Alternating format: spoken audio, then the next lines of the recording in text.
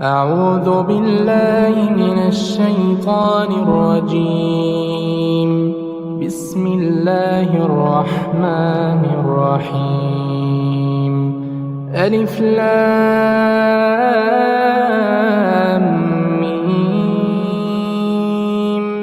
ذلك الكتاب لا ريب فيه هدى للمتقين الذين يؤمنون بالغيب ويقيمون الصلاة ومما رزقناهم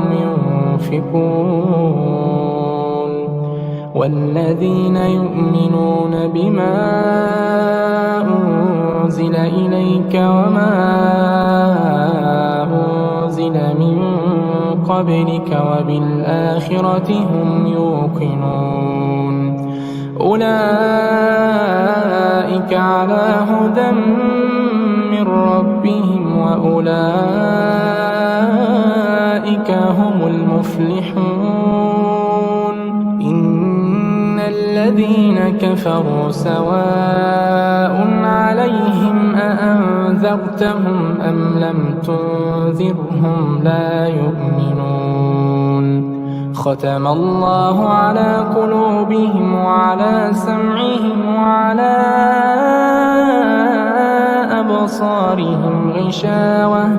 ولهم عذاب عظيم. ومن الناس من يقول آمنا بالله وباليوم الآخر وما هم بمؤمنين يخادعون الله والذين آمنوا وما يخدعون إلا أنفسهم وما يشعرون. في قلوبهم مرض فزادهم الله مرضا ولهم عذاب أليم بما كانوا يكذبون.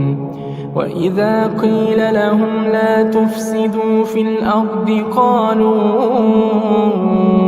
إنما نحن مصلحون ألا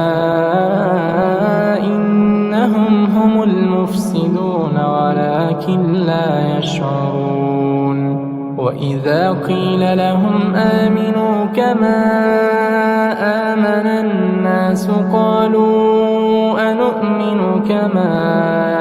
آمن السفهاء ألا إنهم هم السفهاء ولكن لا يعلمون. وإذا لقوا الذين آمنوا قالوا آمنا وإذا خلوا إلى شياطينهم قالوا إنا معكم إنما نحن مستهزئون. الله يستهزئ بهم ويمدهم في طغيانهم يعمهون. أولئك الذين اشتروا الضلالة بالهدى فما ربحت تجارتهم وما كانوا مهتدين. مثلهم كمثل الذي استوقد نارا فلما أضاءت ما حوله ذهب الله بنورهم وتركهم في ظلمات لا يبصرون. صم بكم عمي فهم لا يرجعون. أو كصيب من السماء فيه ظلمات ورعد وبرق يجعلون أصابعهم في آذانهم من الصواعق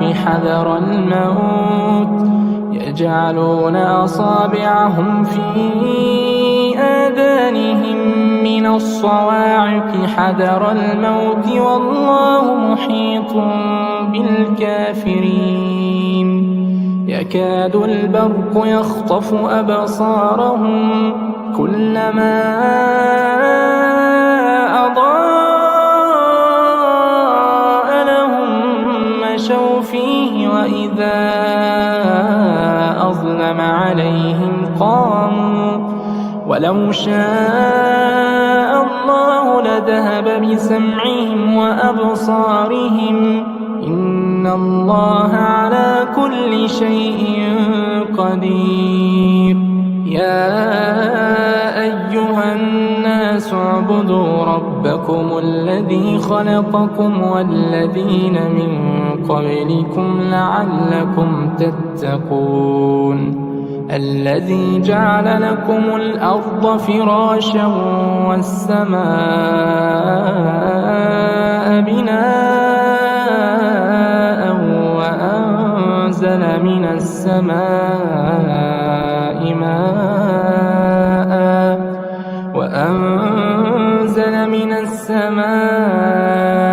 ماء فأخرج به من الثمرات رزقا لكم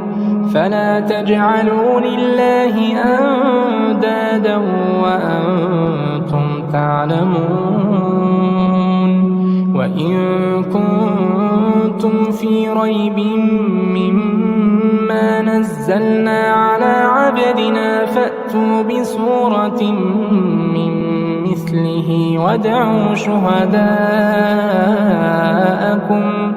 وادعوا شهداءكم من دون الله إن كنتم صادقين. فإن لم تفعلوا ولن تفعلوا فاتقوا النار التي وقودها الناس والحجارة أعدت للكافرين. وبشر الذين آمنوا وعملوا الصالحات أن لهم جنات تجري من تحتها الأنهار كلما رزقوا منها من ثمرة رزقا قالوا هذا الذي رزقنا من قبل وأتوا به متشابها ولهم فيها أزواج مطهرة وهم فيها خالدون. إن الله لا يستحيي أن يضرب مثلا ما بعوضة فما فوقها فأما الذين آمنوا فيعلمون أنه الحق من ربهم وأما الذين كفروا فيقولون ماذا أراد الله بهذا مثلا يضل به كثيرا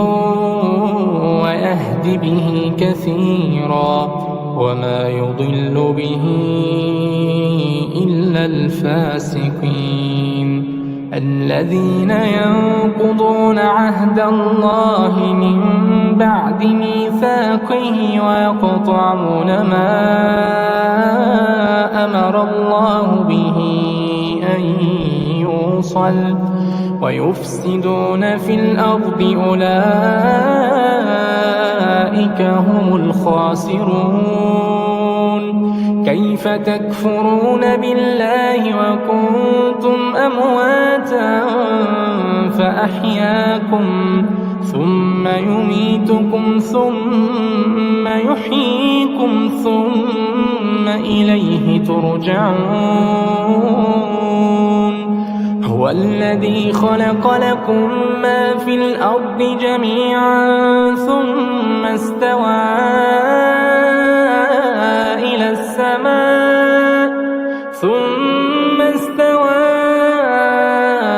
السماء فسواهن 7 سماوات وهو بكل شيء عليم. وإذ قال ربك للملائكة إني جاعل في الأرض خليفة قالوا أتجعل فيها من يفسد فيها ويسفك الدماء ونحن نسبح بحمدك ونقدس لك قال إني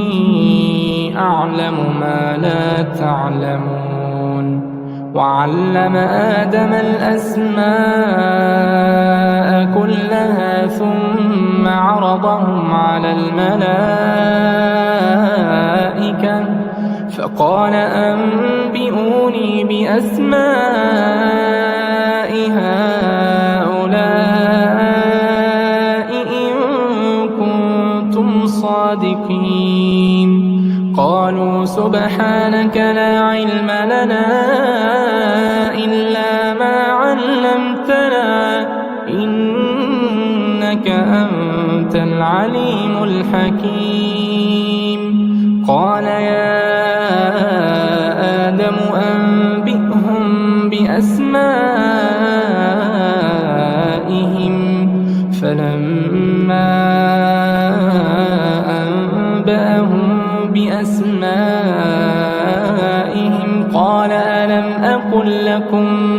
قال ألم أقل لكم إني أعلم غيب السماوات والأرض وأعلم ما تبدون وما كنتم تكتمون وإذ قلنا للملائكة اسجدوا لآدم فسجدوا إلا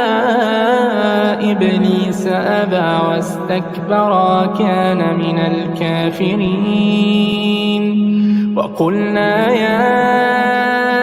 آدم اسكن أنت وزوجك الجنة وكلا منها رغدا حيث شئتما ولا تقربا هذه الشجرة فتكونا من الظالمين فأزلهما الشيطان عنها فأخرجهما مما كان فيه وقلنا اهبطوا بعضكم لبعض عدو ولكم في الأرض مستقر ومتاع إلى حين فتلقى آدم من ربه كلمات فتاب عليه إنه هو التواب الرحيم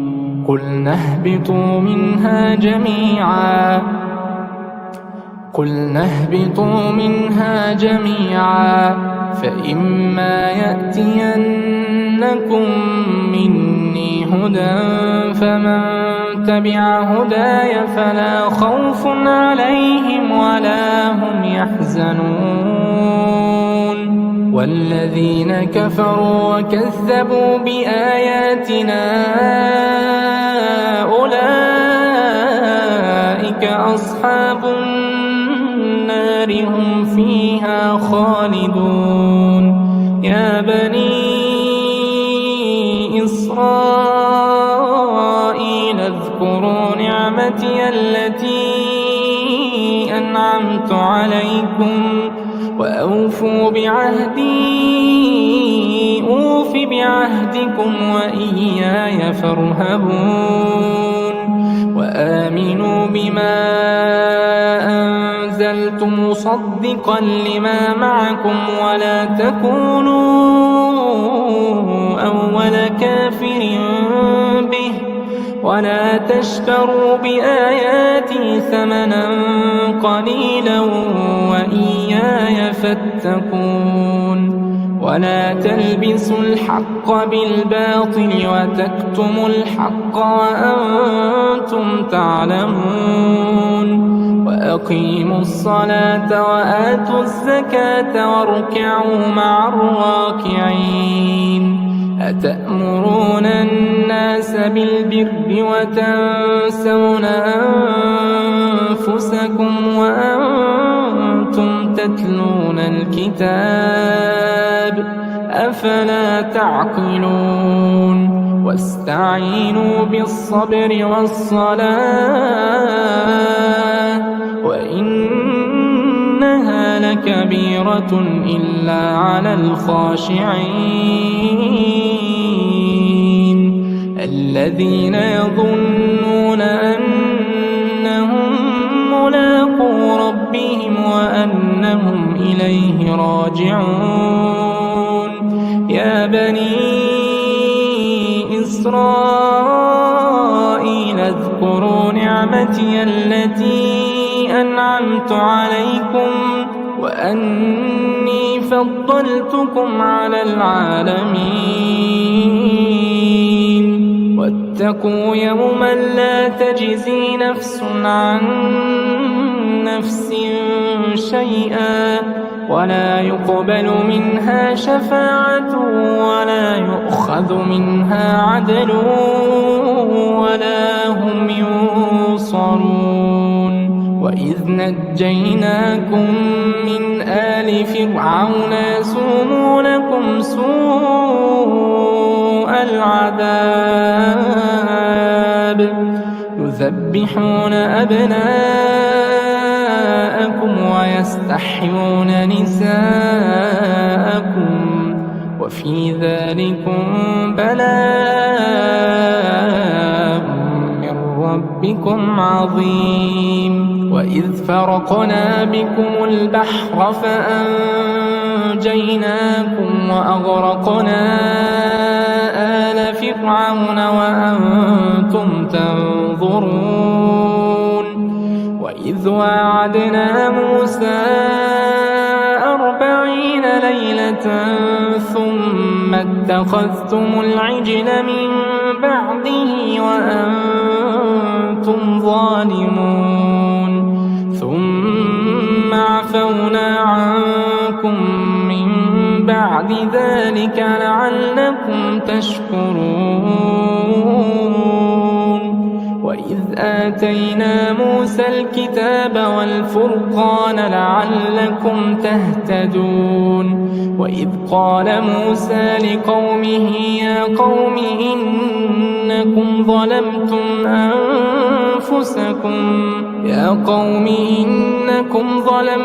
أنفسكم باتخاذكم العجل فتوبوا إلى بارئكم فاقتلوا أنفسكم ذلكم خير لكم عند بارئكم فتاب عليكم إنه هو التواب الرحيم وإذ قلتم يا موسى لن نؤمن لك حتى نرى الله جهرة فأخذتكم الصاعقة وأنتم تنظرون ثم بعثناكم من بعد موتكم لعلكم تشكرون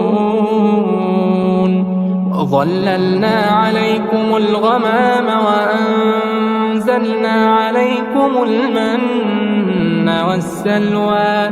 كلوا من طيبات ما رزقناكم وما ظلمونا ولكن كانوا أنفسهم يظلمون وإذ قلنا ادخلوا هذه القرية فكلوا منها حيث شئتم رغدا وادخلوا الباب سجدا وقولوا حطة نغفر لكم خطاياكم وسنزيد المحسنين فبدل الذين ظلموا قولا غير الذي قيل لهم فأنزلنا على الذين ظلموا رجزا من السماء بما كانوا يفسقون وإذ استسقى موسى لقومه فقلنا اضرب بعصاك الحجر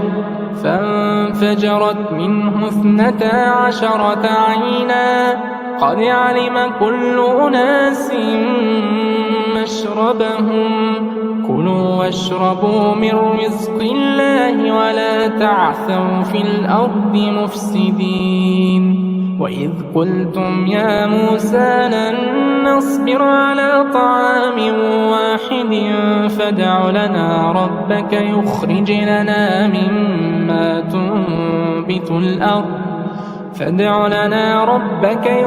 لنا مما تنبت الأرض من بقلها وقثائها وفومها وعدسها وبصلها قال تستبدلون الذي هو أدنى بالذي هو خير اهبطوا مصرا فإن لكم ما سألتم وضربت عليهم الذلة والمسكنة وباءوا بغضب من الله ذلك بأنهم كانوا يكفرون بآيات الله ويقتلون النبيين بغير الحق ذلك بما عصوا وكانوا يعتدون إن الذين آمنوا والذين هادوا والنصارى والصابئين من آمن بالله واليوم الآخر وعمل صالحا فلهم أجرهم عند ربهم ولا خوف عليهم ولا هم يحزنون وإذ أخذنا ميثاقكم ورفعنا فوقكم الطور خذوا ما آتيناكم بقوة واذكروا ما فيه لعلكم تتقون ثم توليتم من بعد ذلك فلولا فضل الله عليكم ورحمته لكنتم من الخاسرين ولقد علمتم الذين اعتدوا منكم في السبت فقلنا لهم كونوا قردة خاسئين فجعلناها نكالا لما بين يديها وما خلفها وموعظة للمتقين وإذ قال موسى لقومه إن الله يأمركم أن تذبحوا بقرة قالوا أتتخذنا هزوا قال أعوذ بالله أن أكون من الجاهلين قالوا ادع لنا ربك يبين لنا ما هي قال إنه يقول إنها بقرة لا فارض ولا بكر عوان بين ذلك فافعلوا ما تؤمرون قالوا ادع لنا ربك يبين لنا ما لونها قال إنه يقول إنها بقرة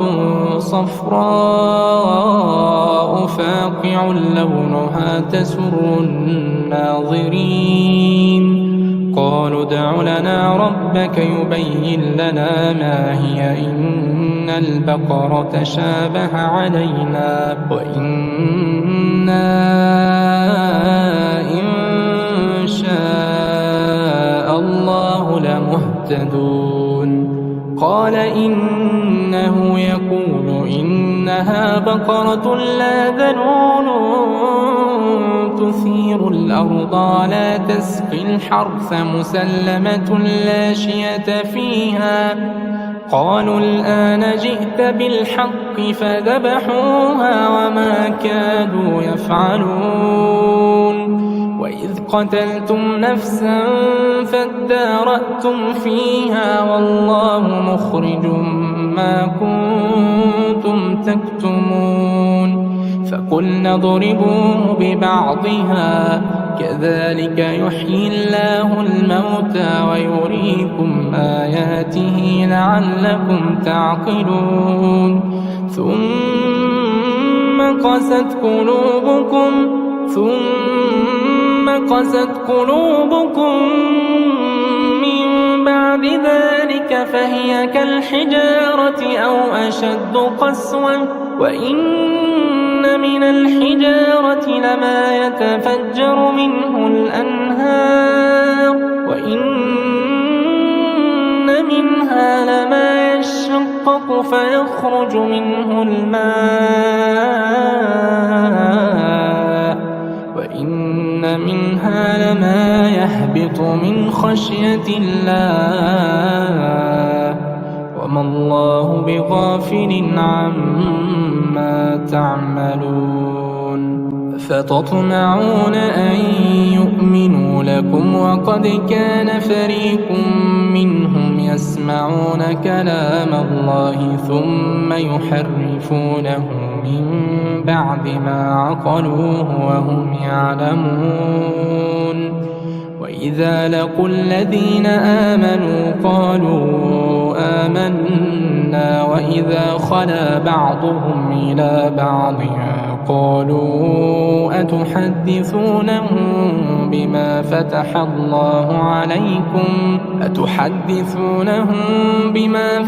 الله عليكم ليحاجوكم به عند ربكم أفلا تعقلون أولا يعلمون أن الله يعلم ما يسرون وما يعلنون ومنهم أميون لا يعلمون الكتاب إلا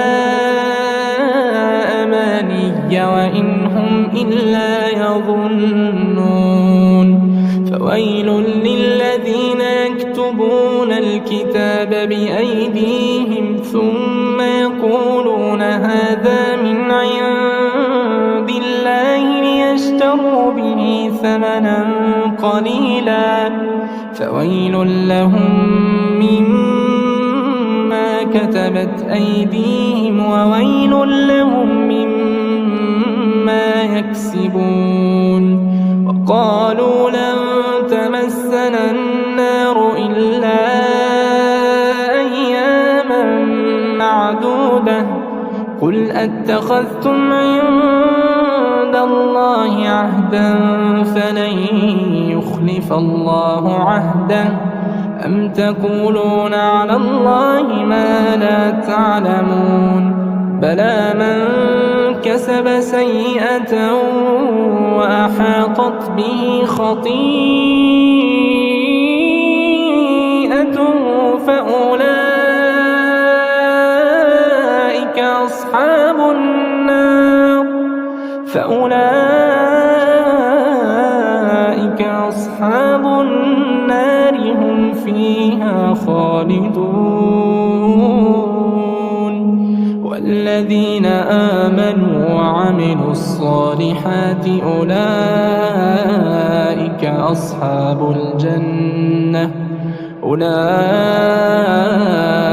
أصحاب الجنة هم فيها خالدون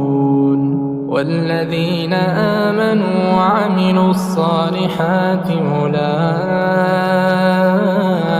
أصحاب الجنة هم فيها خالدون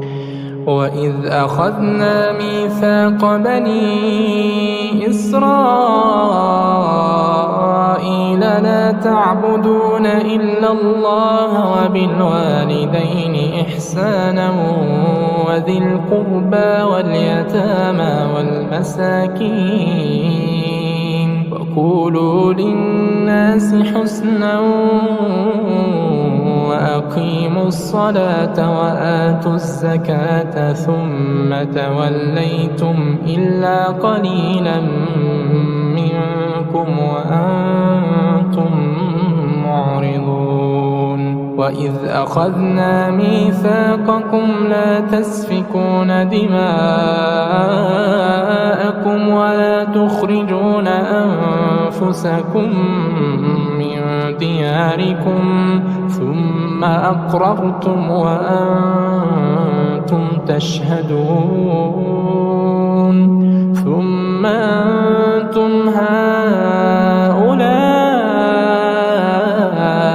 تقتلون أنفسكم وتخرجون فريقا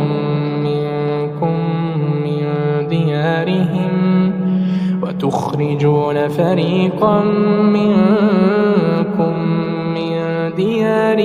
تظاهرون عليهم بالإثم والعدوان وإن يأتوكم أسارى تفادوهم وهو محرم عليكم إخراجهم أفتؤمنون ببعض الكتاب وتكفرون ببعض فما جزاء من يفعل ذلك منكم إلا خزي في الحياة الدنيا ويوم القيامة يردون إلى أشد العذاب وما الله بغافل عما تعملون أولئك الذين اشتروا الحياة الدنيا بالآخرة فلا يخفف عنهم العذاب ولا هم ينصرون ولقد آتينا موسى الكتاب وقفينا من بعده بالرسل وآتينا عيسى ابن مريم البينات وأيدناه بروح القدس أفكلما جاءكم رسول بما لا تهوى أنفسكم استكبرتم ففريقا كذبتم وفريقا تقتلون وقالوا قلوبنا غلف بل لعنهم الله بكفرهم فقليلا ما يؤمنون ولما جاءهم كتاب من عند الله مصدق لما معهم وكانوا من قبل يستفتحون على الذين كفروا فلما جاءهم ما عرفوا كفروا به فلعنة الله على الكافرين بئس ما اشتروا به أنفسهم أن يكفروا بما أنزل الله بغيا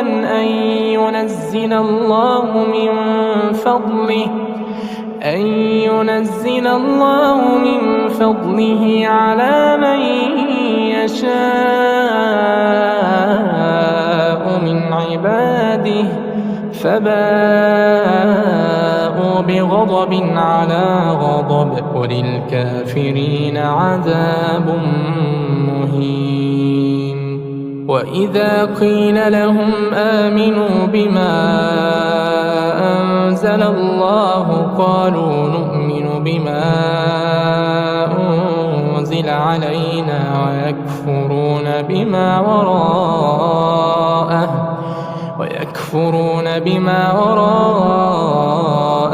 وهو الحق مصدقا لما معهم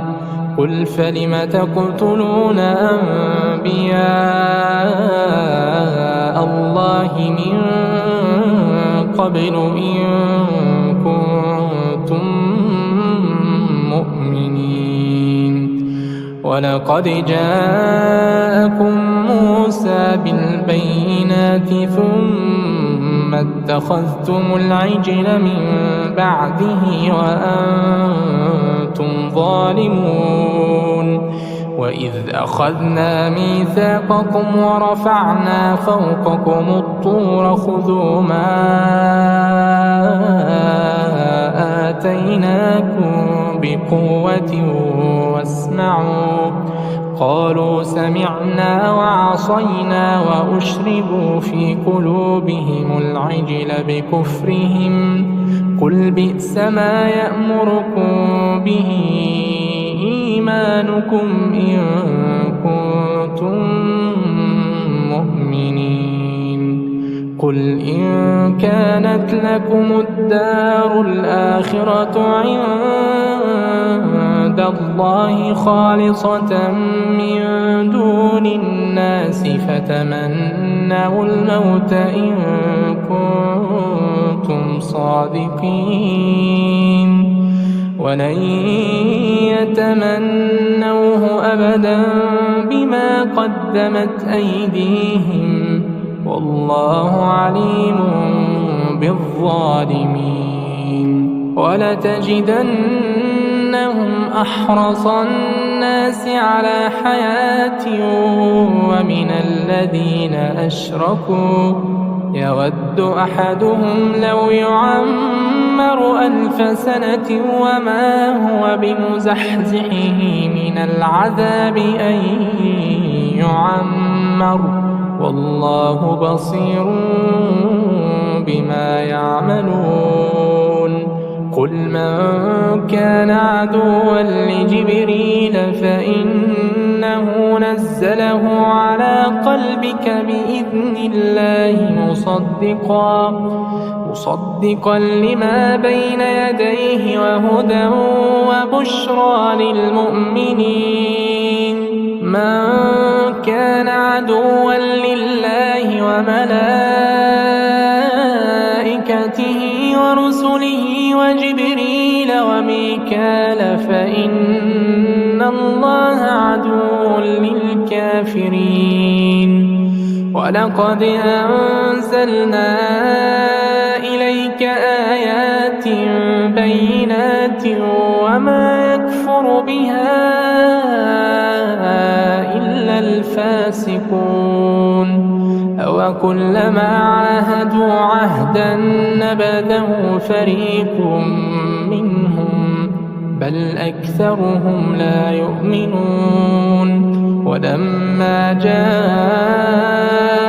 رسول من عند الله مصدق لما معهم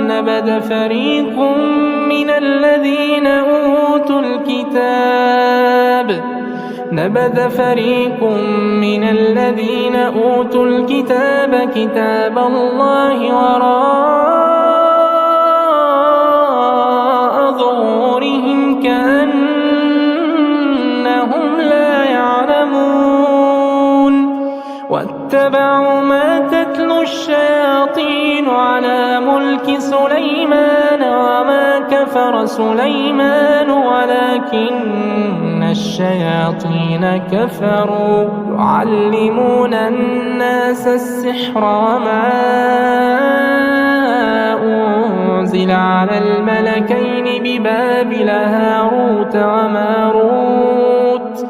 وما يعلمان من أحد حتى يقولا إنما نحن فتنة فلا تكفر فيتعلمون منهما ما يفرقون به بين المرء وزوجه وما هم بضارين به من أحد إلا بإذن الله ويتعلمون ما يضرهم ولا ينفعهم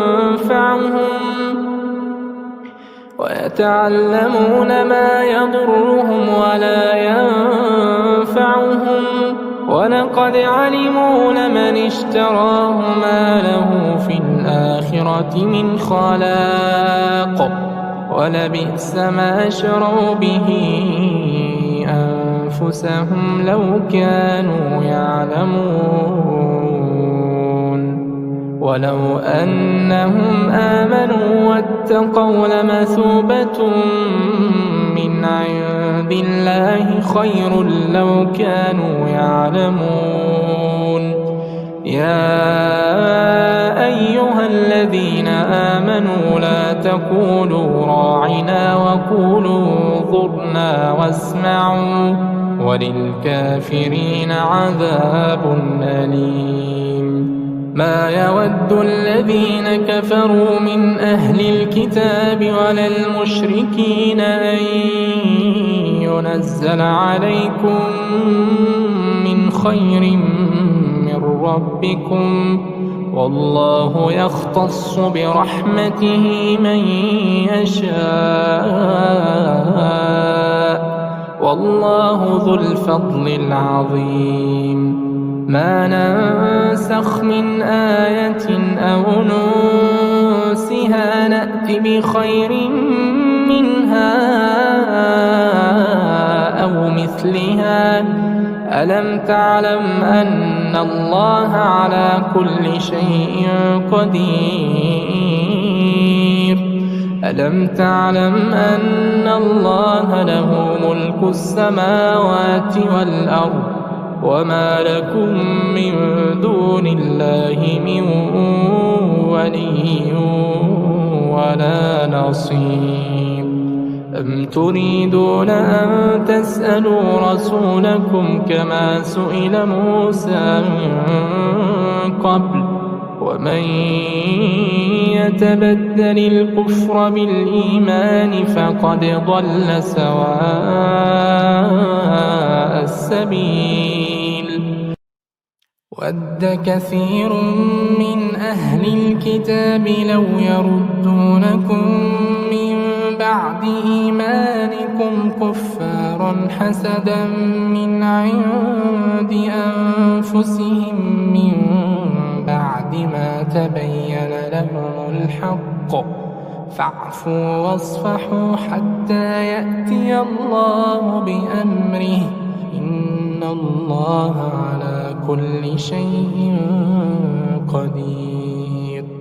وأقيموا الصلاة وآتوا الزكاة وما تقدموا لأنفسكم من خير تجدوه عند الله إن الله بما تعملون بصير وقالوا لن يدخل الجنة إلا من كان هودا أو نصارى تلك أمانيهم قل هاتوا برهانكم إن كنتم صادقين بلى من أسلم وجهه لله وهو محسن فله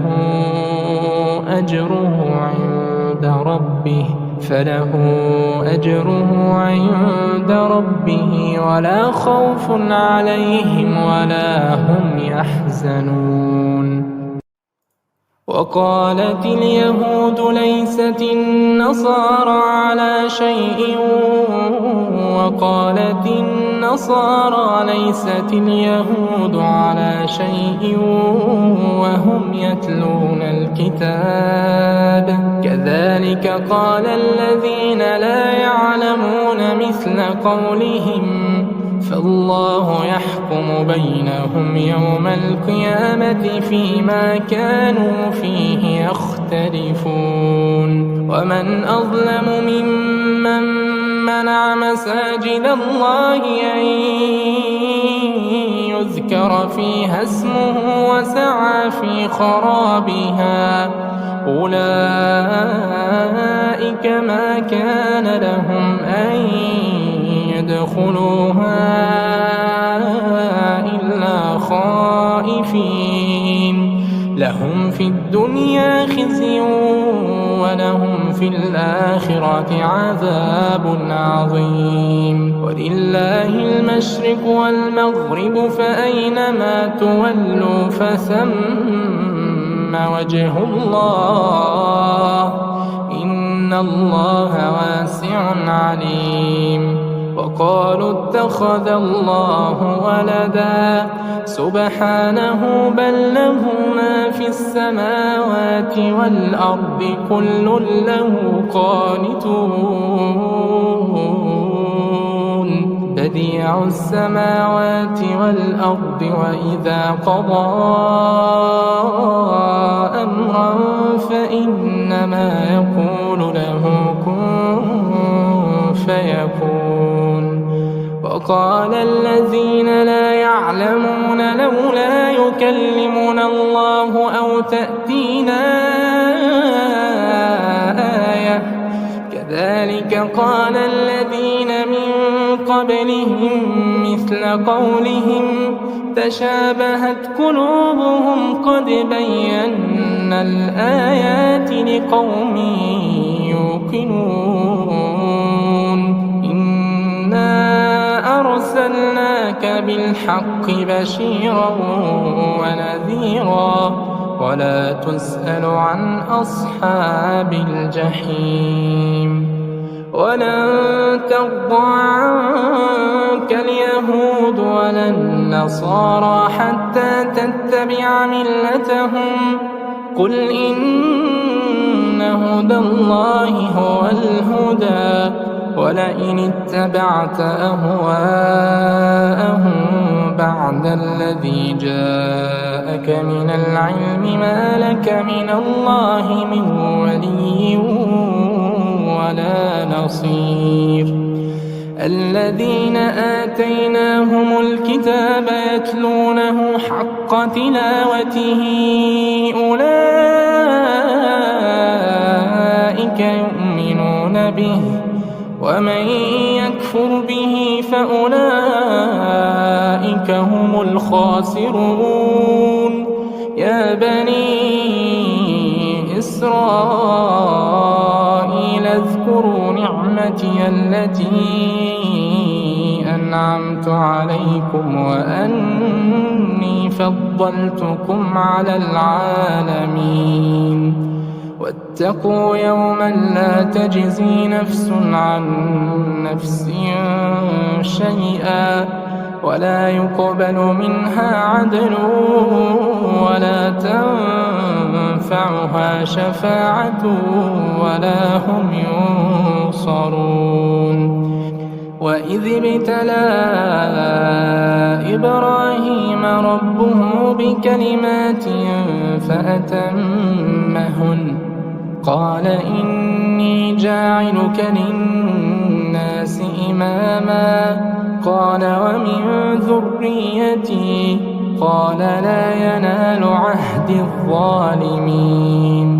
وإذ جعلنا البيت مثابة للناس وأمنا واتخذوا من مقام إبراهيم مصلى وعهدنا إلى إبراهيم وإسماعيل أن طهرا بيتي للطائفين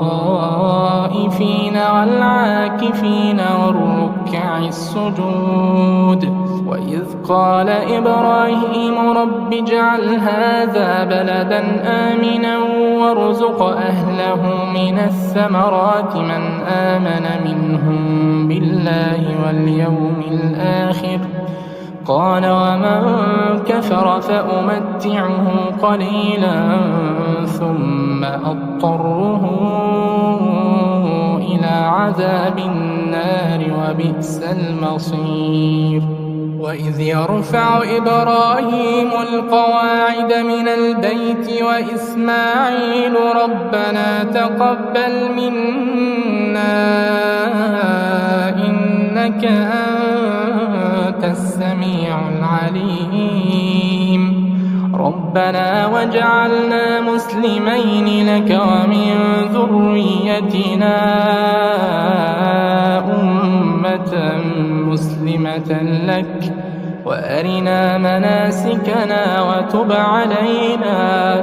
إنك أنت التواب الرحيم ربنا وابعث فيهم رسولا منهم يتلو عليهم آياتك ويعلمهم الكتاب والحكمة ويزكيهم إنك أنت العزيز الحكيم ومن يرغب عن ملة إبراهيم إلا من سفه نفسه ولقد اصطفيناه في الدنيا وإنه في الآخرة لمن الصالحين إذ قال له ربه أسلم قال أسلمت لرب العالمين ووصى بها إبراهيم بنيه ويعقوب يا بني إن الله اصطفى لكم الدين فلا تموتن إلا وأنتم مسلمون أم كنتم شهداء إذ حضر يعقوب الموت إذ قال لبنيه ما تعبدون من بعدي قالوا نعبد إلهك وإله آبائك إبراهيم وإسماعيل وإسحاق إلها واحدا ونحن له مسلمون تلك أمة قد خلت لها ما كسبت ولكم ما كسبتم ولا تسألون عما كانوا يعملون وقالوا كونوا هودا أو نصارى تهتدوا قل بل ملة إبراهيم حنيفا وما كان من المشركين قولوا آمنا بالله وما أنزل إلينا وما أنزل إلى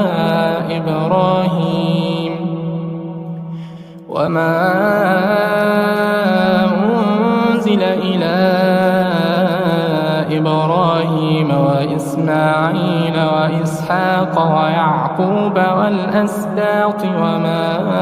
أوتي موسى وعيسى وما أوتي النبيون من ربهم لا نفرق بين أحد منهم ونحن له مسلمون فإن آمنوا بمثل ما آمنتم به فقد اهتدوا وإن تولوا فإنما هم في شقاق فسيكفيكهم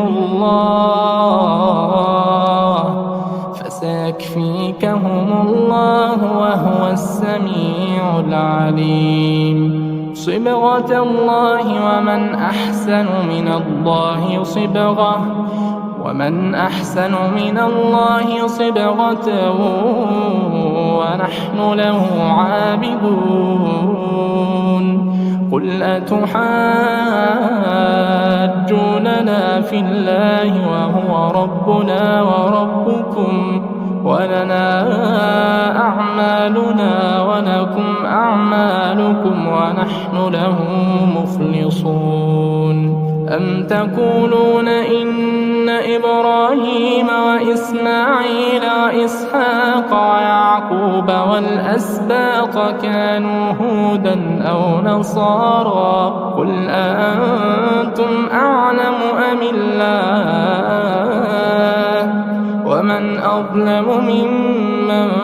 كتم شهادة عنده من الله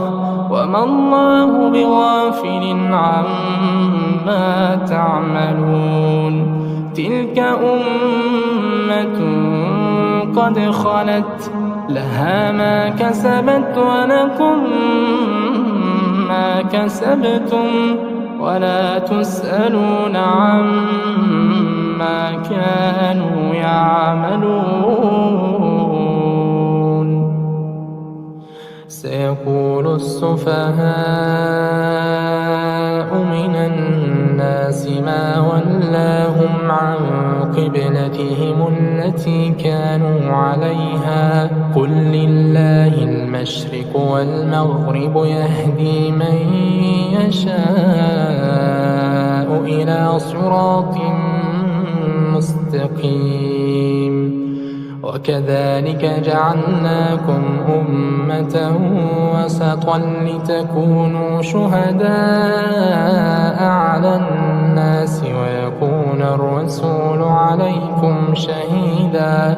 وما جعلنا القبلة التي كنت عليها إلا لنعلم من يتبع الرسول ممن ينقلب على عقبيه وإن كانت لكبيرة إلا على الذين هدى الله وما كان الله ليضيع إيمانكم إن الله بالناس لرءوف رحيم قد نرى تقلب وجهك في السماء فلنولينك قبلة ترضاها فول وجهك شطر المسجد الحرام وحيث ما كنتم فولوا وجوهكم شطره وإن الذين أوتوا الكتاب ليعلمون أنه الحق من ربهم وما الله بغافل عما يعملون ولئن أتيت الذين أوتوا الكتاب بكل آية ما تبعوا قبلتك وما أنت بتابع قبلتهم وما بعضهم بتابع قبلة بعض ولئن اتبعت أهواءهم من بعد ما جاءك من العلم إنك إذا لمن الظالمين الذين آتيناهم الكتاب يعرفونه كما يعرفون أبناءهم وإن فريقا منهم ليكتمون الحق وهم يعلمون الحق من ربك فلا تكونن من الممترين ولكل وجهة هو موليها فاستبقوا الخيرات أينما تكونوا يأت بكم الله جميعا إن الله على كل شيء قدير ومن حيث خرجت فول وجهك شطر المسجد الحرام وإنه للحق من ربك وما الله بغافل عما تعملون ومن حيث خرجت فول وجهك شطر المسجد الحرام وحيث ما كنتم فولوا وجوهكم شطره لئلا يكون للناس عليكم حجة إلا الذين ظلموا منهم فلا تخشوهم واخشوني وليتم نعمتي عليكم ولعلكم تهتدون كما أرسلنا فيكم رسولا منكم يتلو عليكم آياتنا ويزكيكم ويعلمكم الكتاب والحكمة ويعلمكم ما لم تكونوا تعلمون فاذكروني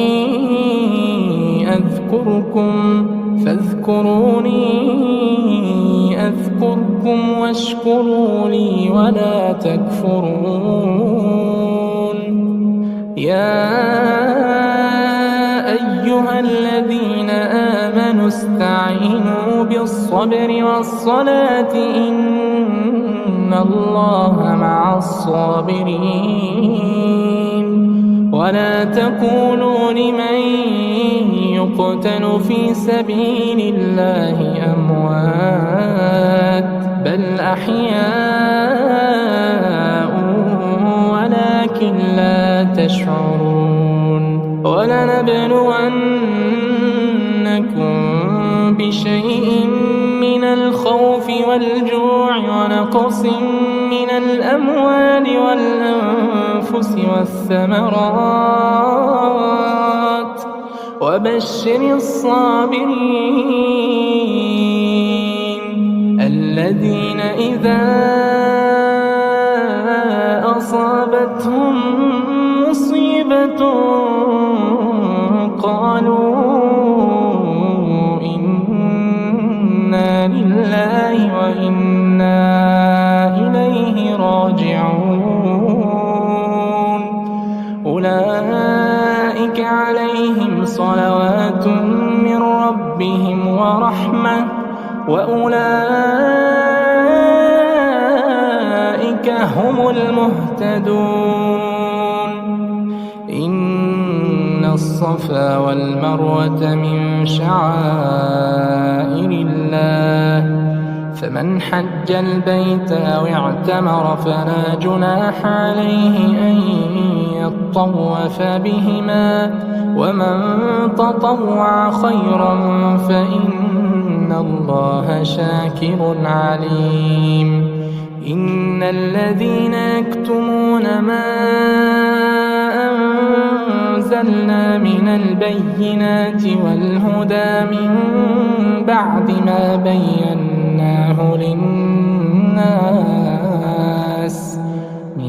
بعد ما بيناه للناس في الكتاب أولئك يلعنهم الله ويلعنهم اللاعنون إلا الذين تابوا وأصلحوا وبينوا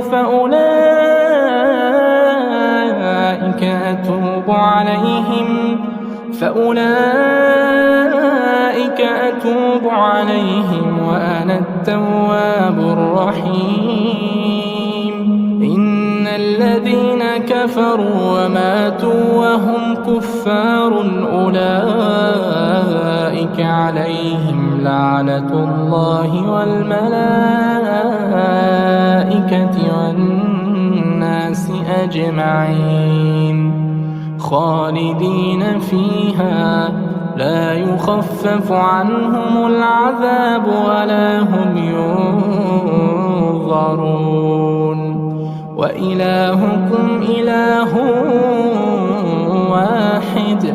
لا إله إلا هو الرحمن الرحيم إن في خلق السماوات والأرض واختلاف الليل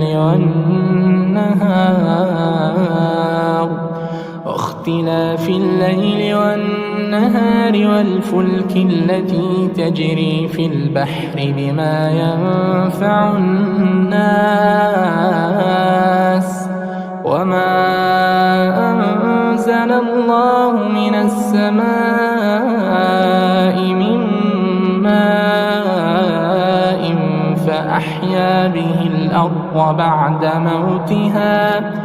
فأحيا به الأرض بعد موتها وبث فيها من كل دابة وتصريف الرياح والسحاب المسخر بين السماء والأرض لآيات لقوم يعقلون ومن الناس من يتخذ من دون الله أندادا يحبونهم كحب الله والذين آمنوا أشد حبا لله ولو يرى الذين ظلموا إذ يرون العذاب أن القوة لله جميعا وأن الله شديد العذاب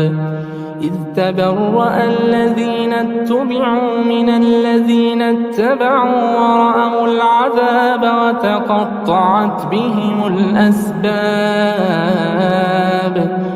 قال الذين اتبعوا لو أن لنا كرة فنتبرأ منهم كما تبرأوا منا كذلك يريهم الله أعمالهم حسرات عليهم وما هم بخارجين من النار.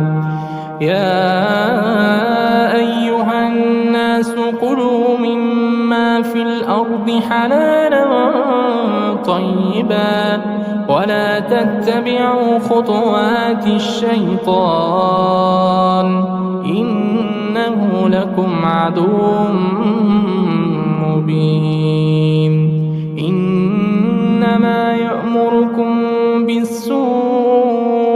والفحشاء وأن تقولوا على الله ما لا تعلمون. وإذا قيل لهم اتبعوا ما أنزل الله قالوا بل نتبع ما ألفينا عليه آباءنا أولو كان آباؤهم لا يعقلون شيئا ولا يهتدون. ومثل الذين كفروا كمثل الذي ينعق بما لا يسمع إلا دعاء ونداء صم بكم عمي فهم لا يعقلون. يا أيها الذين آمنوا كلوا من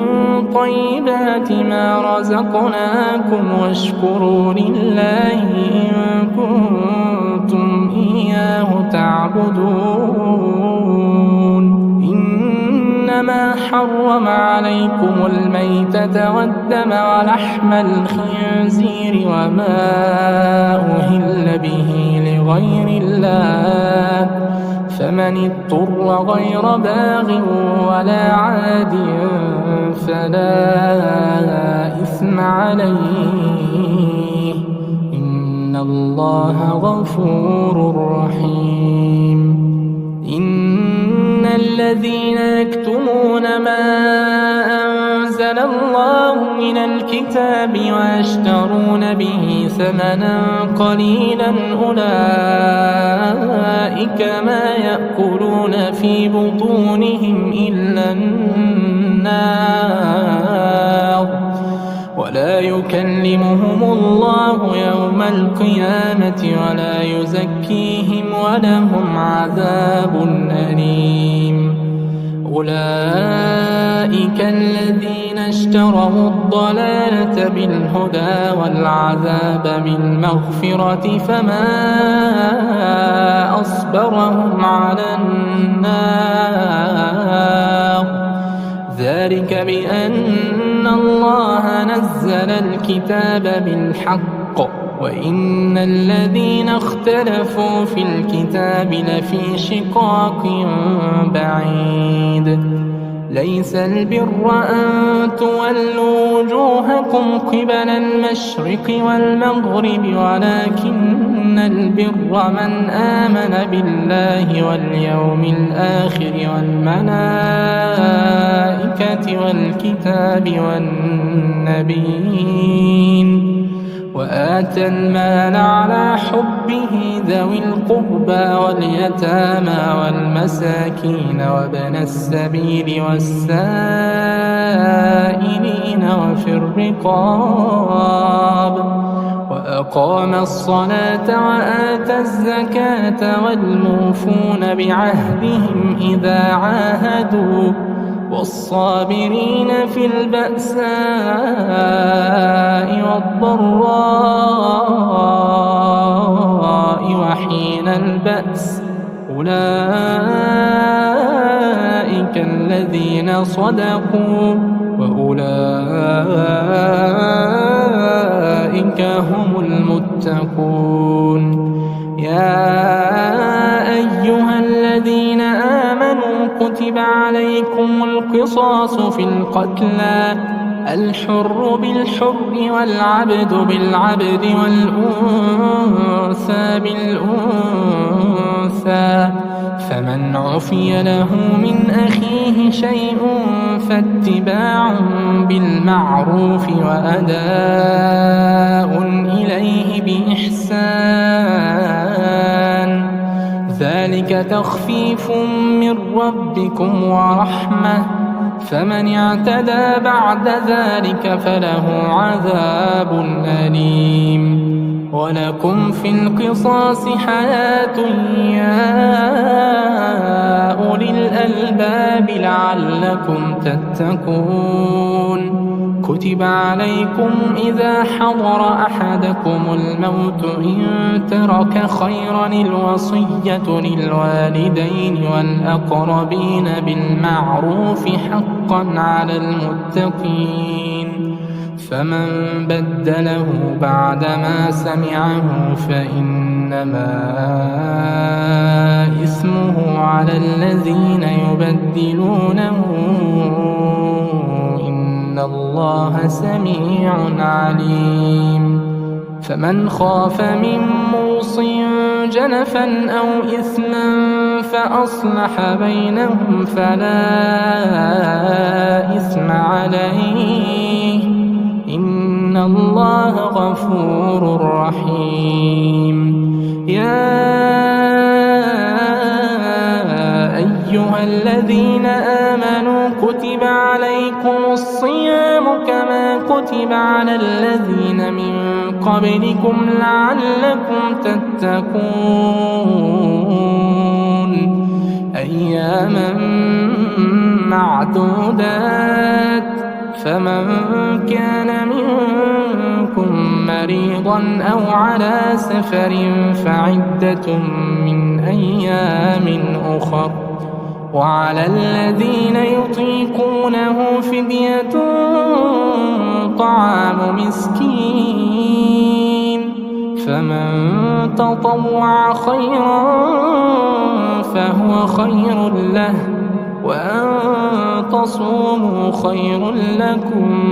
وأن تصوموا خير لكم إن كنتم تعلمون شهر رمضان الذي أنزل فيه القرآن هدى للناس وبينات من الهدى والفرقان فمن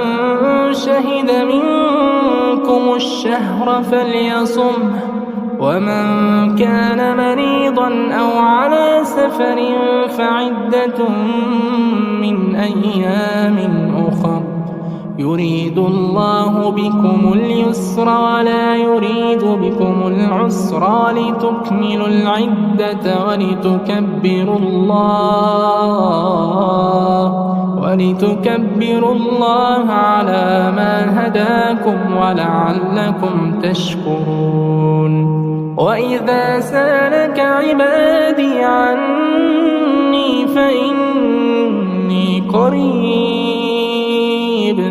أجيب دعوة الداعي إذا دعان فليستجيبوا لي وليؤمنوا بي لعلهم يرشدون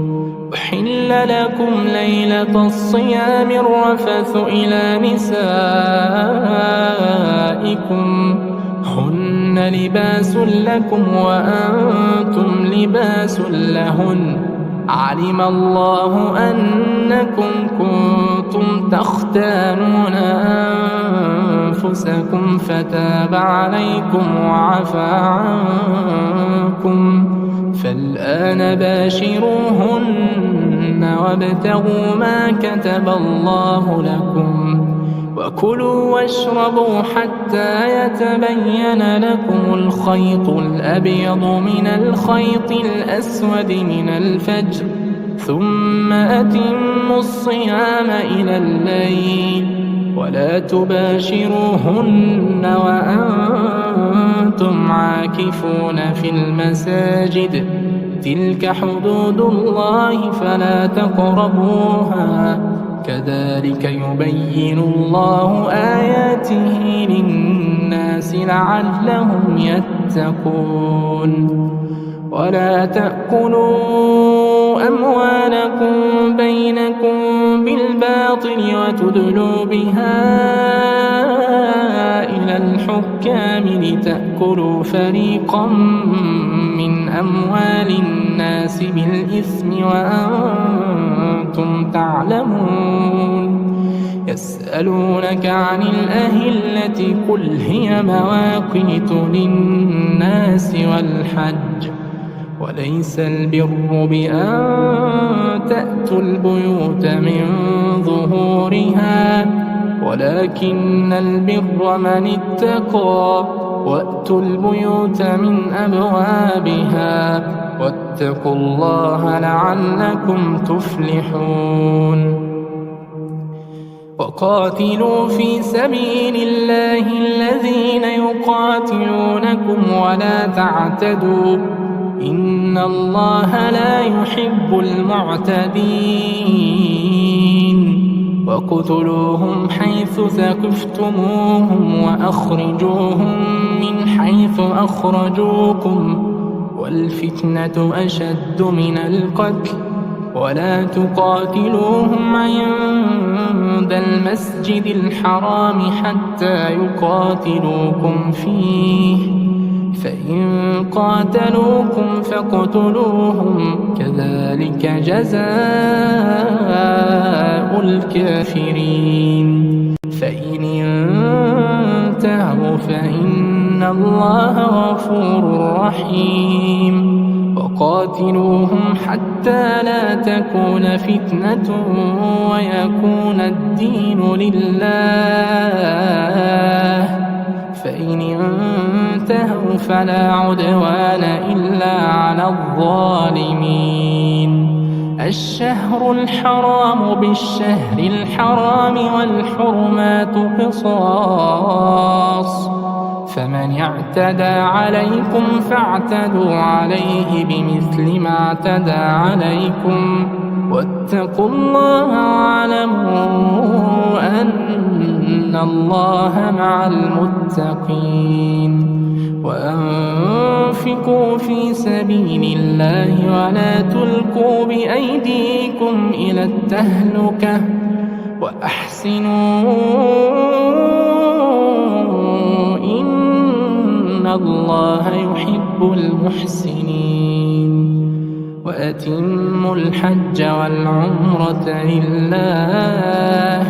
فإن أحصرتم فما استيسر من الهدي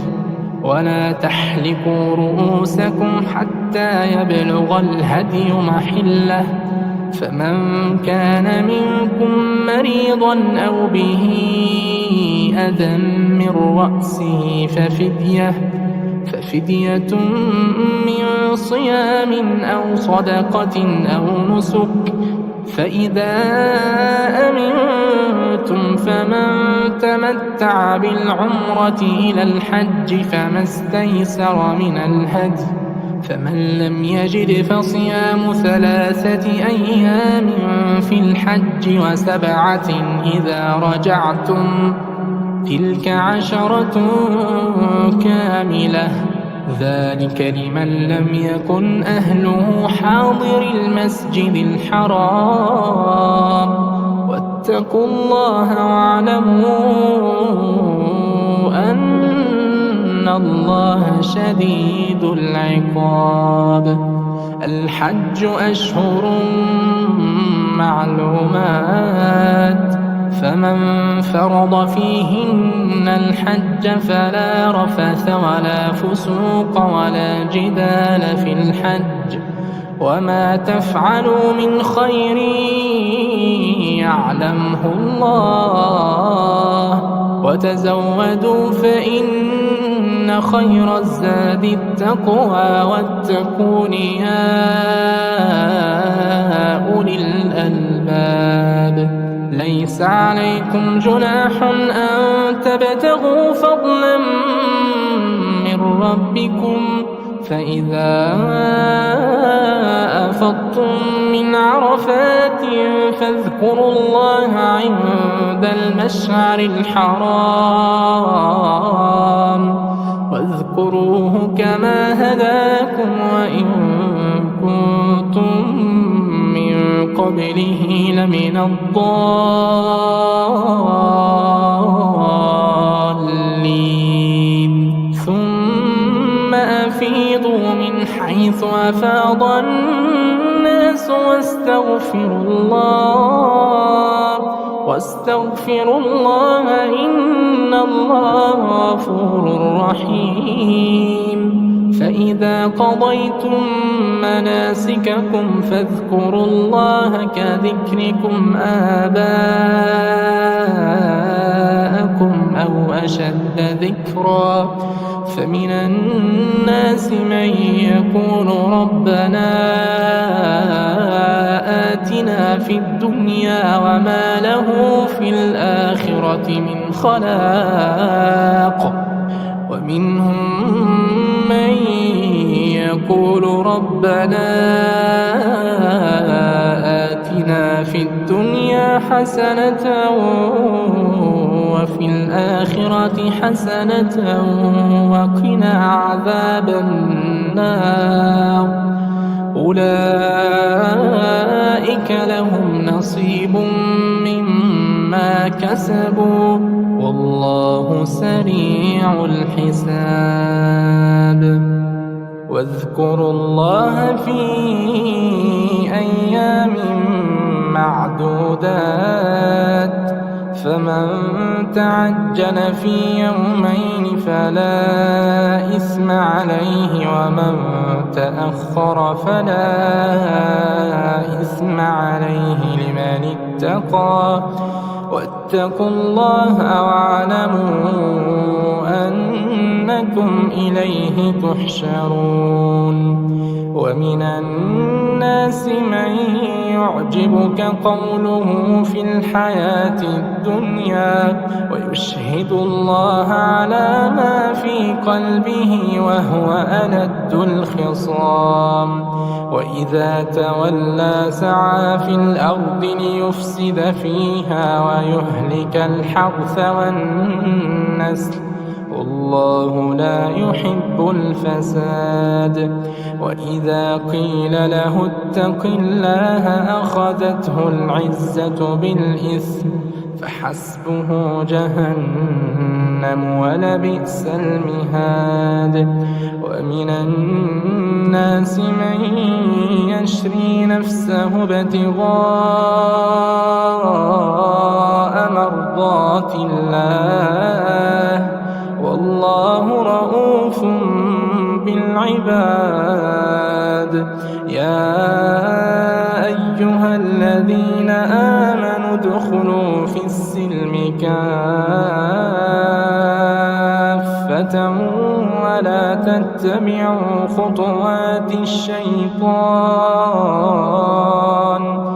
ولا تتبعوا خطوات الشيطان إنه لكم عدو مبين فإن زللتم من بعد ما جاءتكم البينات فاعلموا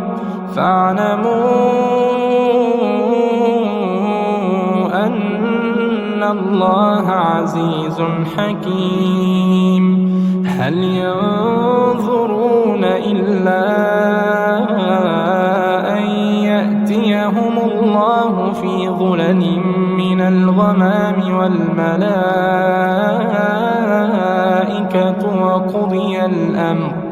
وقضي الأمر وإلى الله ترجع الأمور سل بني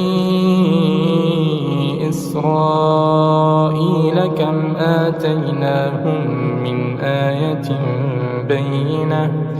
ومن يبدل نعمة الله من بعد ما جاءته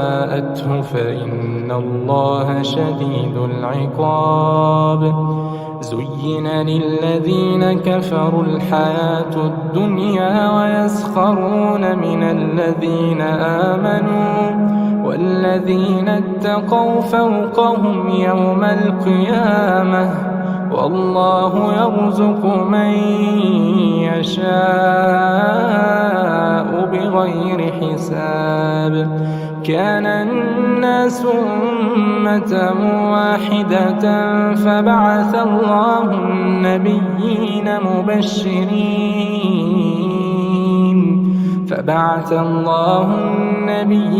مبشرين ومنذرين وأنزل معهم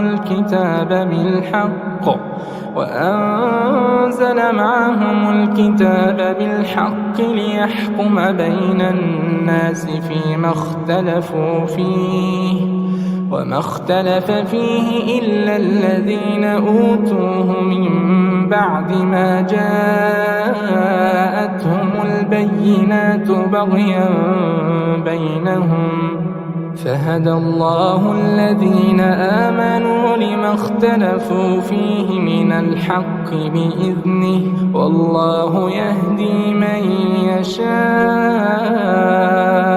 إلى صراط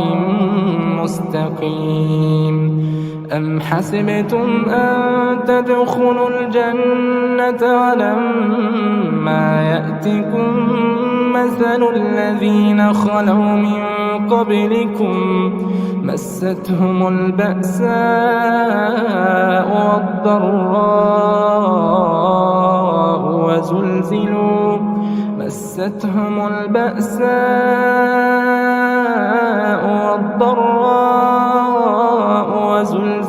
حتى يقول الرسول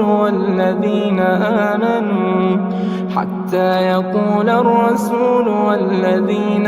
آمنوا معه متى نصر الله ألا إن نصر الله قريب. يسألونك ماذا ينفقون قل ما أنفقتم من خير فللوالدين والأقربين واليتامى والمساكين وابن السبيل وما تفعلوا من خير فإن الله به عليم. كتب عليكم القتال وهو كره لكم وعسى أن تكرهوا شيئا وهو خير لكم وعسى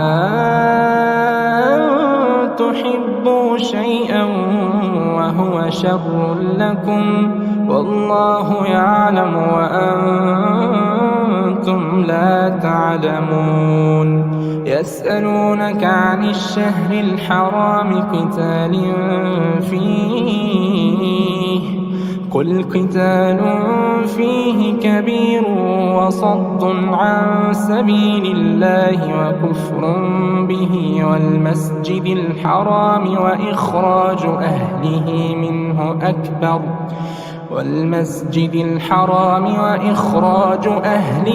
منه أكبر عند الله والفتنة أكبر من القتل ولا يزالون يقاتلونكم حتى يردوكم عن دينكم إن استطاعوا ومن يرتد منكم عن دينه فيمت وهو كافر فأولئك حبطت أعمالهم في الدنيا والآخرة وأولئك أصحاب النار هم فيها خالدون. إن الذين آمنوا والذين هاجروا وجاهدوا في سبيل الله أولئك يرجون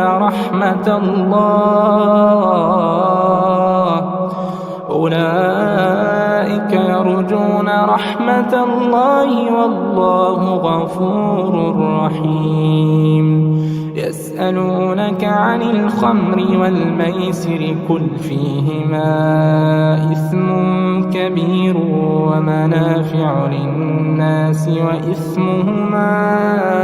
أكبر من نفعهما ويسألونك ماذا ينفقون قل العفو كذلك يبين الله لكم الآيات لعلكم تتفكرون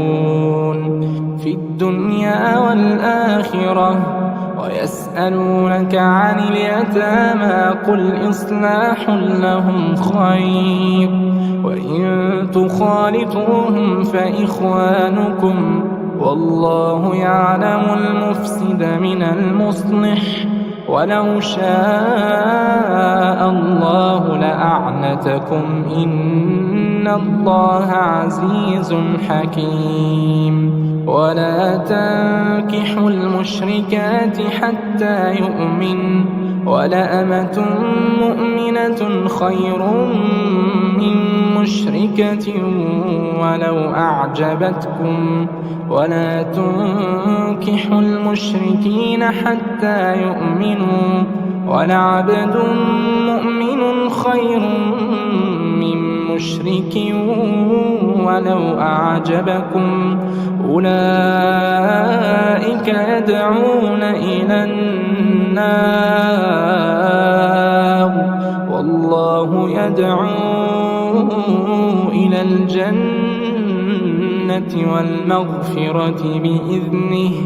ويبين آياته للناس لعلهم يتذكرون ويسألونك عن المحيض قل هو أذى فاعتزلوا النساء في المحيض ولا تقربوهن حتى يطهر فإذا تطهرن فأتوهن من حيث أمركم الله إن الله يحب التوابين ويحب المتطهرين نساؤكم حرث لكم فأتوا حرثكم أنى شئتم وقدموا لأنفسكم واتقوا الله واعلموا أنكم ملاقوه وبشر المؤمنين ولا تجعلوا الله عرضة لأيمانكم أن تبروا وتتقوا وتصلحوا بين الناس والله سميع عليم لا يؤاخذكم الله باللغو في أيمانكم ولكن يؤاخذكم بما كسبت قلوبكم والله غفور حليم للذين يؤلون من نسائهم تربص 4 أشهر فإن فاءوا فإن الله غفور رحيم وإن عزموا الطلاق فإن الله سميع عليم والمطلقات يتربصن بأنفسهن 3 قروء ولا يحل لهن أن يكتمن ما خلق الله في أرحامهن ولا يحل لهن أن يكتمن ما خلق الله في أرحامهن إن كن يؤمن بالله واليوم الآخر وبعولتهن أحق بردهن في ذلك إن أرادوا إصلاحا ولهن مثل الذي عليهن بالمعروف وللرجال عليهن درجة والله عزيز حكيم. الطلاق مرتان فإمساك بمعروف أو تسريح بإحسان. ولا يحل لكم أن تأخذوا مما آتيتموهن شيئا إلا أن يخافا ألا يقيما حدود الله. فإن خفتم ألا يقيما حدود الله فلا جناح عليهما فيما افتدت به. تلك حدود الله فلا تعتدوها، ومن يتعد حدود الله فأولئك هم الظالمون. فإن طلقها فلا تحل له من بعد حتى تنكح زوجا غيره. فإن طلقها فلا جناح عليهما أن يتراجعا إن ظنا أن يقيما حدود الله. وتلك حدود الله يبينها لقوم يعلمون. وإذا طلقتم النساء فبلغن أجلهن فأمسكوهن بمعروف أو سرحوهن بمعروف، ولا تمسكوهن ضرارا لتعتدوا، ومن يفعل ذلك فقد ظلم نفسه. ولا تتخذوا آيات الله هزوا، واذكروا نعمة الله عليكم وما أنزل عليكم من الكتاب والحكمة يعظكم به، واتقوا الله واعلموا أن الله بكل شيء عليم. وإذا طلقتم النساء فبلغن أجلهن فلا تعضلوهن أن ينكحن أزواجهن إذا تراضوا بينهم بالمعروف، ذلك يوعظ به من كان منكم يؤمن بالله واليوم الآخر، ذلكم أزكى لكم وأطهر، والله يعلم وأنتم لا تعلمون. والوالدات يرضعن أولادهن حولين كاملين لمن أراد أن يتم الرضاعة، وعلى المولود له رزقهن وكسوتهن بالمعروف، لا تكلف نفس إلا وسعها، لا تضار والدة بولدها ولا مولود له بولده، وعلى الوارث مثل ذلك، فإن أرادا فصالا عن تراض منهما وتشاور فلا جناح عليهما. وإن أردتم أن تسترضعوا أولادكم فلا جناح عليكم إذا سلمتم ما آتيتم بالمعروف، واتقوا الله واعلموا أن الله بما تعملون بصير.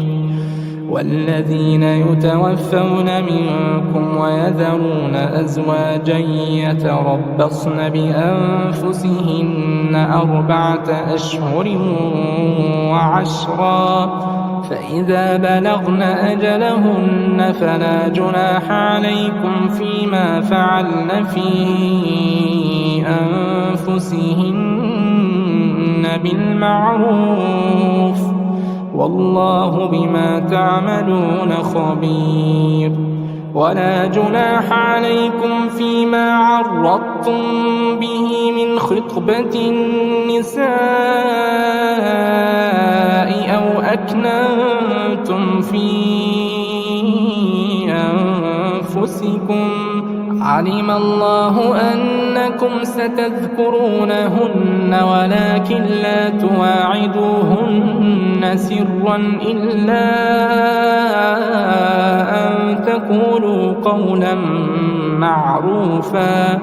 ولا تعزموا عقدة النكاح حتى يبلغ الكتاب أجله واعلموا أن الله يعلم ما في أنفسكم فاحذروه واعلموا أن الله غفور حليم لا جناح عليكم إن طلقتم النساء ما لم تمسوهن أو تفرضوا لهن فريضة ومتعوهن على الموسع قدره وعلى المقتر قدره متاعا بالمعروف حقا على المحسنين وإن طلقتموهن من قبل أن تمسوهن وقد فرضتم لهن فريضة فنصف ما فرضتم إلا أن يعفون أو يعفو الذي بيده عقدة النكاح وأن تعفوا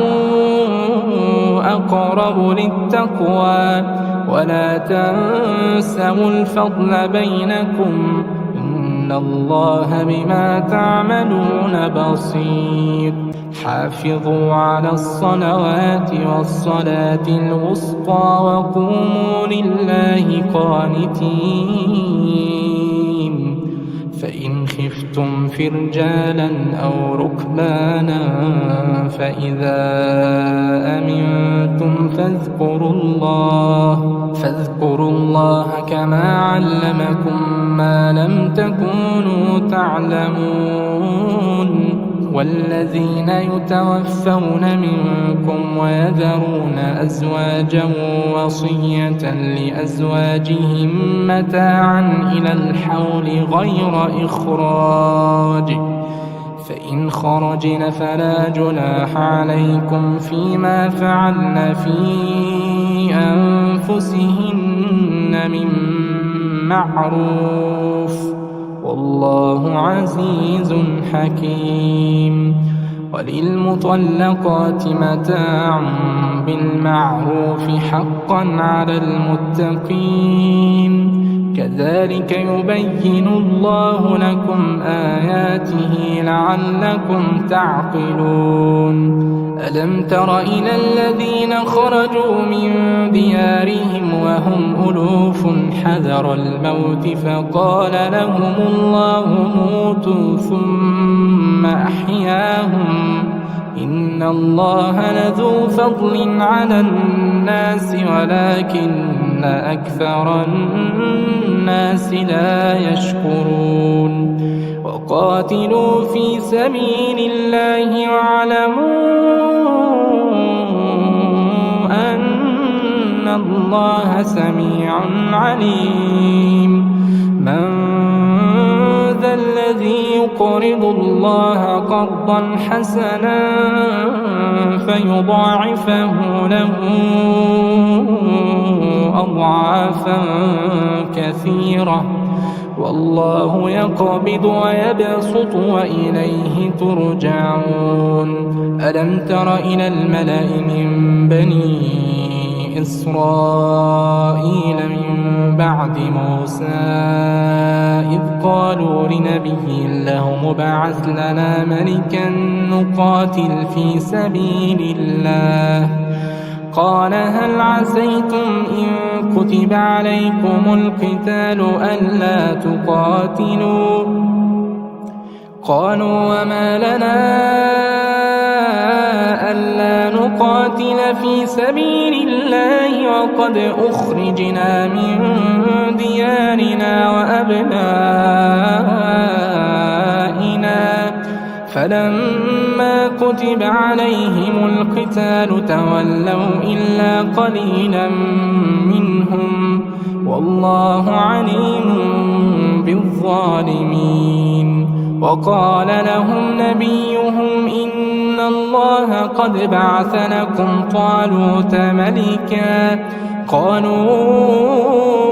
أنى يكون له الملك علينا ونحن أحق بالملك منه ولم يؤت سعة من المال. قال إن الله اصطفاه عليكم وزاده بسطة في العلم والجسم والله يؤتي ملكه من يشاء والله واسع عليم. وقال لهم نبيهم إن آية ملكه أن يأتيكم التابوت فيه سكينة من ربكم وبقية مما ترك آل موسى وآل هارون تحمله الملائكة إن في ذلك لآية لكم إن كنتم مؤمنين. فلما فصل طالوت بالجنود قال إن الله مبتليكم بنهر فمن شرب منه فليس مني ومن لم يطعمه فإنه مني إلا من اغترف غرفة بيده فشربوا منه إلا قليلا منهم. فلما جاوزه هو والذين آمنوا معه قالوا لا طاقة لنا اليوم بجالوت وجنوده. قال الذين يظنون أنهم ملاقو الله كم من فئة قليلة غلبت فئة كثيرة بإذن الله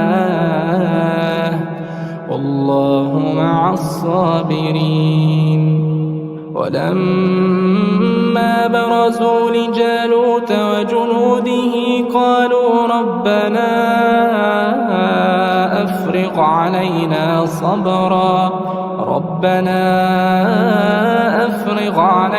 صبرا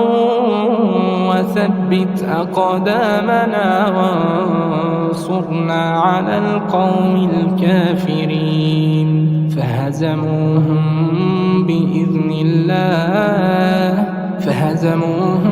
بإذن الله وقتل داود جالوت وآتاه الله الملك والحكمة وعلمه مما يشاء ولولا دفع الله الناس بعضهم ببعض لفسدت الأرض ولكن الله ذو فضل على العالمين.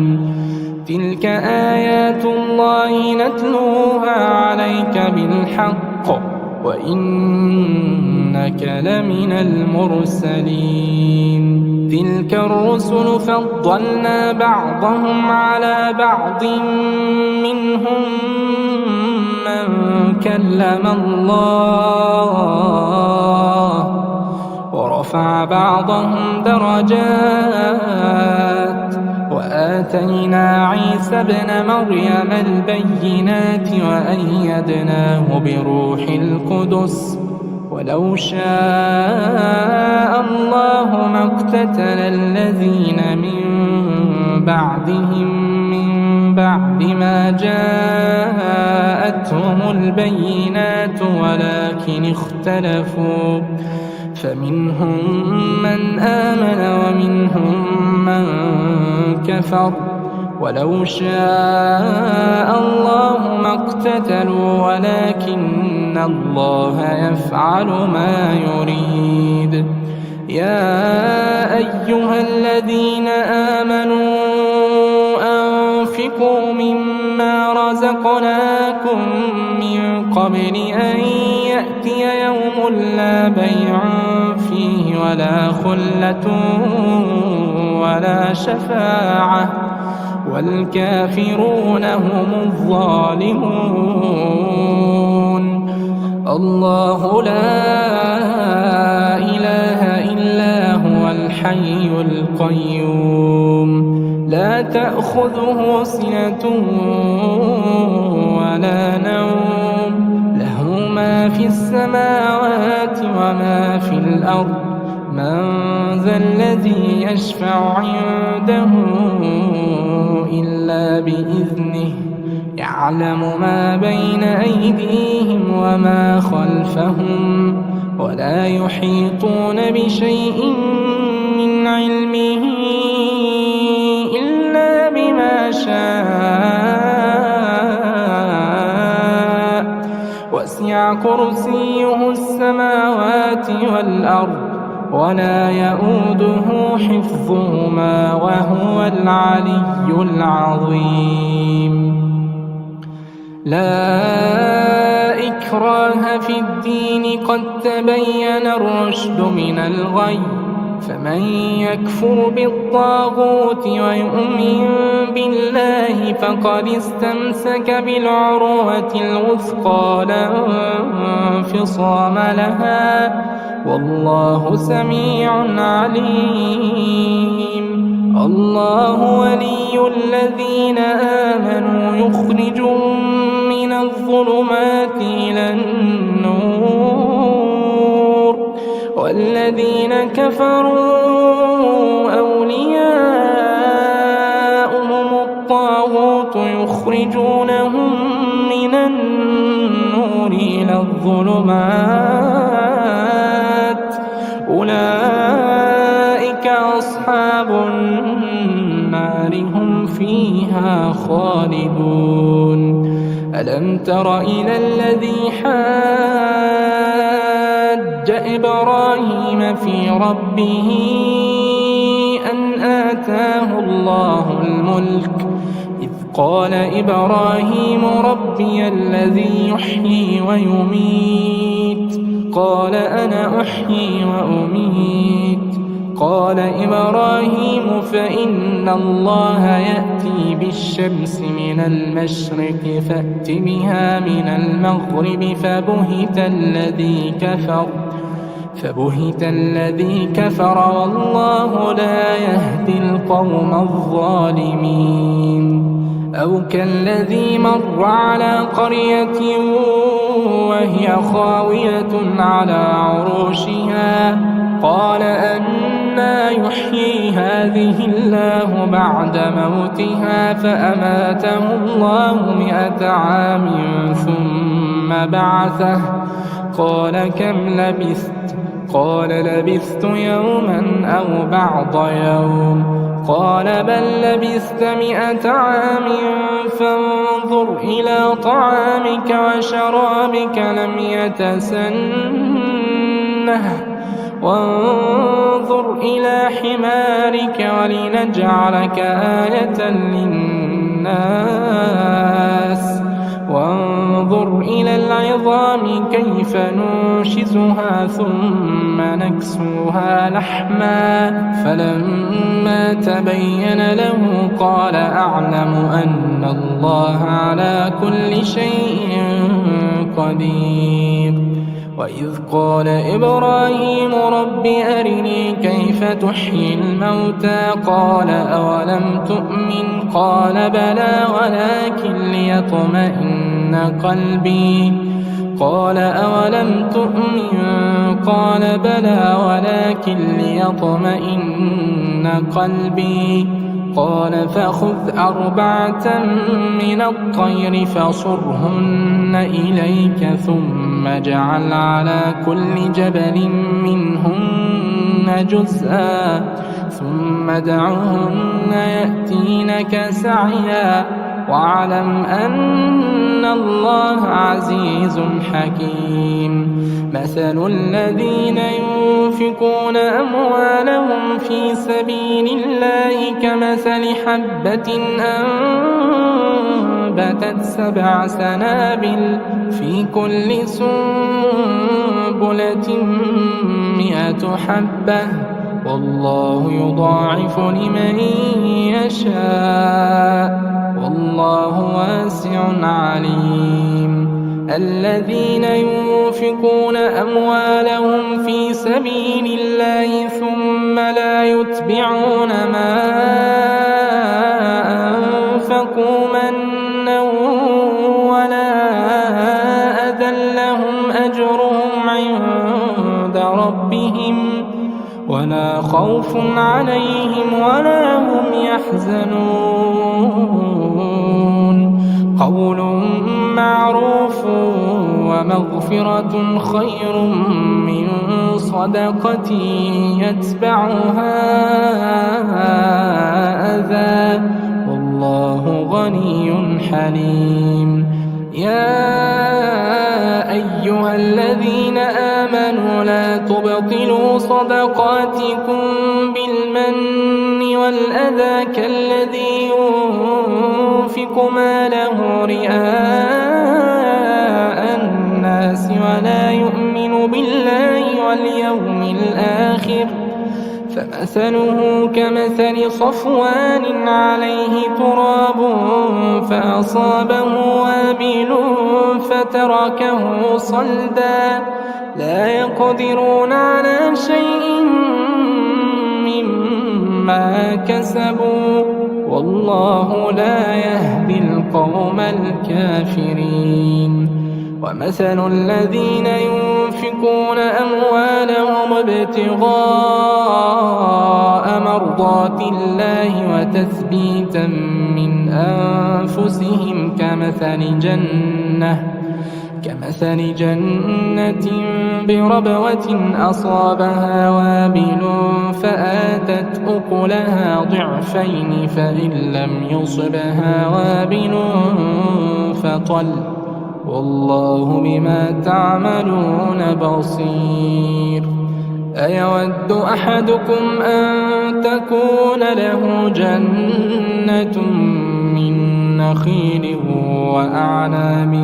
تجري من تحتها الأنهار له فيها من كل الثمرات وأصابه الكبر وله ذرية ضعفاء فأصابها إعصار فيه نار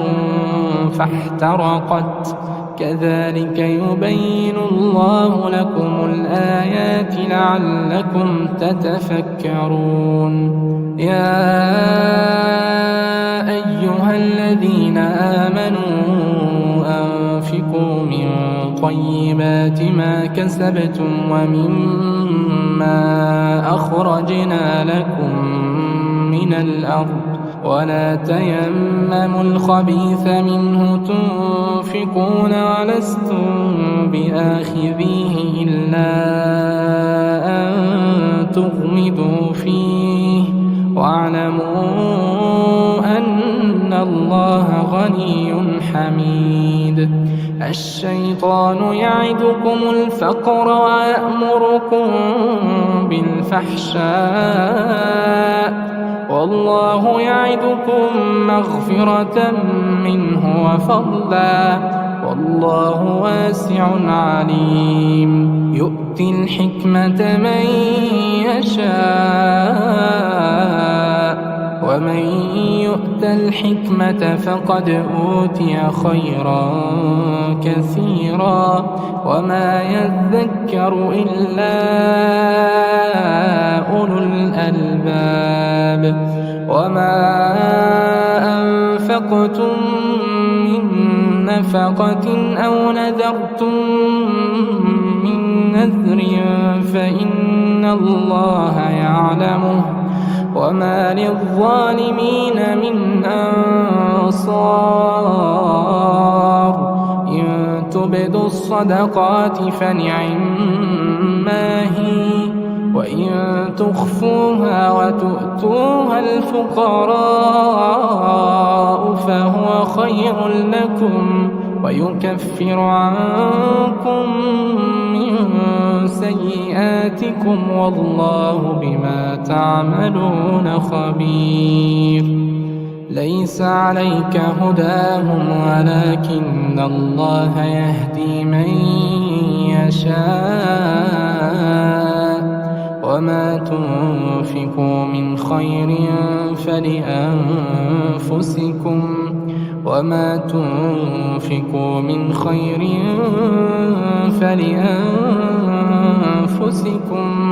وما تنفقون إلا ابتغاء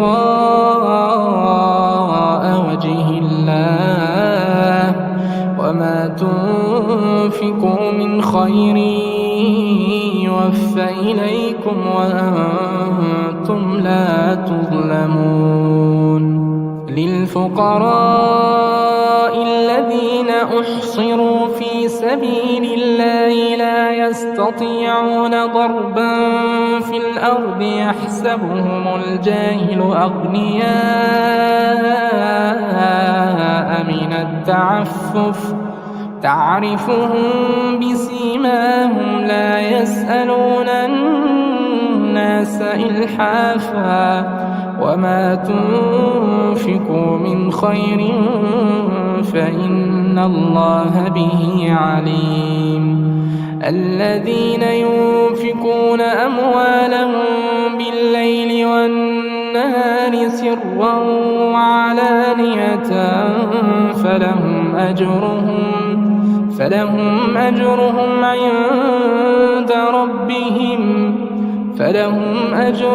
عند ربهم ولا خوف عليهم ولا هم يحزنون.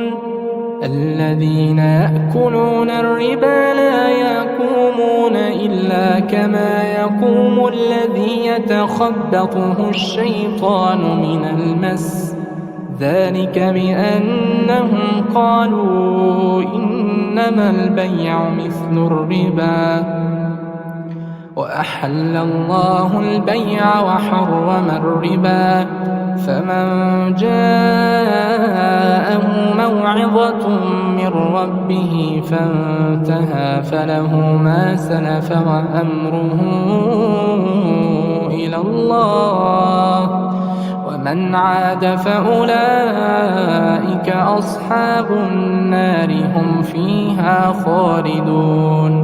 يمحق الله الربا ويربي الصدقات والله لا يحب كل كفار أثيم. إن الذين آمنوا وعملوا الصالحات وأقاموا الصلاة وآتوا الزكاة لهم أجرهم عند ربهم ولا خوف عليهم ولا هم يحزنون. يا أيها الذين آمنوا اتقوا الله وذروا ما بقي من الربا إن كنتم مؤمنين فإن لم تفعلوا فأذنوا بحرب من الله ورسوله وإن تبتم فلكم رؤوس أموالكم لا تظلمون ولا تظلمون.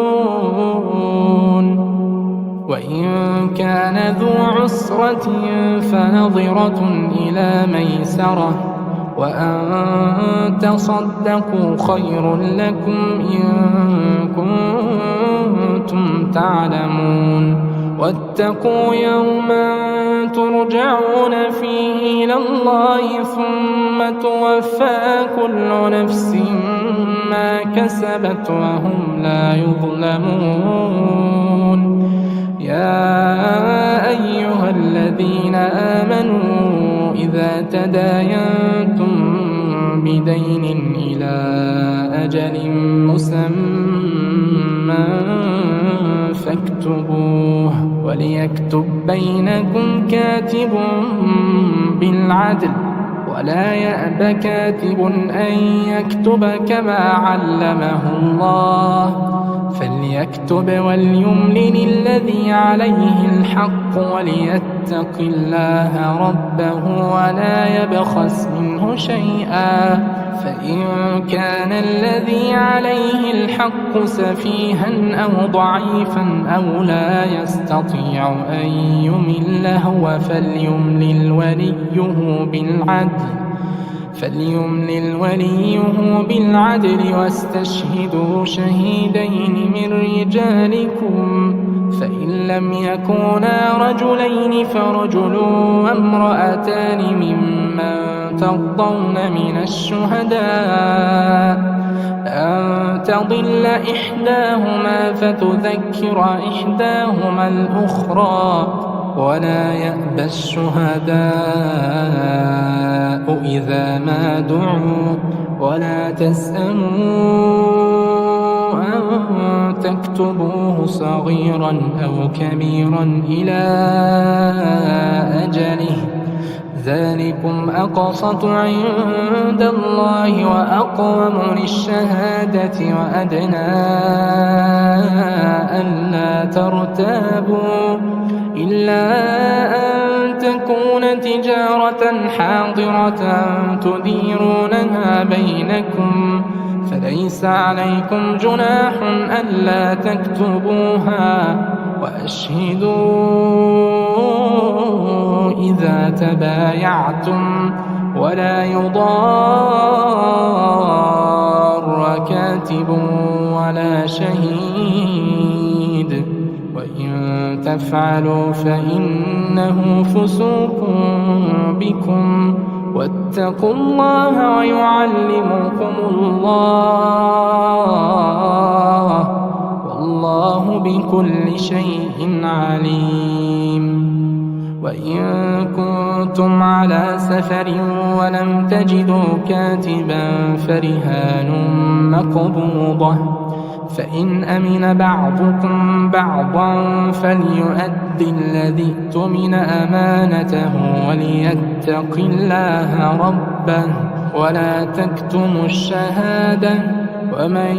يكتمها فإنه آثم قلبه والله بما تعملون عليم لله ما في السماوات وما في الأرض وإن تبدوا ما في أنفسكم أو تخفوه يحاسبكم به الله فيغفر لمن يشاء ويعذب من يشاء والله على كل شيء قدير آمن الرسول بما أنزل إليه من ربه والمؤمنون كل آمن بالله وملائكته وكتبه ورسله لا نفرق بين أحد من رسله وقالوا سمعنا وأطعنا غفرانك ربنا وإليك المصير لا يكلف الله نفسا إلا وسعها لها ما كسبت وعليها ما اكتسبت ربنا لا تؤاخذنا إن نسينا أو أخطأنا ربنا ولا تحمل علينا إصرا كما حملته على الذين من قبلنا ربنا ولا تحملنا ما لا طاقة لنا به واعف عنا واغفر لنا وارحمنا أنت مولانا فانصرنا على القوم الكافرين.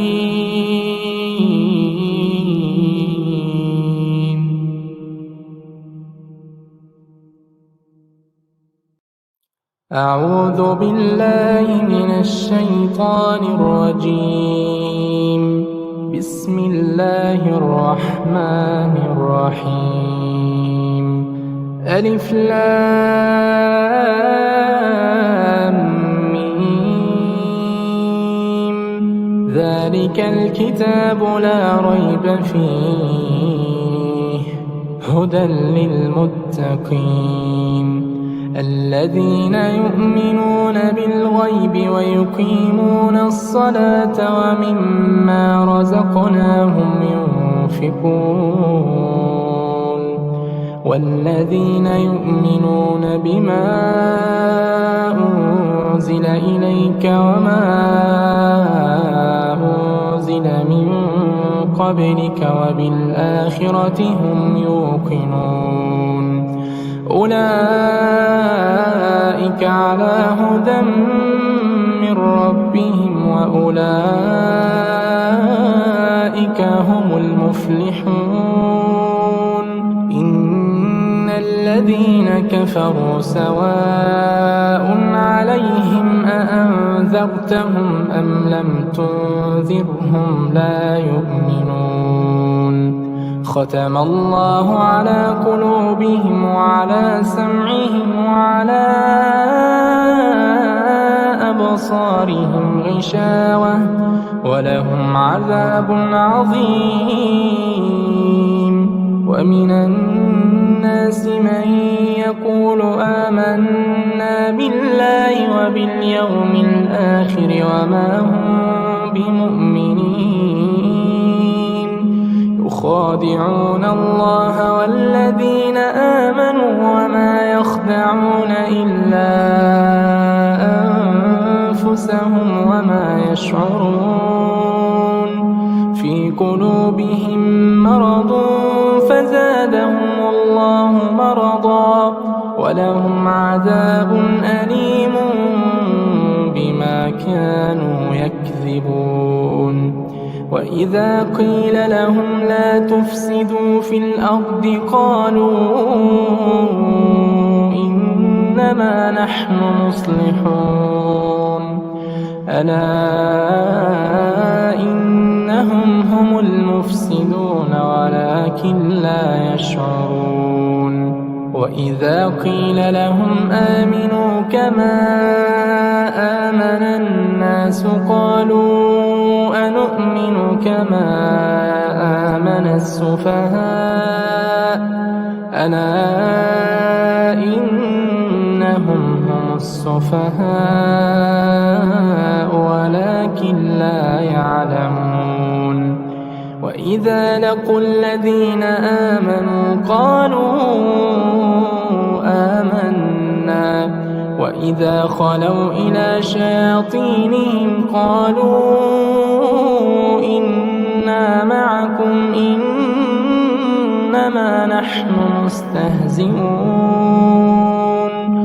الله يستهزئ بهم ويمدهم في طغيانهم يعمهون أولئك الذين اشتروا الضلالة بالهدى فما ربحت تجارتهم وما كانوا مهتدين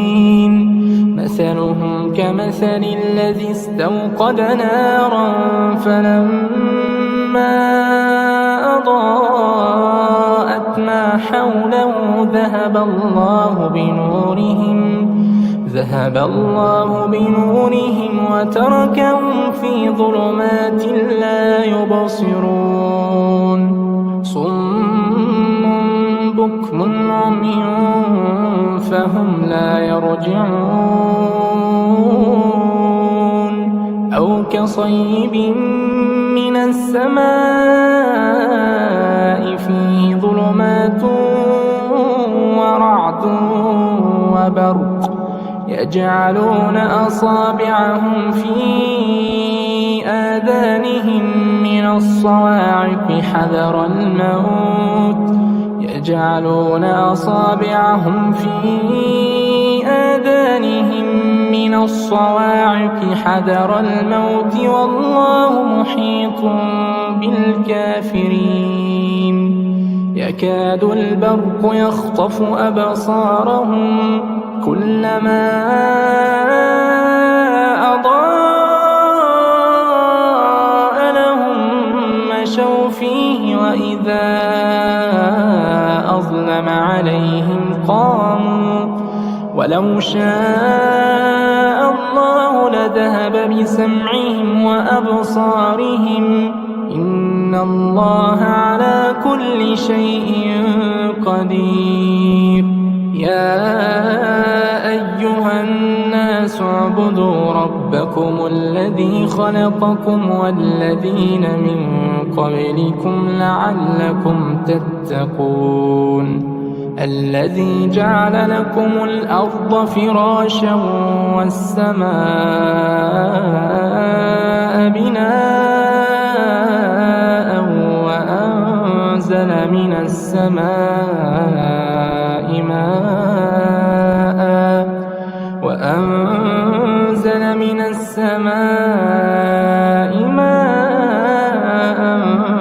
فأخرج به من الثمرات رزقا لكم فلا تجعلوا لله أندادا وأنتم تعلمون.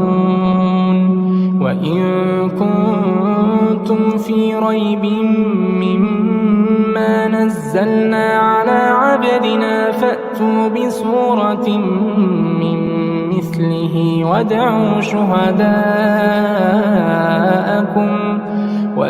شهداءكم من دون الله إن كنتم صادقين. فإن لم تفعلوا ولن تفعلوا فاتقوا النار التي وقودها الناس والحجارة أعدت للكافرين. وبشر الذين آمنوا وعملوا الصالحات أن لهم جنات تجري من تحتها الأنهار كلما رزقوا منها من ثمرة رزقا قالوا هذا الذي رزقنا من قبل وأتوا به متشابها ولهم فيها أزواج مطهرة وهم فيها خالدون. إن الله لا يستحيي أن يضرب مثلا ما بعوضة فما فوقها فأما الذين آمنوا فيعلمون أنه الحق من ربهم وأما الذين كفروا فيقولون ماذا أراد الله بهذا مثلا يضل به كثيرا ويهدي به كثيرا وما يضل به إلا الفاسقين. الذين ينقضون عهد الله من بعد ميثاقه ويقطعون ما أمر الله به أن يوصل ويفسدون في الأرض أولئك هم الخاسرون. كيف تكفرون بالله وكنتم أمواتا فأحياكم ثم يميتكم ثم يحييكم ثم إليه ترجعون. هو الذي خلق لكم ما في الأرض جميعا ثم استوى إلى السماء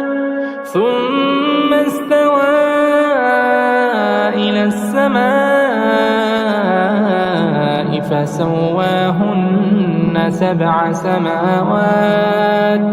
وهو بكل شيء عليم. وإذ قال ربك للملائكة إني جاعل في الأرض خليفة قالوا أتجعل فيها من يفسد فيها ويسفك الدماء ونحن نسبح بحمدك ونقدس لك قال إني أعلم ما لا تعلمون. وعلم آدم الأسماء كلها ثم عرضهم على الملائكة فقال أنبئوني بأسماء هؤلاء إن كنتم صادقين قالوا سبحانك لا علم لنا إلا ما علمتنا إنك أنت العليم الحكيم قال يا آدم أنبئهم بأسمائهم فلما أنبأهم بأسمائهم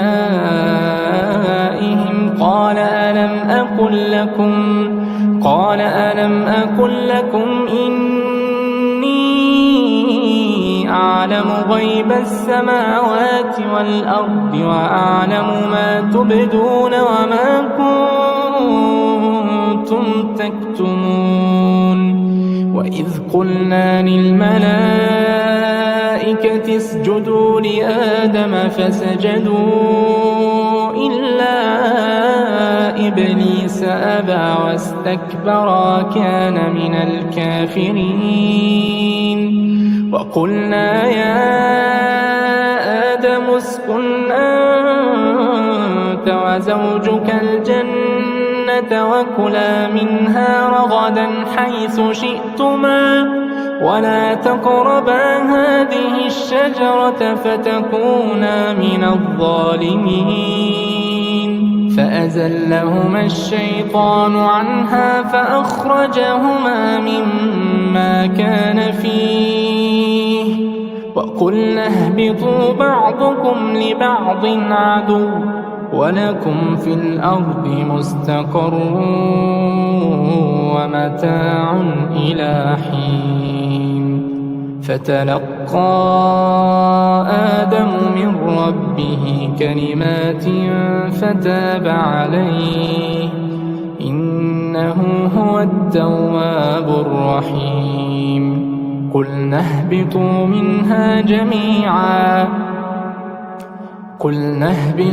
منها جميعا فإما يأتينكم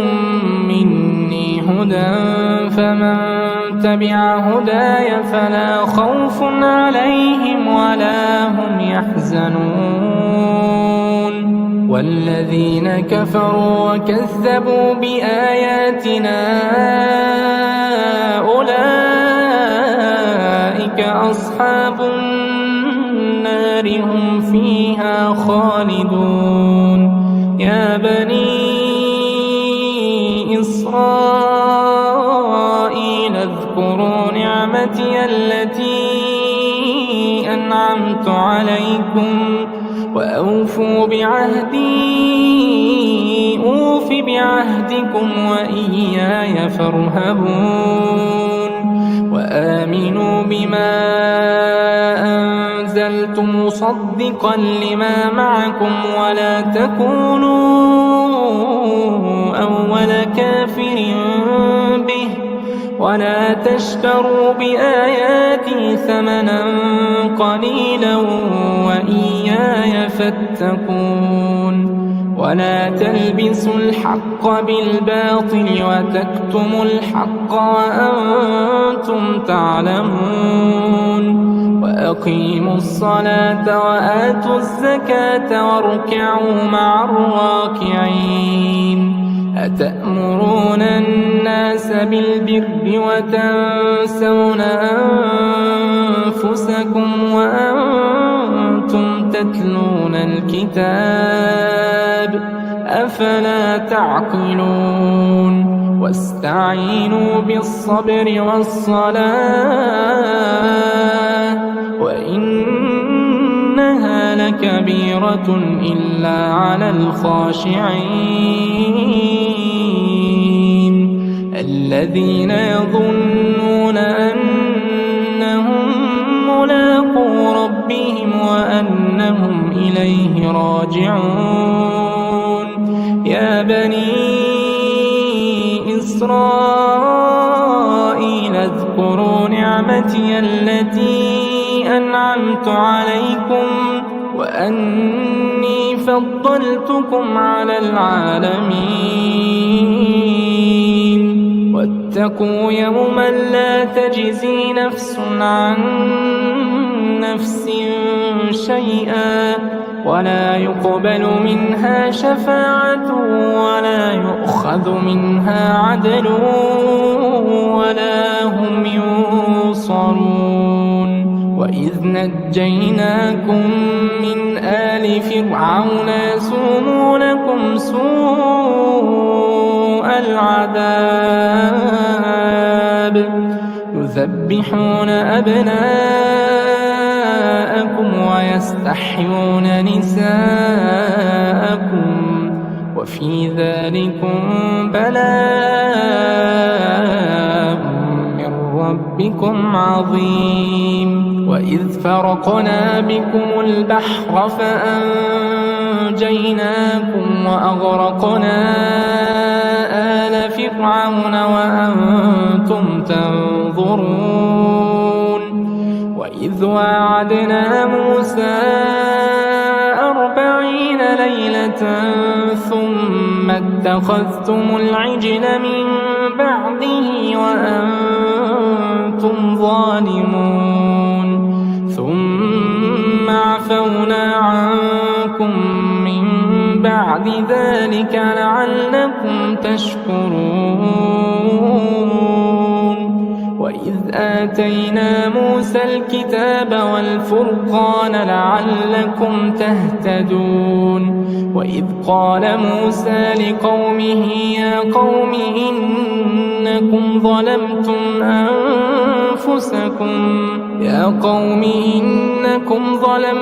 أنفسكم باتخاذكم العجل فتوبوا إلى بارئكم فاقتلوا أنفسكم ذلكم خير لكم عند بارئكم فتاب عليكم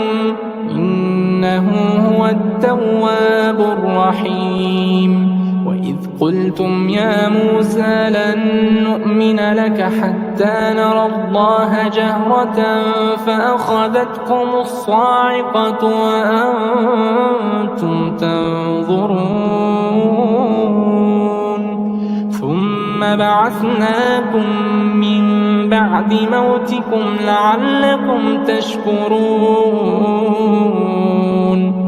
وظللنا عليكم الغمام وأنزلنا عليكم المن والسلوى كلوا من طيبات ما رزقناكم وما ظلمونا ولكن كانوا أنفسهم يظلمون وإذ قلنا ادخلوا هذه القرية فكلوا منها حيث شئتم رغدا وادخلوا الباب سجدا وقولوا حطة نغفر لكم خطاياكم وسنزيد المحسنين فبدل الذين ظلموا قولا غير الذي قيل لهم فأنزلنا على الذين ظلموا رجزا من السماء بما كانوا يفسقون وإذ استسقى موسى لقومه فقلنا اضرب بعصاك الحجر فانفجرت منه 12 عينا قد علم كل أناس مشربهم كلوا واشربوا من رزق الله ولا تعثوا في الأرض مفسدين وإذ قلتم يا موسى لن نصبر على طعام واحد فادع لنا ربك يخرج لنا مما تنبت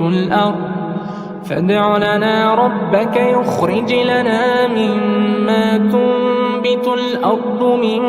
بقلها وقثائها وفومها وعدسها وبصلها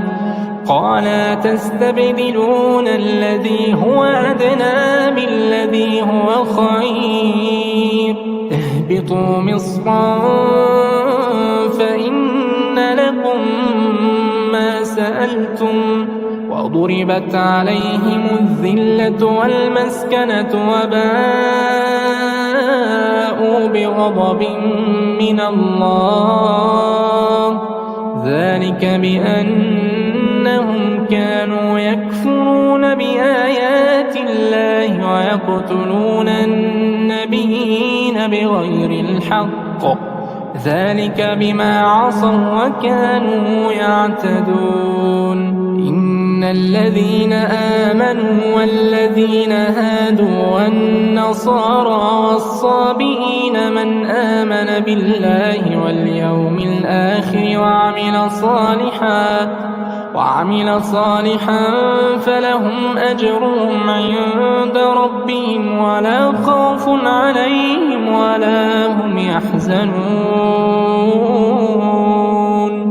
وإذ أخذنا ميثاقكم ورفعنا فوقكم الطور خذوا ما آتيناكم بقوة واذكروا ما فيه لعلكم تتقون ثم توليتم من بعد ذلك فلولا فضل الله عليكم ورحمته لكنتم من الخاسرين ولقد علمتم الذين اعتدوا منكم في السبت فقلنا لهم كونوا قردة خاسئين فجعلناها نكالا لما بين يديها وما خلفها وموعظة للمتقين وإذ قال موسى لقومه إن الله يأمركم أن تذبحوا بقرة قالوا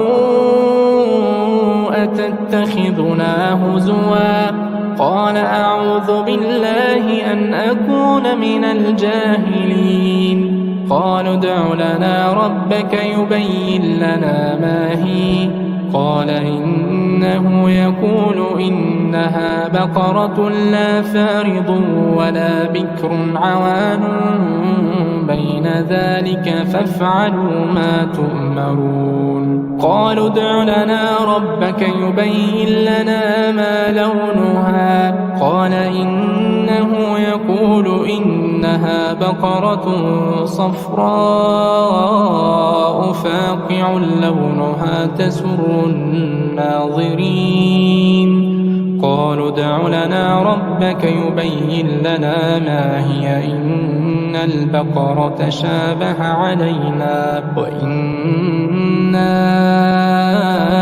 إن شاء الله لمهتدون قال إنه يقول إنها بقرة لا ذلول تثير الأرض ولا تسقي الحرث مسلمة لا شية فيها قالوا الآن جئت بالحق فذبحوها وما كادوا يفعلون وإذ قتلتم نفسا فادارأتم فيها والله مخرج ما كنتم تكتمون فقلنا اضربوه ببعضها كذلك يحيي الله الموتى ويريكم آياته لعلكم تعقلون ثم قست قلوبكم من بعد ذلك فهي كالحجارة أو أشد قسوة وإن من الحجارة لما يتفجر منه الأنهار وإن منها لما يشقق فيخرج منه الماء وإن منها لما يهبط من خشية الله وما الله بغافل عما تعملون. فتطمعون أن يؤمنوا لكم وقد كان فريق منهم يسمعون كلام الله ثم يحرفونه من بعد ما عقلوه وهم يعلمون. وإذا لقوا الذين آمنوا قالوا آمنا وإذا خلا بعضهم إلى بعض قالوا أتحدثونهم بما فتح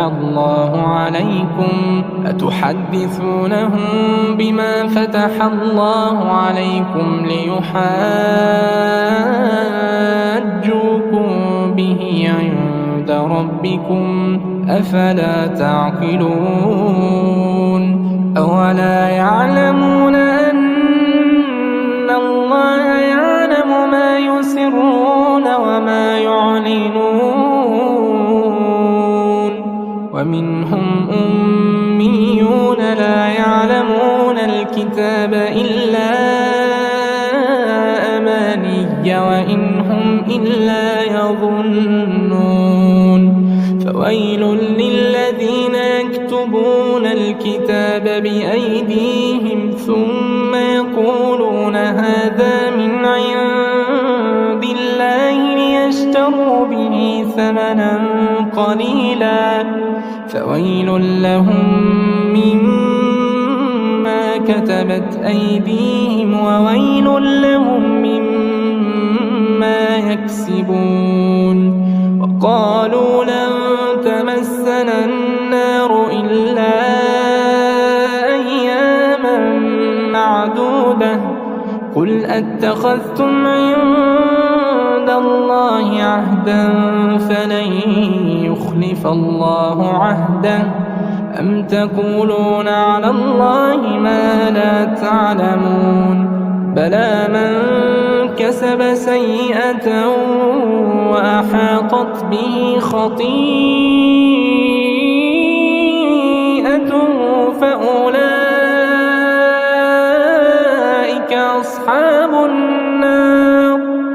فأولئك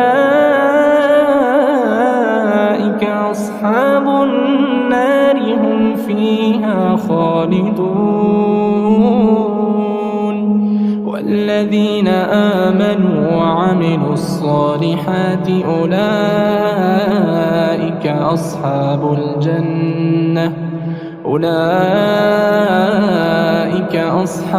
الجنة هم فيها خالدون. والذين آمنوا وعملوا الصالحات أولئك أصحاب الجنة هم فيها خالدون. وإذ أخذنا ميثاق بني إسرائيل لا تعبدون إلا الله وبالوالدين إحسانا وذي القربى واليتامى والمساكين وقولوا للناس حسنا وأقيموا الصلاة وآتوا الزكاة ثم توليتم إلا قليلا منكم وأنتم معرضون. وإذ أخذنا ميثاقكم لا تسفكون دماءكم ولا تخرجون أنفسكم من دياركم ثم أقررتم وأنتم تشهدون. ثم أنتم هؤلاء تقتلون أنفسكم وتخرجون فريقا منكم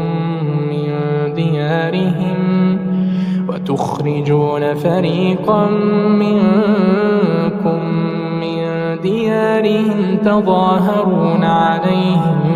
بالإثم والعدوان وإن يأتوكم أسارى تفادوهم وهو محرم عليكم إخراجهم أفتؤمنون ببعض الكتاب وتكفرون ببعض فما جزاء من يفعل ذلك منكم إلا خزي في الحياة الدنيا ويوم القيامة يردون إلى أشد العذاب وما الله بغافل عما تعملون أولئك الذين اشتروا الحياة الدنيا بالآخرة فلا يخفف عنهم العذاب ولا هم ينصرون ولقد آتينا موسى الكتاب وقفينا من بعده بالرسل وآتينا عيسى ابن مريم البينات وأيدناه بروح القدس أفكلما جاءكم رسول بما لا تهوى أنفسكم استكبرتم ففريقا كذبتم وفريقا تقتلون وقالوا قلوبنا غلف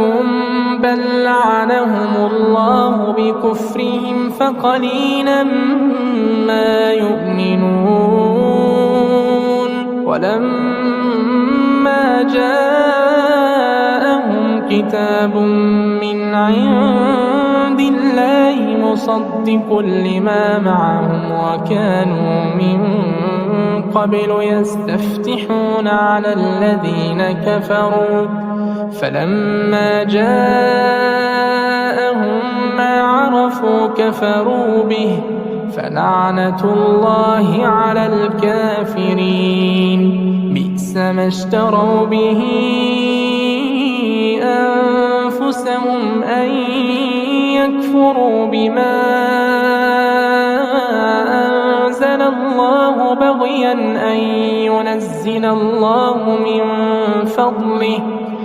أن ينزل الله من فضله على من يشاء من عباده فباءوا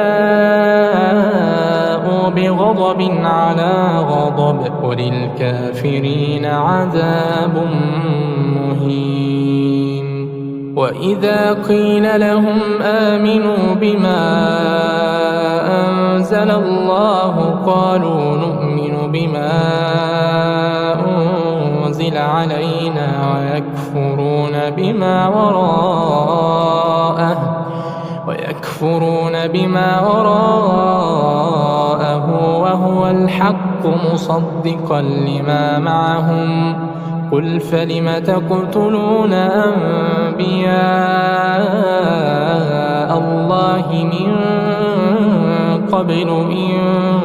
كنتم مؤمنين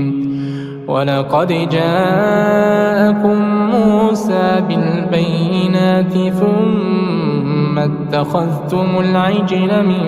بعده وأنتم ظالمون وإذ أخذنا ميثاقكم ورفعنا فوقكم الطور خذوا ما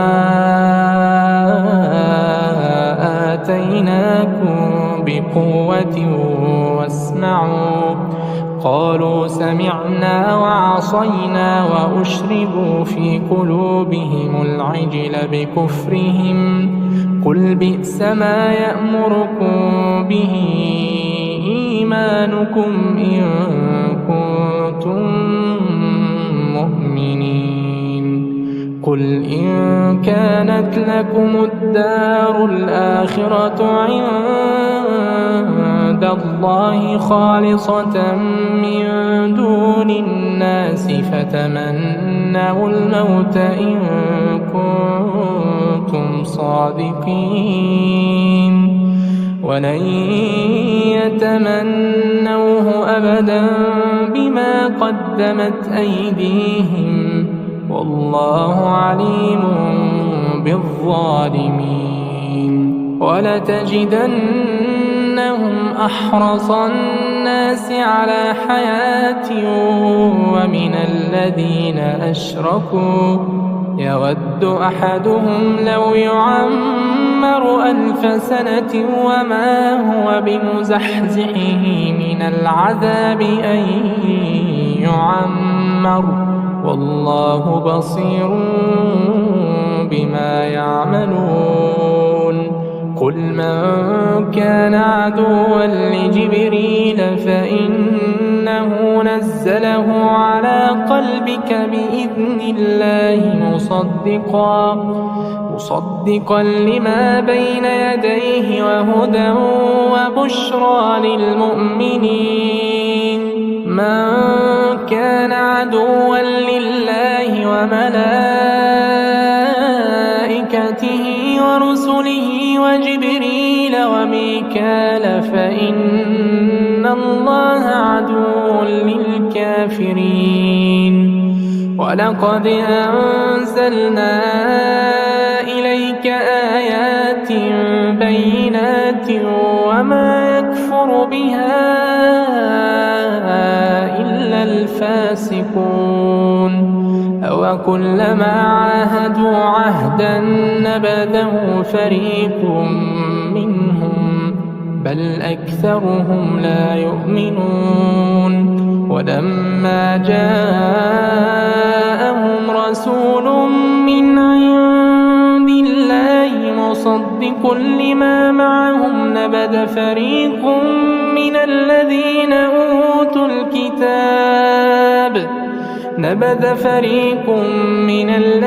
أوتوا الكتاب كتاب الله وراء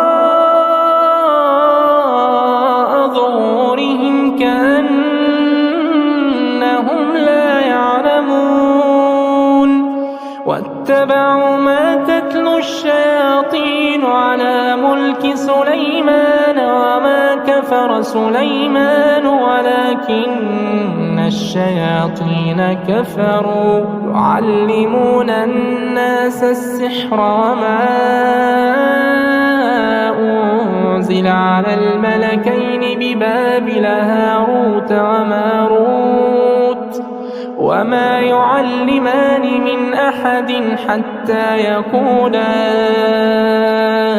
إنما نحن فتنة فلا تكفر فيتعلمون منهما ما يفرقون به بين المرء وزوجه وما هم بضارين به من أحد إلا بإذن الله ويتعلمون ما يضرهم ولا ينفعهم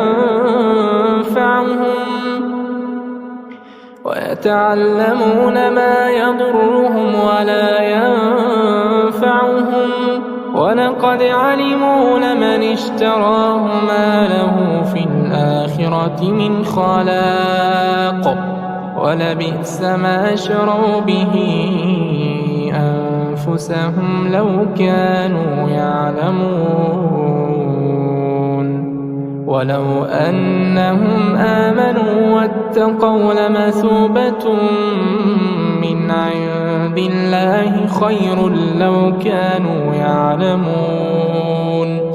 يا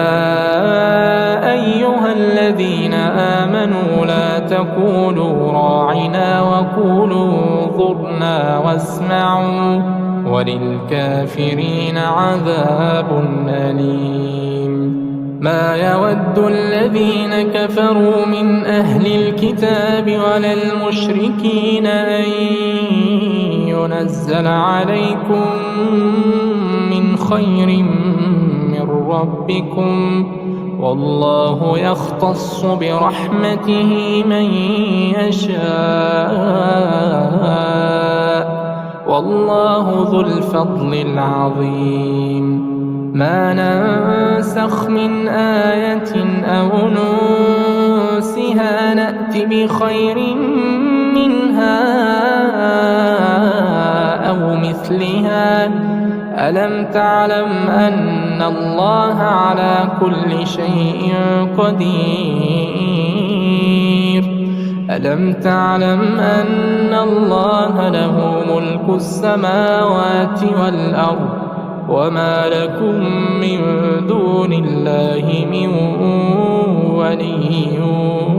ولا نصير؟ أم تريدون أن تسألوا رسولكم كما سئل موسى من قبل؟ ومن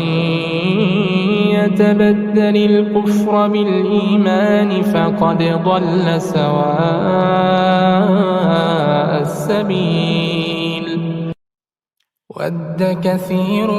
من أهل الكتاب لو يردونكم من بعد إيمانكم كفارا حسدا من عند أنفسهم من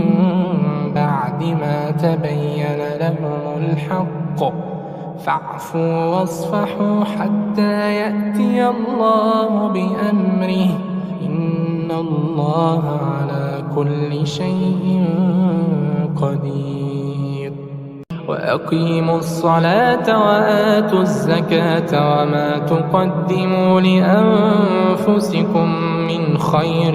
تجدوه عند الله إن الله بما تعملون بصير. وقالوا لن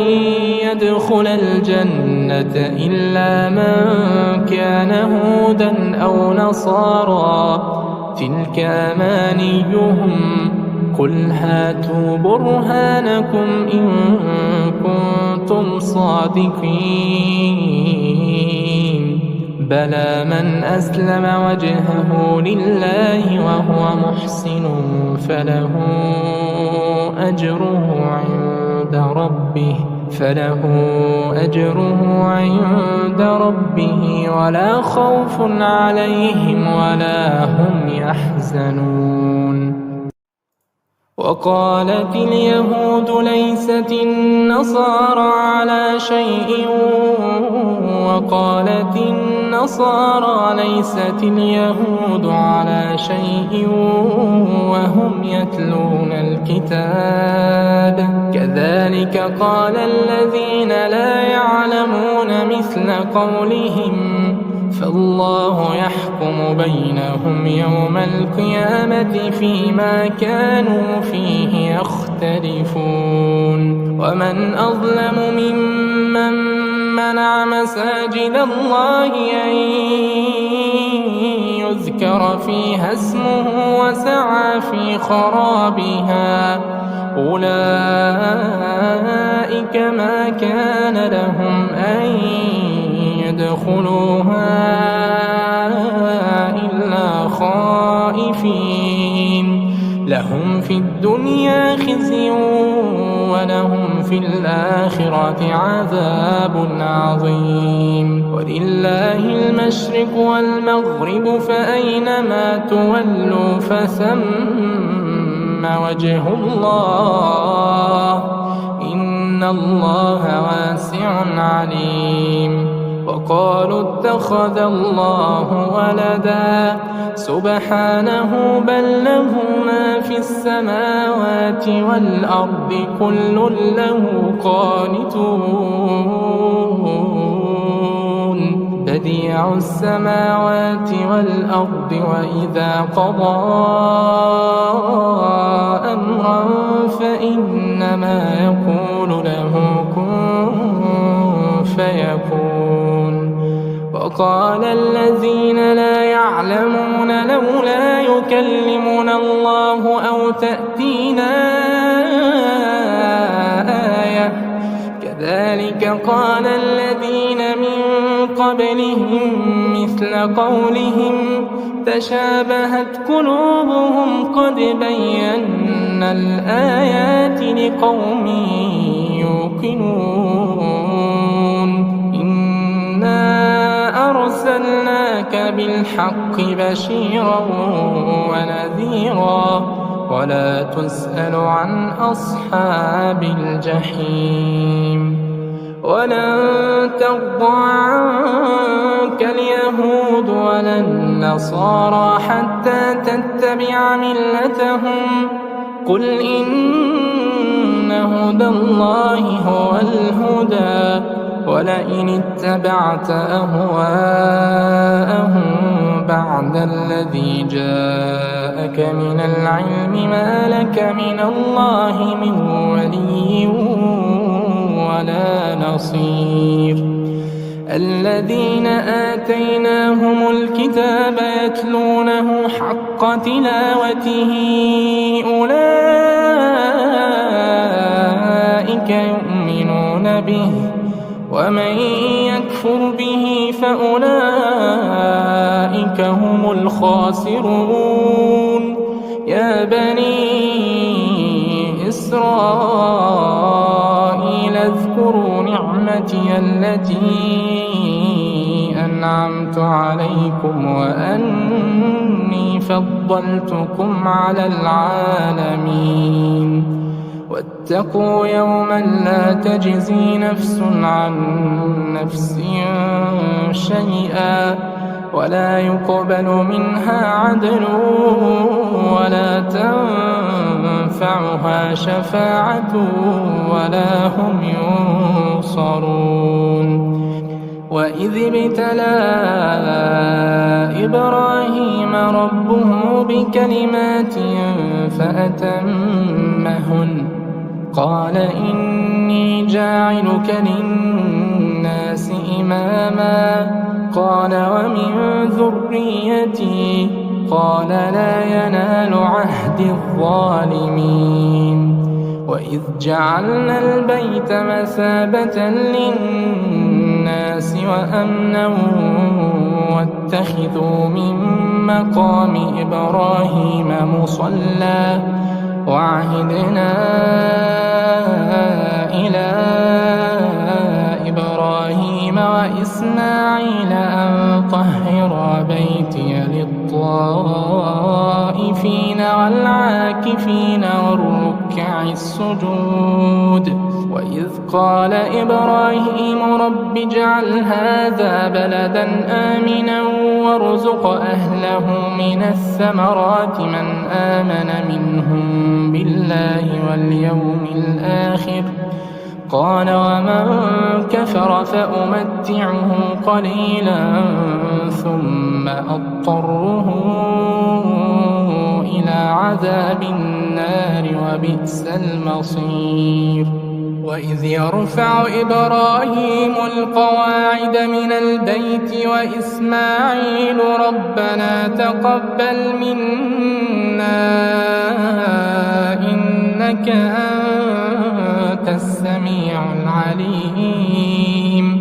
ربنا واجعلنا مسلمين لك ومن ذريتنا أمة مسلمة لك وأرنا مناسكنا وتب علينا إنك أنت التواب الرحيم. ربنا وابعث فيهم رسولا منهم يتلو عليهم آياتك ويعلمهم الكتاب والحكمة ويزكيهم إنك أنت العزيز الحكيم. ومن يرغب عن ملة إبراهيم إلا من سفه نفسه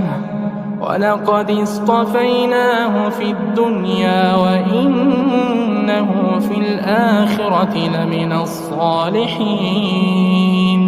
إذ قال له ربه أسلم قال أسلمت لرب العالمين. ووصى بها إبراهيم بنيه ويعقوب يا بني إن الله اصطفى لكم الدين فلا تموتن إلا وأنتم مسلمون. أم كنتم شهداء إذ حضر يعقوب الموت إذ قال لبنيه ما تعبدون من بعدي قالوا نعبد إلهك وإله آبائك إبراهيم وإسماعيل وإسحاق إلها واحدا ونحن له مسلمون تلك أمة قد خلت لها ما كسبت ولكم ما كسبتم ولا تسألون عما كانوا يعملون وقالوا كونوا هودا أو نصارى تهتدوا قل بل ملة إبراهيم حنيفا وما كان من المشركين قولوا آمنا بالله وما أنزل إلينا وما أنزل إلى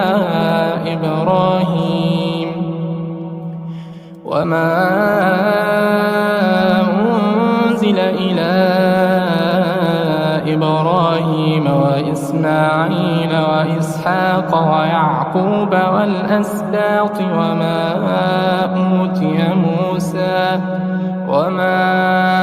أوتي موسى وعيسى وما أوتي النبيون من ربهم لا نفرق بين أحد منهم ونحن له مسلمون فإن آمنوا بمثل ما آمنتم به فقد اهتدوا وإن تولوا فإنما هم في شقاق فسيكفيكهم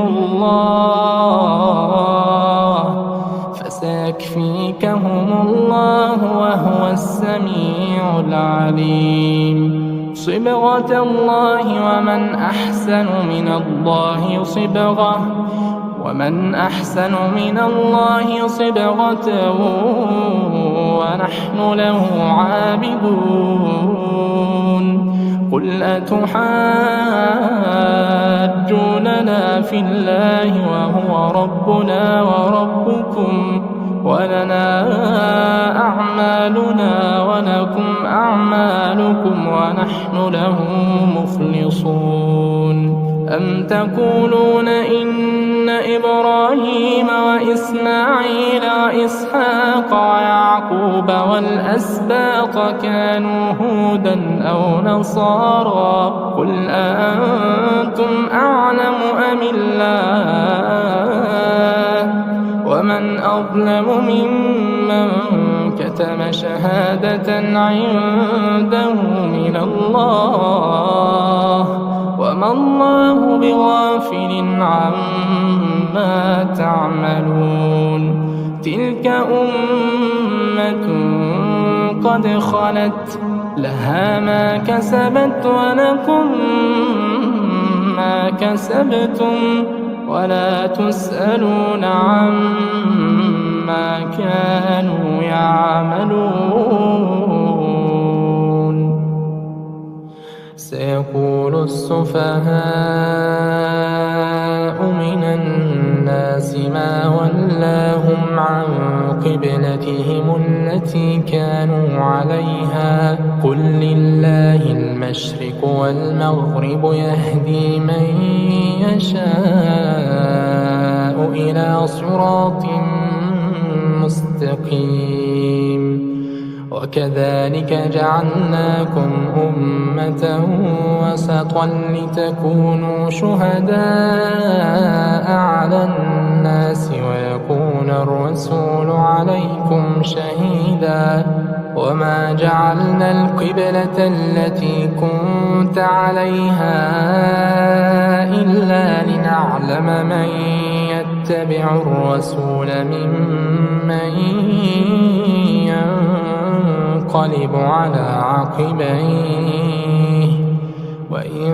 كانت لكبيرة إلا على الذين هدى الله وما كان الله ليضيع إيمانكم إن الله بالناس لرءوف رحيم قد نرى تقلب وجهك في السماء فلنولينك قبلة ترضاها فول وجهك شطر المسجد الحرام وحيث ما كنتم فولوا وجوهكم شطره وإن الذين أوتوا الكتاب ليعلمون أنه الحق من ربهم وما الله بغافل عما يعملون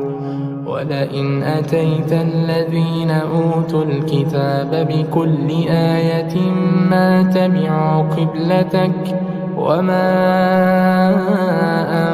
أنت بتابع قبلتهم وما بعضهم بتابع قبلة بعض ولئن اتبعت أهواءهم من بعد ما جاءك من العلم إنك إذا لمن الظالمين الذين آتيناهم الكتاب يعرفونه كما يعرفون أبناءهم وإن فريقا منهم ليكتمون الحق وهم يعلمون الحق من ربك فلا تكونن من الممترين ولكل وجهة هو موليها فاستبقوا الخيرات أينما تكونوا يأت بكم الله جميعا إن الله على كل شيء قدير ومن حيث خرجت فول وجهك شطر المسجد الحرام وإنه للحق من ربك وما الله بغافل عما تعملون ومن حيث خرجت فول وجهك شطر المسجد الحرام وحيث ما كنتم فولوا وجوهكم شطره لئلا يكون للناس عليكم حجة إلا الذين ظلموا منهم فلا تخشوهم واخشوني ولأتم نعمتي عليكم ولعلكم تهتدون كما أرسلنا فيكم رسولا منكم يتلو عليكم آياتنا ويزكيكم ويعلمكم الكتاب والحكمة ويعلمكم ما لم تكونوا تعلمون فاذكروني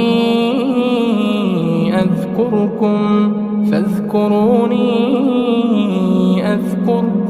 واشكروا لي ولا تكفرون يا أيها الذين آمنوا استعينوا بالصبر والصلاة إن الله مع الصابرين ولا تقولوا لمن يقتل في سبيل الله أموات بل أحياء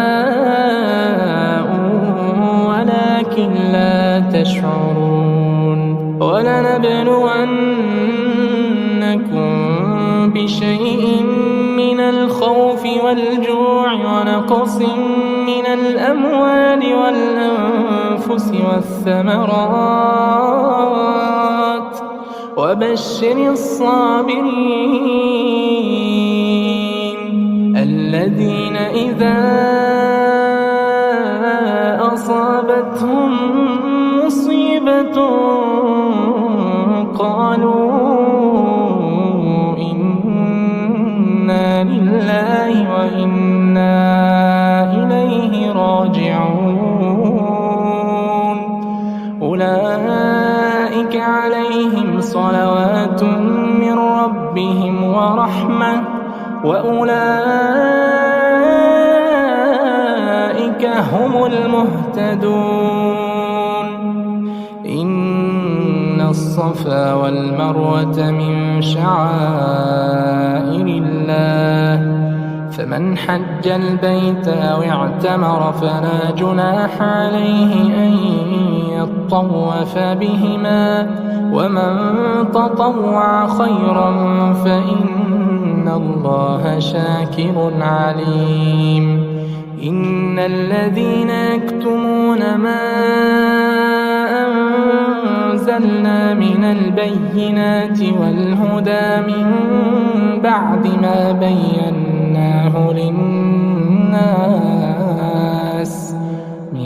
بعد ما بيناه للناس في الكتاب أولئك يلعنهم الله ويلعنهم اللاعنون إلا الذين تابوا وأصلحوا وبينوا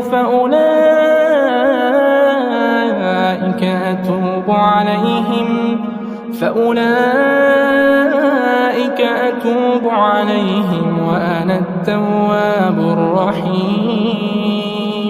إن الذين كفروا وماتوا وهم كفار أولئك عليهم لعنة الله والملائكة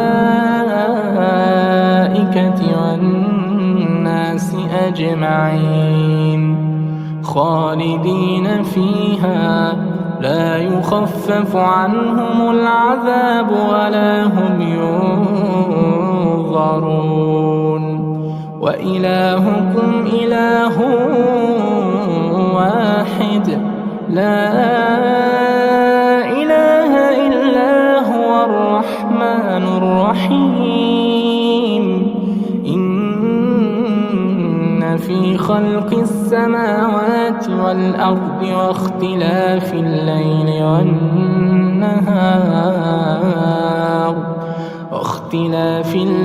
والنهار والفلك التي تجري في البحر بما ينفع الناس وما أنزل الله من السماء من ماء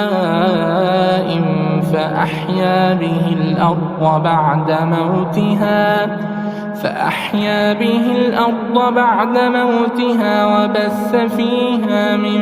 كل دابة وتصريف الرياح والسحاب المسخر بين السماء والأرض لآيات لقوم يعقلون ومن الناس من يتخذ من دون الله أندادا يحبونهم كحب الله والذين آمنوا أشد حبا لله ولو يرى الذين ظلموا إذ يرون العذاب أن القوة لله جميعا وأن الله شديد العذاب إذ تبرأ الذين اتبعوا من الذين اتبعوا ورأوا العذاب وتقطعت بهم الأسباب وقال الذين اتبعوا لو أن لنا كرة فنتبرأ منهم كما تبرأوا منا كذلك يريهم الله أعمالهم حسرات عليهم وما هم بخارجين من النار يا أيها الناس كلوا مما في الأرض حلالا طيبا طيبا ولا تتبعوا خطوات الشيطان إنه لكم عدو مبين إنما يأمركم بالسوء والفحشاء وأن تقولوا على الله ما لا تعلمون وإذا قيل لهم اتبعوا ما أنزل الله قالوا بل نتبع ما ألفينا عليه آباءنا أولو كان آباؤهم لا يعقلون شيئا ولا يهتدون ومثل الذين كفروا كمثل الذي ينعق بما لا يسمع إلا دعاء ونداء صم بكم عمي فهم لا يعقلون يا أيها الذين آمنوا كلوا من طيبات ما رزقناكم واشكروا لله إن كنتم إياه تعبدون إنما حرم عليكم الميتة والدم ولحم الخنزير وما أهل به لغير الله فمن اضطر غير باغ ولا عاد فلا إثم عليه إن الله غفور رحيم إن الذين يكتمون ما أنزل الله من الكتاب ويشترون به ثمنا قليلا أولئك ما يأكلون في بطونهم إلا النار ولا يكلمهم الله يوم القيامة ولا يزكيهم ولهم عذاب أليم أولئك الذين اشتروا الضلالة بالهدى والعذاب بالمغفرة فما أصبرهم على النار ذلك بأن الله نزل الكتاب بالحق وإن الذين اختلفوا في الكتاب لفي شقاق بعيد ليس البر أن تولوا وجوهكم قبل المشرق والمغرب ولكن البر من آمن بالله واليوم الآخر والملائكة والكتاب والنبيين وآتى المال على حبه ذوي القربى واليتامى والمساكين وابن السبيل والسائلين وفي الرقاب وأقام الصلاة وآتى الزكاة والموفون بعهدهم إذا عاهدوا والصابرين في البأساء والضراء وحين البأس أولئك الذين صدقوا وأولئك هم المتقون يا أيها الذين آمنوا كتب عليكم القصاص في القتلى الحر بالحر والعبد بالعبد والأنثى بالأنثى فمن عفي له من أخيه شيء فاتباع بالمعروف وأداء إليه بإحسان ذلك تخفيف من ربكم ورحمة فمن اعتدى بعد ذلك فله عذاب أليم ولكم في القصاص حياة يا أولي الألباب لعلكم تتقون. كتب عليكم إذا حضر أحدكم الموت إن ترك خيرا الوصية للوالدين والأقربين بالمعروف حقا على المتقين.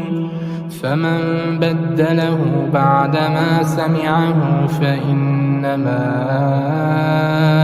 إثمه على الذين يبدلونه إن الله سميع عليم. فمن خاف من موص جنفا أو إثما فأصلح بينهم فلا إثم عليه إن الله غفور رحيم. يا أيها الذين آمنوا كتب عليكم الصيام كما كتب على الذين من قبلكم لعلكم تتقون. أياما معدودات فمن كان منكم مريضا أو على سفر فعدة من أيام أخر. وعلى الذين يطيقونه فدية طعام مسكين فمن تطوع خيرا فهو خير له وأن تصوموا خير لكم إن كنتم تعلمون. شهر رمضان الذي أنزل فيه القرآن هدى للناس وبينات من الهدى والفرقان فمن شهد منكم الشهر فليصمه ومن كان مريضا أو على سفر فعدة من أيام أخر. يريد الله بكم اليسر ولا يريد بكم العسر لتكملوا العدة ولتكبروا الله على ما هداكم ولعلكم تشكرون. وإذا سألك عبادي عني فإني قريب أجيب دعوة الداعي إذا دعان فليستجيبوا لي وليؤمنوا بي لعلهم يرشدون. أحل لكم ليلة الصيام الرفث إلى نسائكم هن لباس لكم وأنتم لباس لهن علم الله أنكم كنتم تختانون أنفسكم فتاب عليكم وعفى عنكم فالآن باشروهن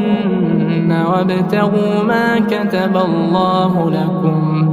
وكلوا واشربوا حتى يتبين لكم الخيط الأبيض من الخيط الأسود من الفجر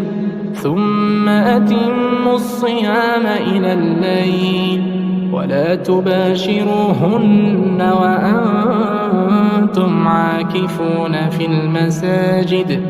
تلك حدود الله فلا تقربوها كذلك يبين الله آياته للناس لعلهم يتقون. ولا تأكلوا أموالكم بينكم بالباطل وتدلوا بها إلى الحكام لتأكلوا فريقا من أموال الناس بالإثم وأنتم تعلمون. يسألونك عن الأهلة قل هي مواقيت للناس والحج وليس البر بأن تأتوا البيوت من ظهورها ولكن البر من اتقى وأتوا البيوت من أبوابها واتقوا الله لعلكم تفلحون وقاتلوا في سبيل الله الذين يقاتلونكم ولا تعتدوا إن الله لا يحب المعتدين وقتلوهم حيث ثقفتموهم وأخرجوهم من حيث أخرجوكم والفتنة أشد من القتل ولا تقاتلوهم عند المسجد الحرام حتى يقاتلوكم فيه فإن قاتلوكم فاقتلوهم كذلك جزاء الكافرين فإن انتهوا فإن الله غفور رحيم وقاتلوهم حتى لا تكون فتنة ويكون الدين لله فإن انتهوا فلا عدوان إلا على الظالمين الشهر الحرام بالشهر الحرام والحرمات قصاص فمن اعتدى عليكم فاعتدوا عليه بمثل ما اعتدى عليكم واتقوا الله واعلموا أن الله مع المتقين وأنفقوا في سبيل الله ولا تلقوا بأيديكم إلى التهلكة وأحسنوا إن الله يحب المحسنين وأتموا الحج والعمرة لله فإن أحصرتم فما استيسر من الهدي ولا تحلقوا رؤوسكم حتى يبلغ الهدي محله فمن كان منكم مريضا أو به أذى من رأسه ففدية من صيام أو صدقة أو نسك فإذا أمنتم فمن تمتع بالعمرة إلى الحج فما استيسر من الهدي فمن لم يجد فصيام 3 أيام في الحج و7 إذا رجعتم تلك 10 كاملة ذلك لمن لم يكن أهله حاضر المسجد الحرام واتقوا الله واعلموا أن الله شديد العقاب الحج أشهر معلومات فمن فرض فيهن الحج فلا رفث ولا فسوق ولا جدال في الحج وما تفعلوا من خير يعلمه الله وتزودوا فإن خير الزاد التقوى واتقون يا أولي الألباب ليس عليكم جناح أن تبتغوا فضلا من ربكم فإذا أفضتم من عرفات فاذكروا الله عند المشعر الحرام واذكروه كما هداكم وإن كنتم من قبله لمن الضالين ثم أفيضوا من حيث أفاض الناس واستغفروا الله واستغفروا الله إن الله غفور رحيم. فإذا قضيتم مناسككم فاذكروا الله كذكركم آباءكم أو أشد ذكرا. فمن الناس من يقول ربنا آتنا في الدنيا وما له في الآخرة من خلاق. ومنهم من يقول ربنا آتنا في الدنيا حسنة وفي الآخرة حسنة وقنا عذاب النار. أولئك لهم نصيب مما كسبوا والله سريع الحساب. واذكروا الله في أيام معدودات. فمن تعجل في يومين فلا إثم عليه ومن تأخر فلا إثم عليه لمن اتقى. واتقوا الله واعلموا أنكم إليه تحشرون. ومن الناس من يعجبك قوله في الحياة الدنيا ويشهد الله على ما في قلبه وهو ألد الخصام. وإذا تولى سعى في الأرض ليفسد فيها ويهلك الحرث والنسل والله لا يحب الفساد. وإذا قيل له اتق الله أخذته العزة بالإثم فحسبه جهنم ولبئس المهاد. ومن الناس من يشري نفسه ابتغاء مرضات الله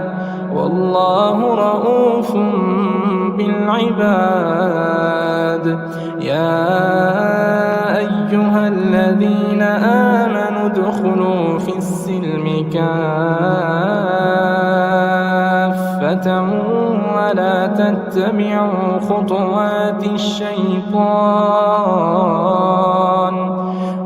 تتبعوا خطوات الشيطان إنه لكم عدو مبين. فإن زللتم من بعد ما جاءتكم البينات فاعلموا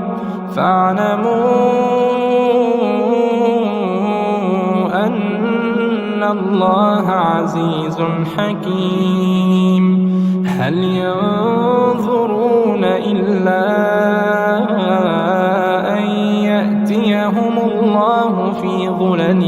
من الغمام والملائكة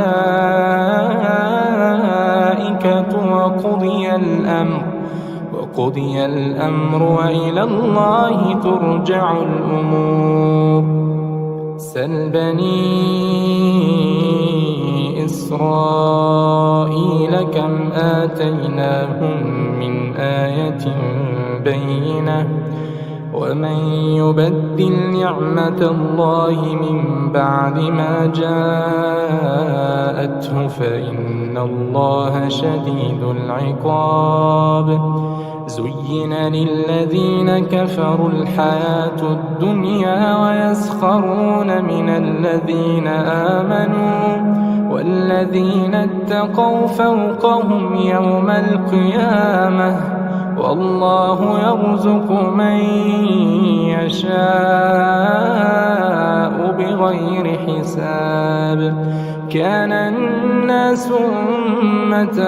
واحدة فبعث الله النبيين فبعث الله النبيين مبشرين ومنذرين وأنزل معهم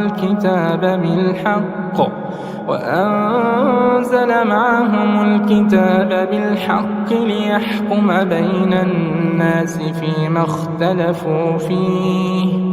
وما اختلف فيه إلا الذين أوتوه من بعد ما جاءتهم البينات بغيا بينهم فهدى الله الذين آمنوا لما اختلفوا فيه من الحق بإذنه والله يهدي من يشاء إلى صراط مستقيم. أم حسبتم أن تدخلوا الجنة ولما يأتكم مثل الذين خلوا من قبلكم مستهم البأساء والضراء وزلزلوا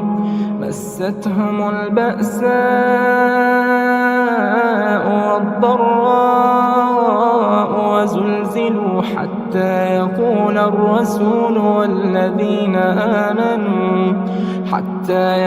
الرسول والذين آمنوا معه متى نصر الله ألا إن نصر الله قريب. يسألونك ماذا ينفقون قل ما أنفقتم من خير فللوالدين والأقربين واليتامى والمساكين وابن السبيل وما تفعلوا من خير فإن الله به عليم. كتب عليكم القتال وهو كره لكم وعسى أن تكرهوا شيئا وهو خير لكم وعسى أن تحبوا شيئا وهو شر لكم والله يعلم وأنتم لا تعلمون. يسألونك عن الشهر الحرام قتال فيه قل قتال فيه كبير وصد عن سبيل الله وكفر به والمسجد الحرام وإخراج أهله منه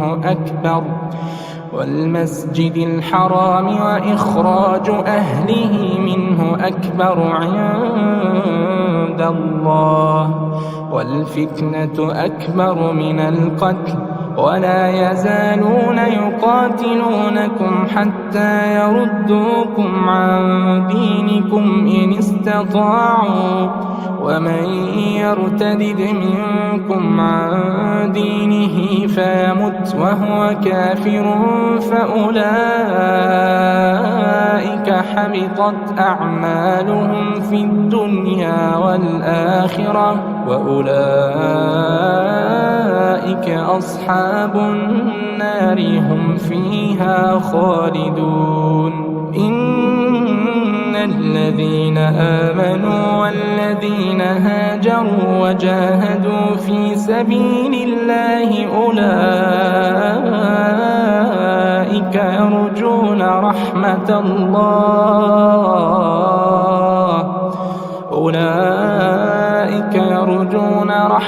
الله والله غفور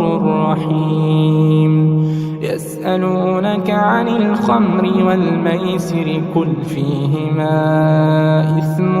كبير ومنافع للناس وإثمهما أكبر من نفعهما ويسألونك ماذا ينفقون قل العفو كذلك يبين الله لكم الآيات لعلكم تتفكرون في الدنيا والآخرة ويسألونك عن اليتامى قل إصلاح لهم خير وإن تخالطوهم فإخوانكم والله يعلم المفسد من المصلح ولو شاء الله لأعنتكم إن الله عزيز حكيم ولا تنكحوا المشركات حتى يؤمن ولأمة مؤمنة خير من مشركة ولو أعجبتكم ولا تنكحوا المشركين حتى يؤمنوا ولعبد مؤمن خير من مشرك ولو أعجبكم أولئك يدعون إلى النار والله يدعو إلى الجنة والمغفرة بإذنه ويبين آياته للناس لعلهم يتذكرون ويسألونك عن المحيض قل هو أذى فاعتزلوا النساء في المحيض ولا تقربوهن حتى يطهرن فإذا تطهرن فأتوهن من حيث أمركم الله إن الله يحب التوابين ويحب المتطهرين نساؤكم حرث لكم فأتوا حرثكم أنى شئتم وقدموا لأنفسكم واتقوا الله واعلموا أنكم ملاقوه وبشر المؤمنين ولا تجعلوا الله عرضة لأيمانكم أن تبروا وتتقوا وتصلحوا بين الناس والله سميع عليم لا يؤاخذكم الله باللغو في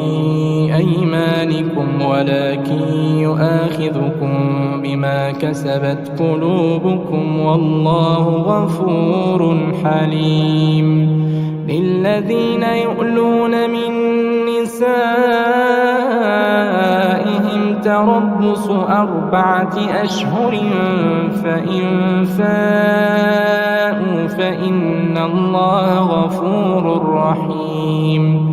وإن عزموا الطلاق فإن الله سميع عليم والمطلقات يتربصن بأنفسهن 3 قروء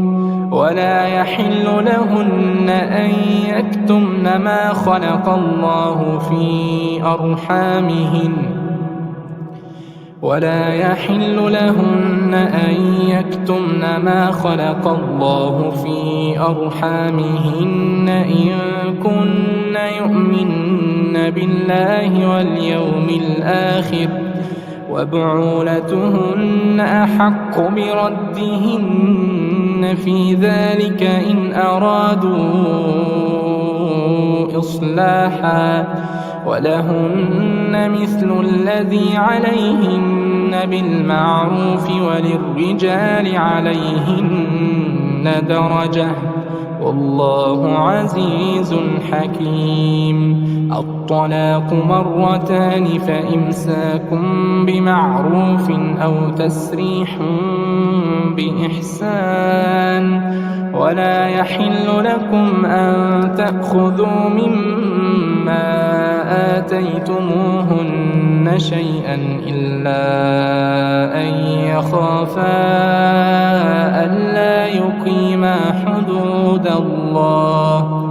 فإن خفتم ألا يقيما حدود الله فلا جناح عليهما فيما افتدت به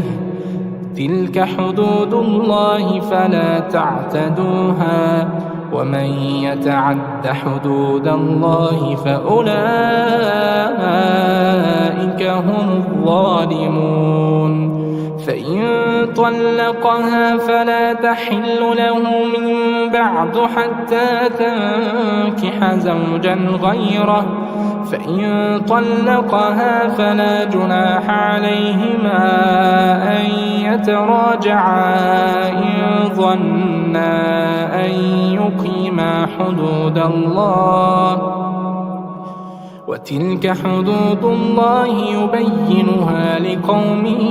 يعلمون وإذا طلقتم النساء فبلغن أجلهن فأمسكوهن بمعروف أو سرحوهن بمعروف ولا تمسكوهن ضرارا لتعتدوا ومن يفعل ذلك فقد ظلم نفسه ولا تتخذوا آيات الله هزوا واذكروا نعمة الله عليكم وما أنزل عليكم من الكتاب والحكمة يعظكم به واتقوا الله واعلموا أن الله بكل شيء عليم وإذا طلقتم النساء فبلغن أجلهن فلا تعضلوهن أن ينكحن أزواجهن إذا تراضوا بينهم بالمعروف ذلك يوعظ به من كان منكم يؤمن بالله واليوم الآخر ذلكم أزكى لكم وأطهر والله يعلم وأنتم لا تعلمون والوالدات يرضعن أولادهن حولين كاملين لمن أراد أن يتم الرضاعة وعلى المولود له رزقهن وكسوتهن بالمعروف لا تكلف نفس إلا وسعها لا تضار والدة بولدها ولا مولود له بولده وعلى الوارث مثل ذلك فإن أرادا فصالا عن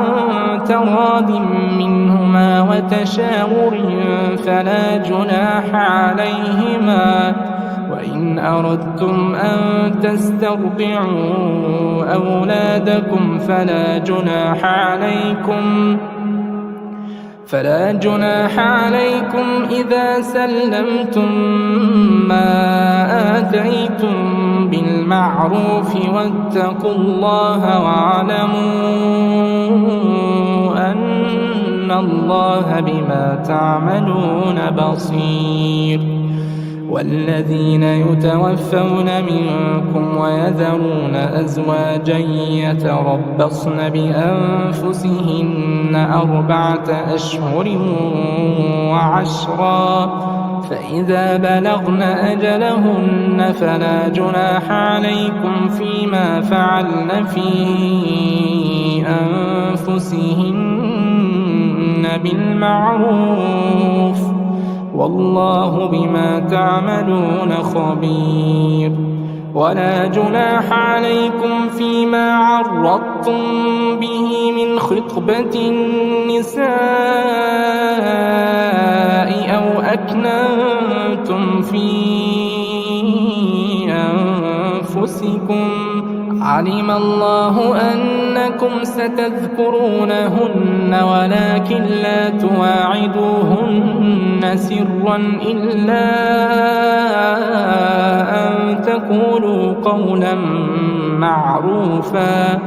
ولا تعزموا عقدة النكاح حتى يبلغ الكتاب أجله واعلموا أن الله يعلم ما في أنفسكم فاحذروه واعلموا أن الله غفور حليم لا جناح عليكم إن طلقتم النساء ما لم تمسوهن أو تفرضوا لهن فريضة ومتعوهن على الموسع قدره وعلى المقتر قدره متاعا بالمعروف حقا على المحسنين وإن طلقتموهن من قبل أن تمسوهن وقد فرضتم لهن فريضة فنصف ما فرضتم إلا أن يعفون أو يعفو الذي بيده عقدة النكاح وأن تعفوا أقرب للتقوى ولا تنسوا الفضل بينكم إن الله بما تعملون بصير حافظوا على الصلوات والصلاة الوسطى وقوموا لله قانتين فإن خفتم فرجالا أو ركبانا فإذا أمنتم فاذكروا الله كما علمكم ما لم تكونوا تعلمون والذين يتوفون منكم ويذرون أزواجا وصية لأزواجهم متاعا إلى الحول غير إخراج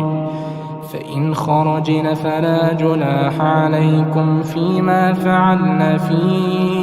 أنفسهن من معروف والله عزيز حكيم وللمطلقات متاع بالمعروف حقا على المتقين كذلك يبين الله لكم آياته لعلكم تعقلون ألم تر إلى الذين خرجوا من ديارهم وهم ألوف حذر الموت فقال لهم الله موتوا ثم أحياهم إن الله لذو فضل على الناس ولكن أكثر الناس لا يشكرون وقاتلوا في سبيل الله واعلموا أن الله سميع عليم من ذا الذي يقرض الله قرضا حسنا فيضاعفه له أضعافا كثيرة والله يقبض ويبسط وإليه ترجعون ألم تر إلى الملأ من بني إسرائيل من بعد موسى إذ قالوا لنبي له ابعث لنا ملكا نقاتل في سبيل الله قال هل عسيتم إن كتب عليكم القتال ألا تقاتلوا قالوا وما لنا ألا نقاتل في سبيل الله وقد أخرجنا من ديارنا وأبنائنا فلما كتب عليهم القتال تولوا إلا قليلا منهم والله عليم بالظالمين وقال لهم نبيهم إن الله قد بعث لكم طالوت ملكا. قالوا أنى يكون له الملك علينا ونحن أحق بالملك منه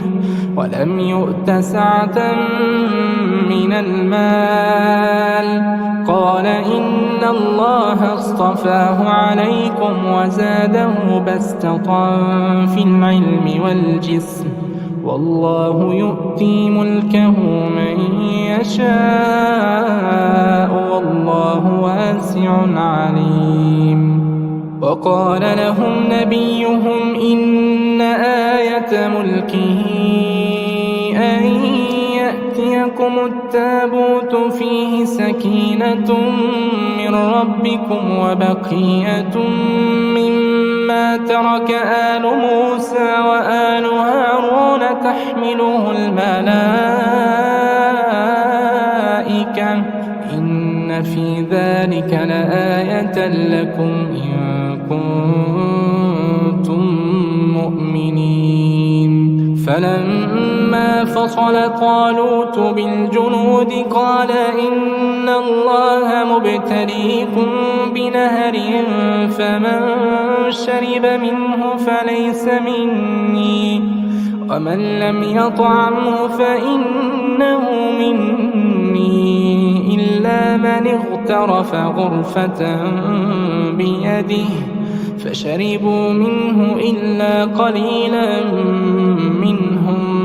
فلما جاوزه هو والذين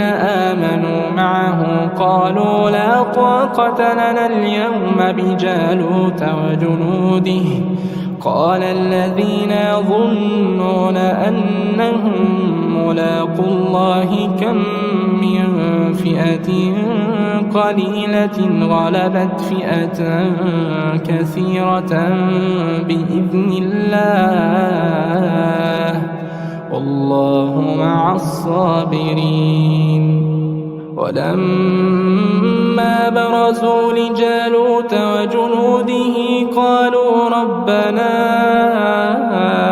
أفرغ علينا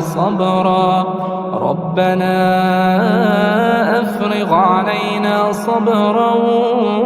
وثبت أقدامنا وانصرنا على القوم الكافرين. فهزموهم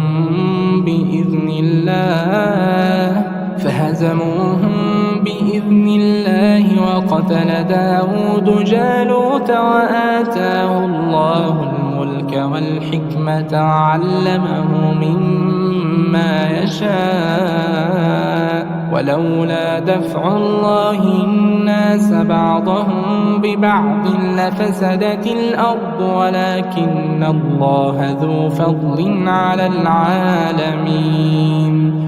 تلك آيات الله نتلوها عليك بالحق وإنك لمن المرسلين. تلك الرسل فضلنا بعضهم على بعض منهم من كلم الله ورفع بعضهم درجات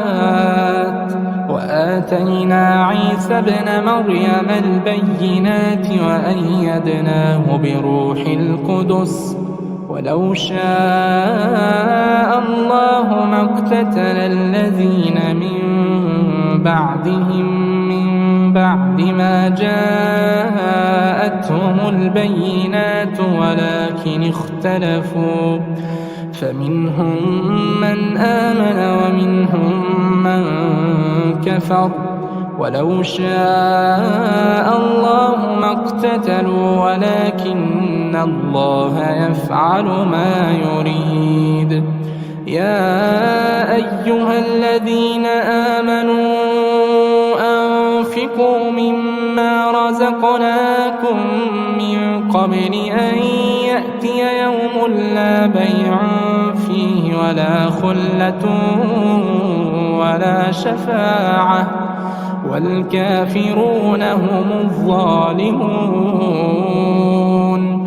الله لا إله إلا الحي القيوم لا تأخذه سنة ولا نوم له ما في السماوات وما في الأرض من ذا الذي يشفع عنده إلا بإذنه يعلم ما بين أيديهم وما خلفهم ولا يحيطون بشيء من علمه إلا بما شاء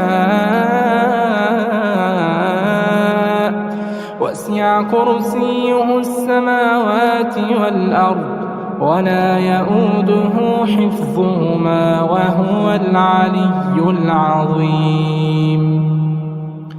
لا إكراه في الدين قد تبين الرشد من الغي فمن يكفر بالطاغوت ويؤمن بالله فقد استمسك بالعروة الوثقى لا انفصام لها والله سميع عليم الله ولي الذين آمنوا يخرجهم من الظلمات إلى النور والذين كفروا أولياؤهم الطاغوت يخرجونهم من النور إلى الظلمات أولئك أصحاب النار هم فيها خالدون ألم تر إلى الذي حاج إبراهيم في ربه أن آتاه الله الملك إذ قال إبراهيم ربي الذي يحيي ويميت قال أنا أحيي وأميت قال إبراهيم فإن الله يأتي بالشمس من المشرق فأت بها من المغرب فبهت الذي كفر والله لا يهدي القوم الظالمين أو كالذي مر على قرية وهي خاوية على عروشها قال أنى يحيي هذه الله بعد موتها فأماته الله 100 عام ثم بعثه قال كم لبثت قال لبثت يوما أو بعض يوم قال بل لبثت 100 عام فانظر إلى طعامك وشرابك لم يتسنه وانظر إلى حمارك ولنجعلك آية للناس وانظر إلى العظام كيف ننشزها ثم نكسوها لحما فلما تبين له قال أعلم أن الله على كل شيء قدير وإذ قال إبراهيم رب أرني كيف تحيي الموتى قال أولم تؤمن قال بلى ولكن ليطمئن قلبي قال أولم تؤمن قال بلى ولكن ليطمئن قلبي قال فخذ 4 من الطير فصرهن إليك ثم اجعل على كل جبل منهن جزءا ثم ادعهن يأتينك سعيا واعلم أن الله عزيز حكيم مثل الذين ينفقون أموالهم في سبيل الله كمثل حبة أنبتت 7 سنابل في كل سنبلة 100 حبة والله يضاعف لمن يشاء والله واسع عليم الذين ينفقون أموالهم في سبيل الله ثم ثم لا يتبعون ما أنفقوا منا ولا أذى لهم أجرهم عند ربهم ولا خوف عليهم ولا هم يحزنون قول معروف ومغفرة خير من صدقة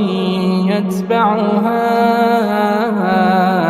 أذى والله غني حليم. يا أيها الذين آمنوا لا تبطلوا صدقاتكم بالمن والأذى كالذي ينفق ماله رئاء الناس ولا يؤمن بالله واليوم الآخر فمثله كمثل صفوان عليه تراب فأصابه وابل فتركه صلدا لا يقدرون على شيء مما كسبوا والله لا يهدي القوم الكافرين. ومثل الذين ينفقون أموالهم ابتغاء مرضات الله وتثبيتا من أنفسهم كمثل جنة بربوة أصابها وابل فآتت أكلها ضعفين فإن لم يصبها وابل فطل والله بما تعملون بصير. أيود أحدكم أن تكون له جنة من نخيل وأعناب تجري من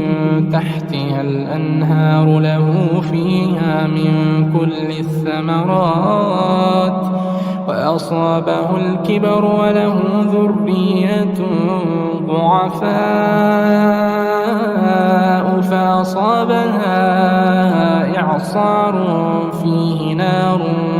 فاحترقت كذلك يبين الله لكم الآيات لعلكم تتفكرون. يا أيها الذين آمنوا أنفقوا من طيبات ما كسبتم ومما أخرجنا لكم من الأرض ولا تيمموا الخبيث منه تنفقون ولستم بآخذيه إلا أن تغمضوا فيه واعلموا أن الله غني حميد.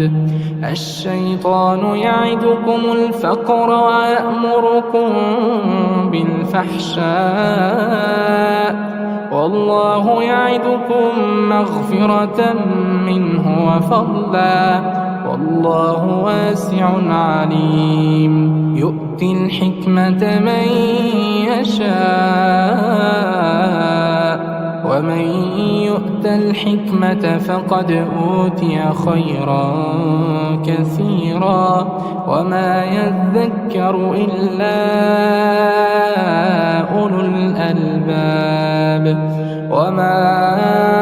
أنفقتم من نفقة أو نذرتم من نذر فإن الله يعلمه وما للظالمين من أنصار.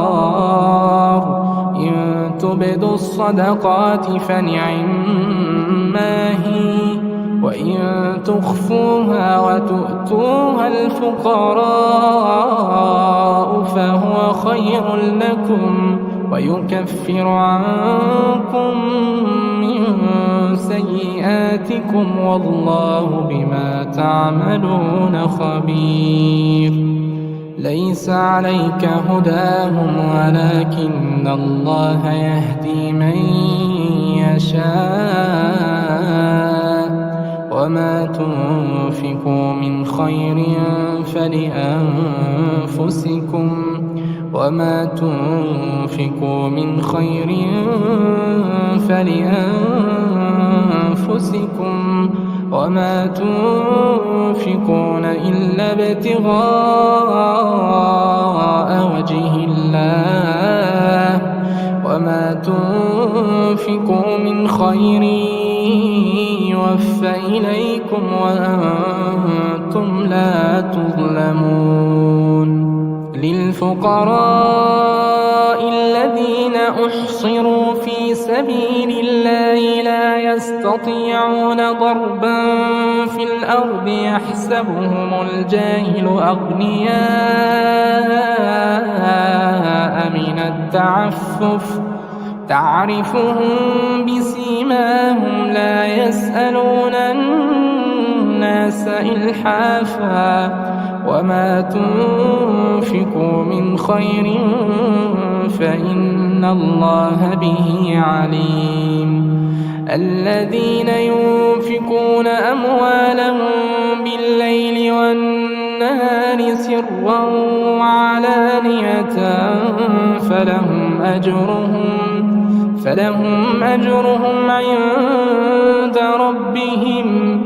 فلهم أجرهم عند ربهم ولا خوف عليهم ولا هم يحزنون الذين يأكلون الربا لا يقومون إلا كما يقوم الذي يتخبطه الشيطان من المس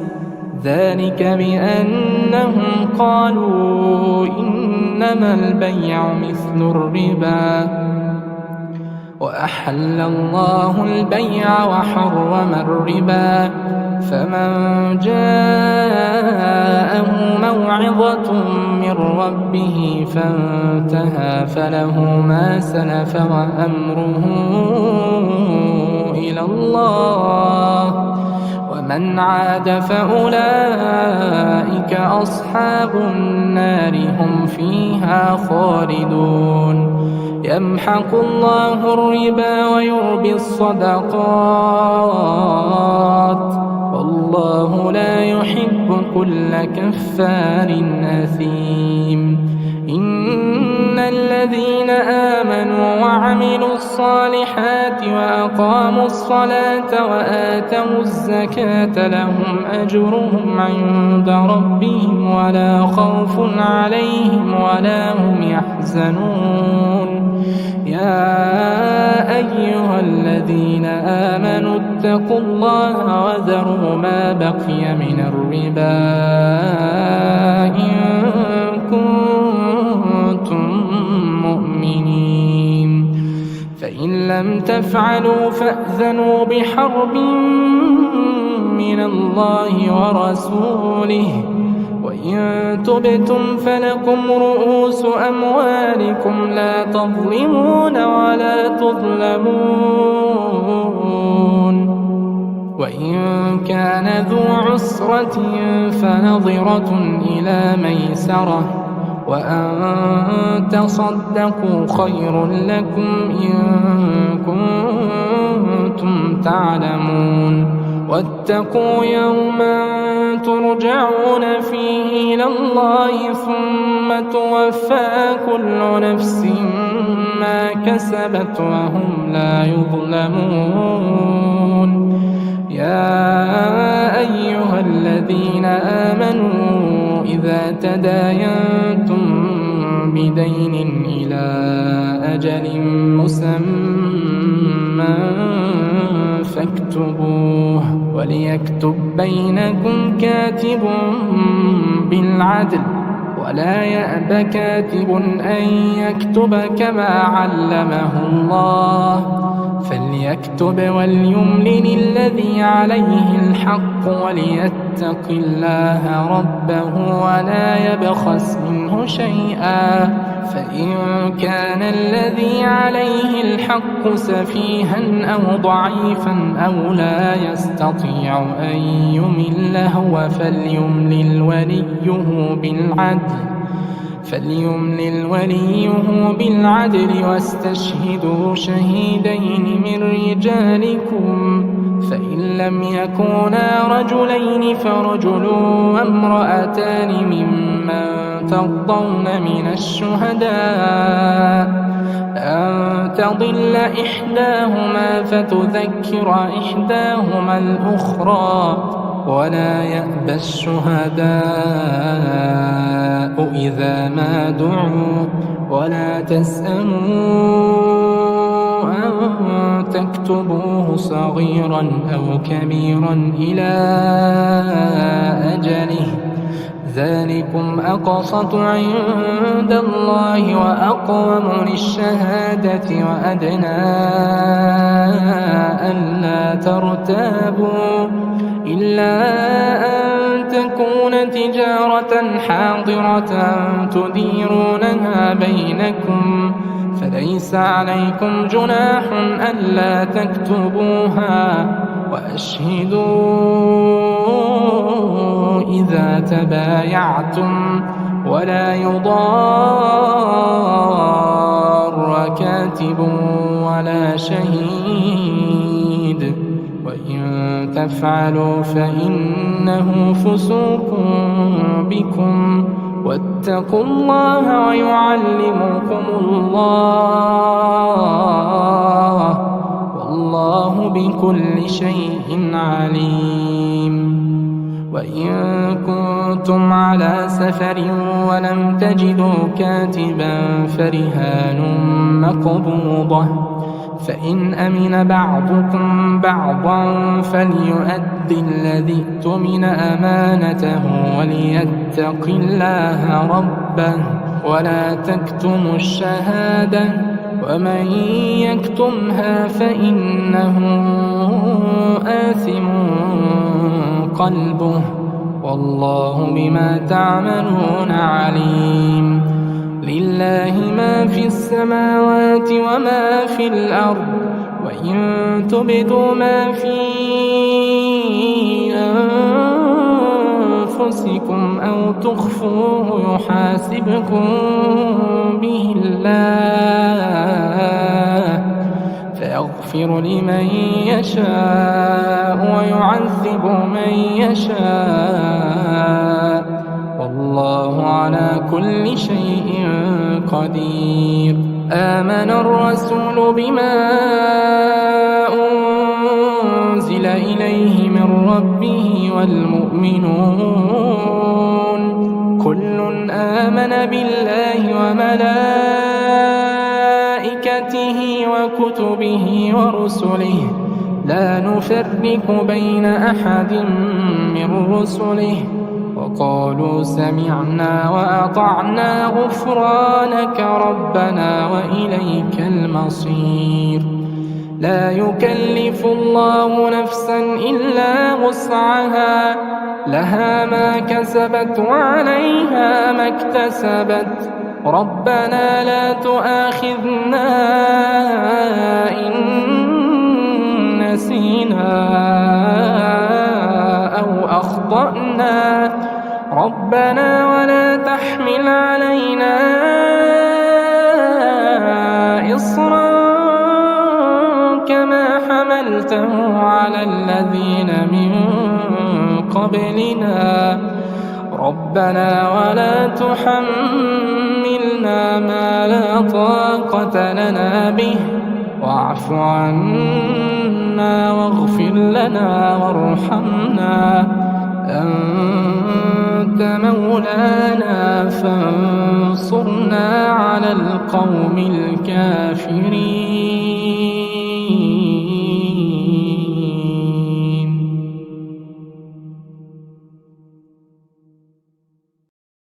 أعوذ بالله من الشيطان الرجيم.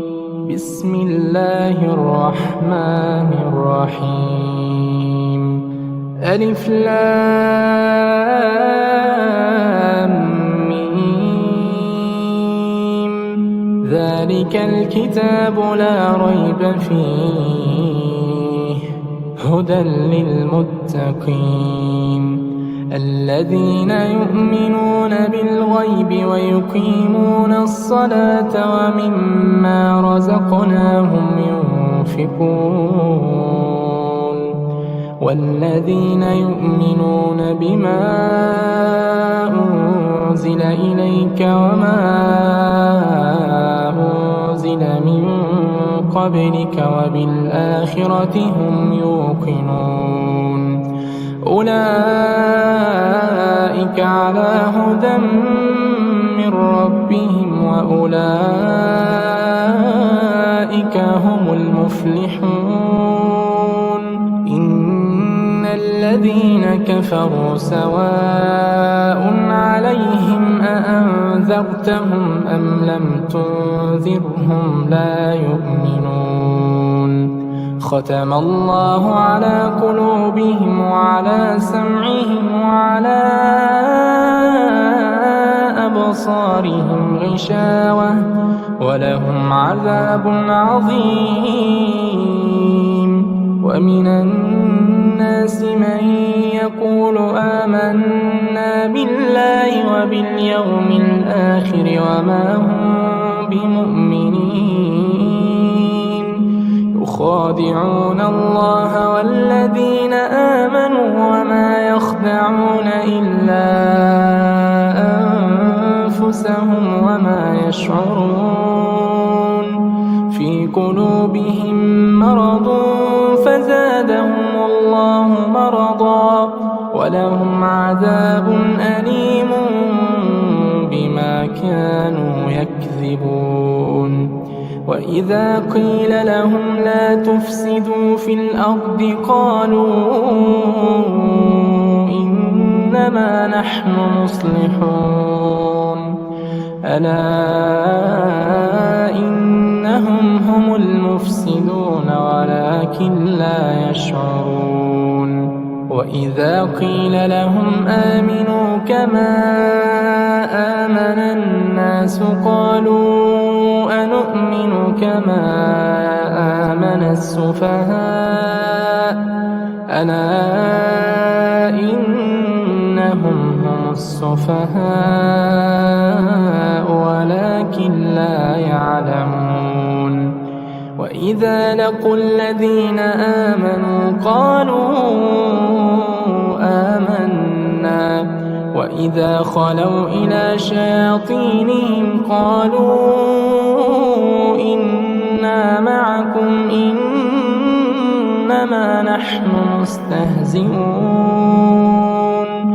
الله يستهزئ بهم ويمدهم في طغيانهم يعمهون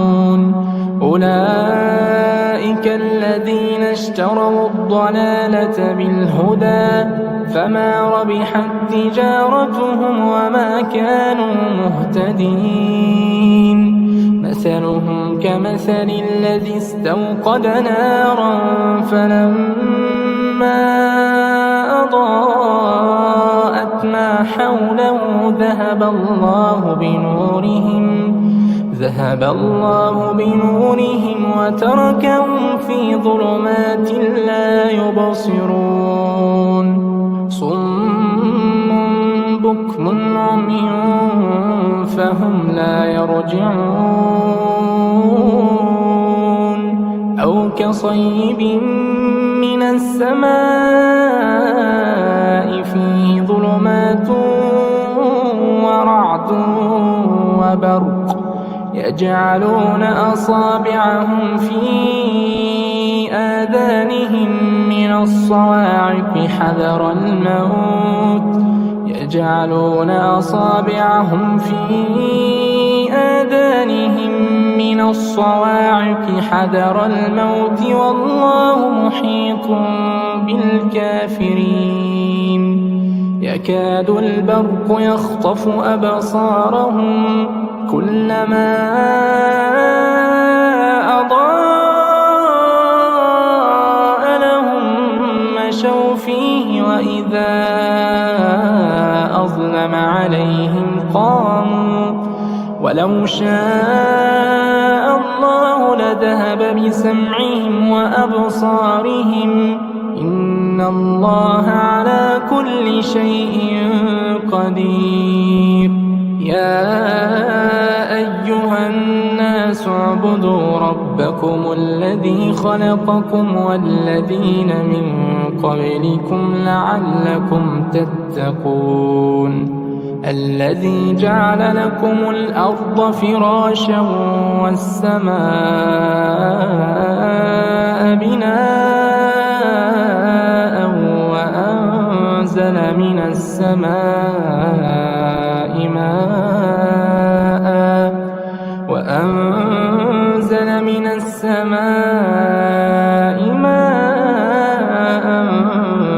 فأخرج به من الثمرات رزقا لكم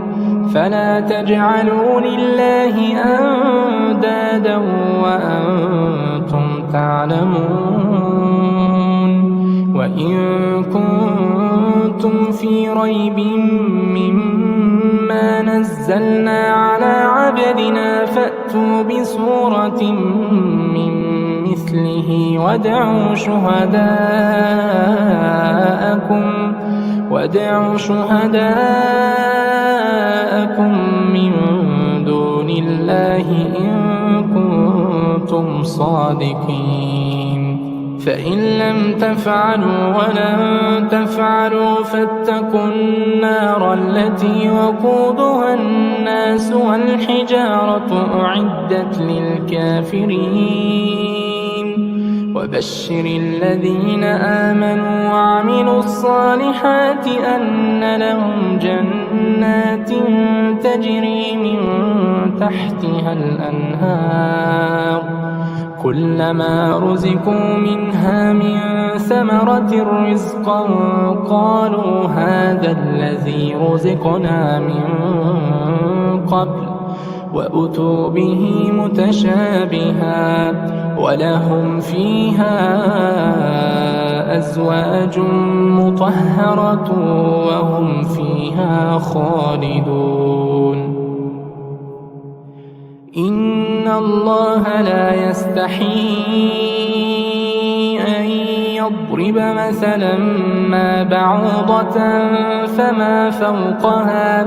فأما الذين آمنوا فيعلمون أنه الحق من ربهم وأما الذين كفروا فيقولون ماذا أراد الله بهذا مثلا يضل به كثيرا ويهدي به كثيرا وما يضل به إلا الفاسقين الذين ينقضون عهد الله من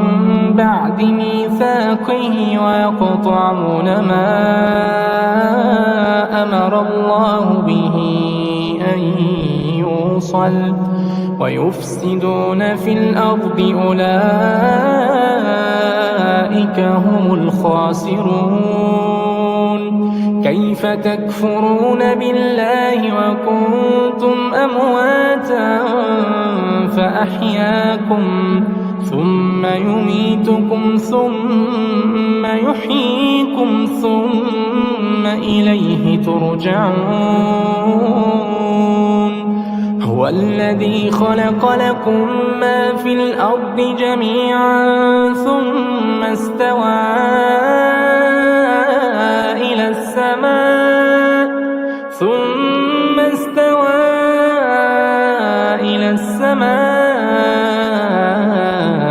فسواهن 7 سماوات وهو بكل شيء عليم وإذ قال ربك للملائكة إني جاعل في الأرض خليفة قالوا أتجعل فيها من يفسد فيها ويسفك الدماء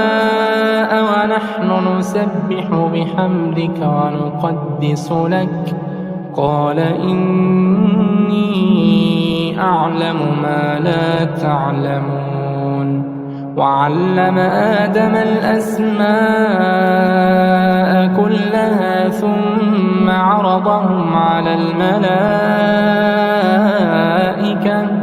فقال أنبئوني بأسماء هؤلاء إن كنتم صادقين. قالوا سبحانك لا علم لنا إلا ما علمتنا إنك أنت العليم الحكيم. قال يا آدم أنبئهم بأسمائهم. فلما أنبأهم بأسمائهم قال ألم أقل لكم إني أعلم غيب السماوات والأرض وأعلم ما تبدون وما كنتم تكتمون. وإذ قلنا للملائكة اسجدوا لآدم فسجدوا إلا إبليس أبى واستكبر وكان من الكافرين. وقلنا يا آدم اسكن أنت وزوجك الجنة وكلا منها رغدا حيث شئتما ولا تقربا هذه الشجرة فتكونا من الظالمين. فأزلهما الشيطان عنها فأخرجهما مما كان فيه وقلنا اهبطوا بعضكم لبعض عدو ولكم في الأرض مستقر ومتاع إلى حين. فتلقى آدم من ربه كلمات فتاب عليه إنه هو التواب الرحيم. قلنا اهبطوا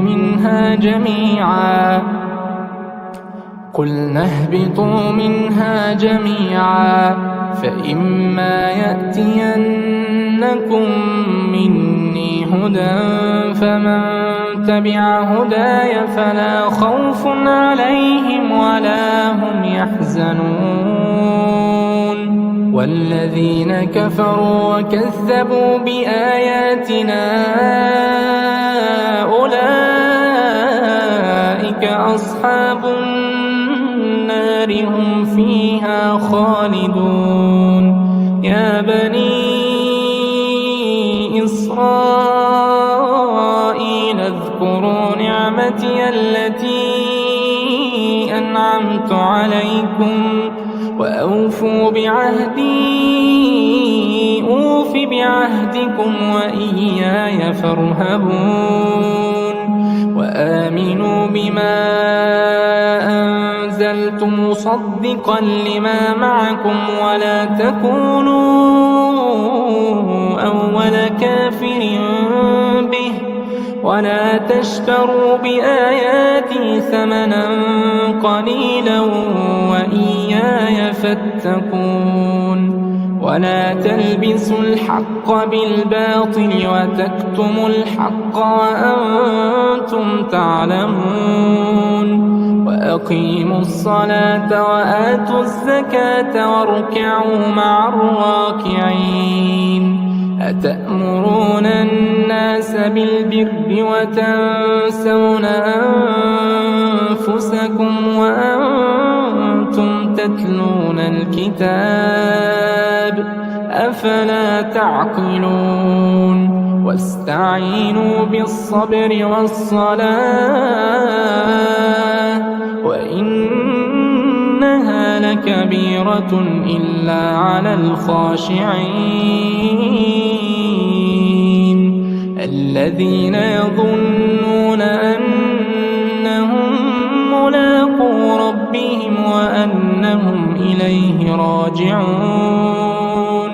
يا بني إسرائيل اذكروا نعمتي التي أنعمت عليكم وأني فضلتكم على العالمين. واتقوا يوما لا تجزي نفس عن نفس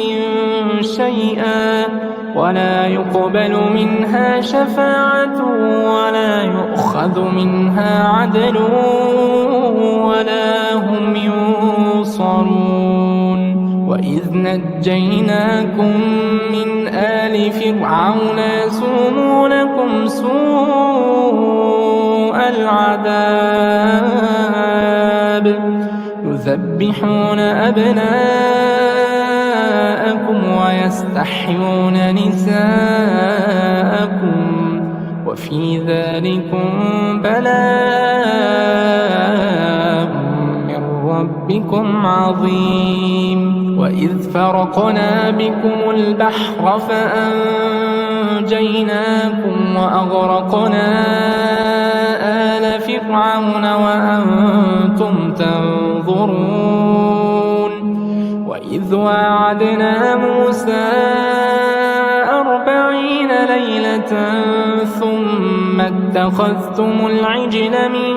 بعده وأنتم ظالمون. ثم عفونا عنكم من بعد ذلك لعلكم تشكرون. وإذ آتينا موسى الكتاب والفرقان لعلكم تهتدون. وإذ قال موسى لقومه يا قوم إنكم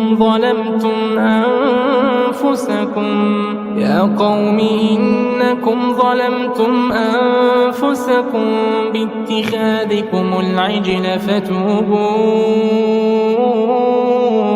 إلى بارئكم فاقتلوا أنفسكم ذلكم خير لكم عند بارئكم فتاب عليكم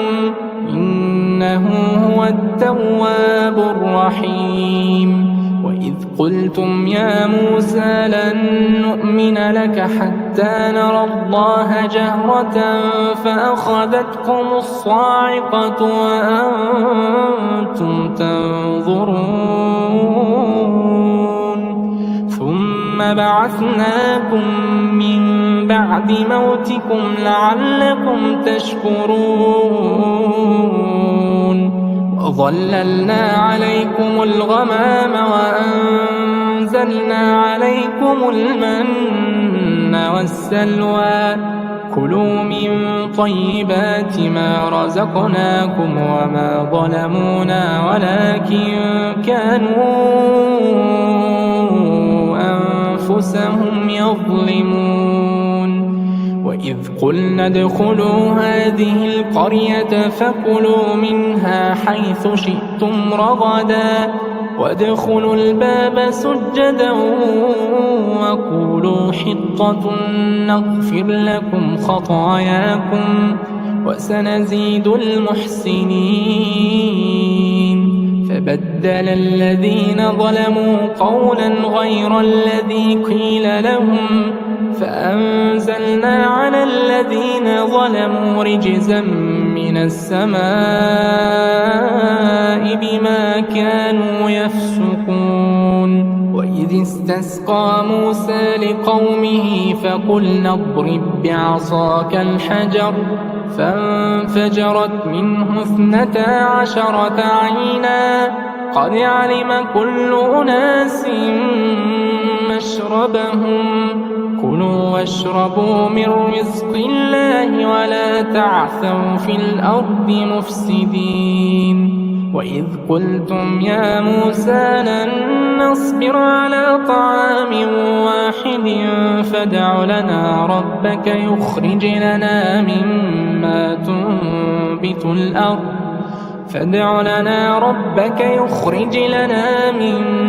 تنبت الأرض من بقلها وقثائها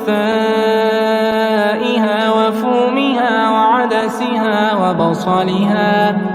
قال تستبدلون الذي هو أدنى بالذي هو خير اهبطوا مصرا فإن لكم ما سألتم وضربت عليهم الذلة والمسكنة وباءوا بغضب من الله ذلك بأنهم كانوا يكفرون بآيات الله ويقتلون النبيين بغير الحق ذلك بما عصوا وكانوا يعتدون إن الذين آمنوا والذين هادوا والنصارى والصابئين من آمن بالله واليوم الآخر وعمل صالحا فلهم أجرهم عند ربهم ولا خوف عليهم ولا هم يحزنون وإذ أخذنا ميثاقكم ورفعنا فوقكم الطور خذوا ما آتيناكم بقوة واذكروا ما فيه لعلكم تتقون ثم توليتم من بعد ذلك فلولا فضل الله عليكم ورحمته لكنتم من الخاسرين ولقد علمتم الذين اعتدوا منكم في السبت فقلنا لهم كونوا قردة خاسئين فجعلناها نكالا لما بين يديها وما خلفها وموعظة للمتقين وإذ قال موسى لقومه إن الله يأمركم أن تذبحوا بقرة قالوا أتتخذنا هزوا قال أعوذ بالله أن أكون من الجاهلين قالوا ادع لنا ربك يبين لنا ما هي قال إنه يقول إنها بقرة لا فارض ولا بكر عوان بين ذلك فافعلوا ما تؤمرون قالوا ادع لنا ربك يبين لنا ما لونها قال إنه يقول إنها بقرة صفراء فاقع لونها تسر الناظرين قالوا ادع لنا ربك يبين لنا ما هي إن البقرة شابه علينا وإنا إن شاء الله لمهتدون قال إنه يقول إنها بقرة لا ذلول تثير الأرض ولا تسقي الحرث مسلمة لا شية فيها قالوا الآن جئت بالحق فذبحوها وما كادوا يفعلون وإذ قتلتم نفسا فادارأتم فيها والله مخرج ما كنتم تكتمون فقلنا اضربوه ببعضها كذلك يحيي الله الموتى ويريكم آياته لعلكم تعقلون ثم قست قلوبكم من بعد ذلك فهي كالحجارة أو أشد قسوة وإن من الحجارة لما يتفجر منه الأنهار وإن منها لما يشقق فيخرج منه الماء وإن منها لما يهبط من خشية الله وما الله بغافل عما تعملون فتطمعون أن يؤمنوا ليؤمنوا لكم وقد كان فريق منهم يسمعون كلام الله ثم يحرفونه من بعد ما عقلوه وهم يعلمون. وإذا لقوا الذين آمنوا قالوا آمنا وإذا خلا بعضهم إلى بعض قالوا أتحدثونهم بما فتح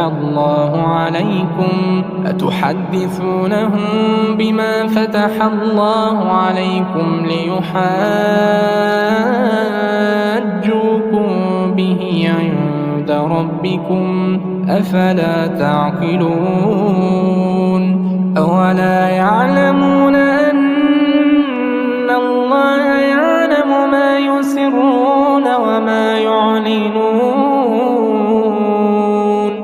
ومنهم أميون لا يعلمون الكتاب إلا أماني وإن هم إلا يظنون. فويل للذين يكتبون الكتاب بأيديهم ثم يقولون هذا من عند الله ليشتروا به ثمنا قليلا فويل لهم مما كتبت أيديهم وويل لهم مما يكسبون. وقالوا لن تمسنا النار إلا أياما معدودة قل أتخذتم عند الله عهدا فلن يخلف الله عهده أم تقولون على الله ما لا تعلمون. بلى من كسب سيئة وأحاطت به خطيئته فأولئك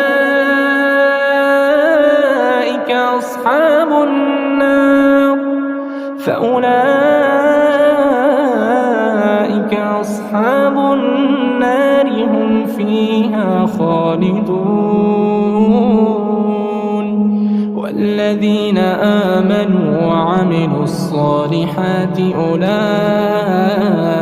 أصحاب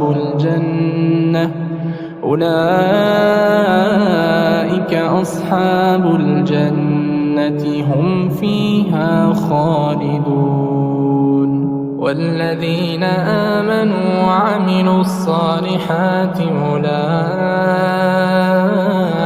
أصحاب الجنة هم فيها خالدون. وإذ أخذنا ميثاق بني إسرائيل لا تعبدون إلا الله وبالوالدين إحسانا وذي القربى واليتامى والمساكين وقولوا للناس حسنا وأقيموا الصلاة وآتوا الزكاة ثم توليتم إلا قليلا منكم وأنتم معرضون. وإذ أخذنا ميثاقكم لا تسفكون دماءكم ولا تخرجون أنفسكم من دياركم ثم أقررتم وأنتم تشهدون.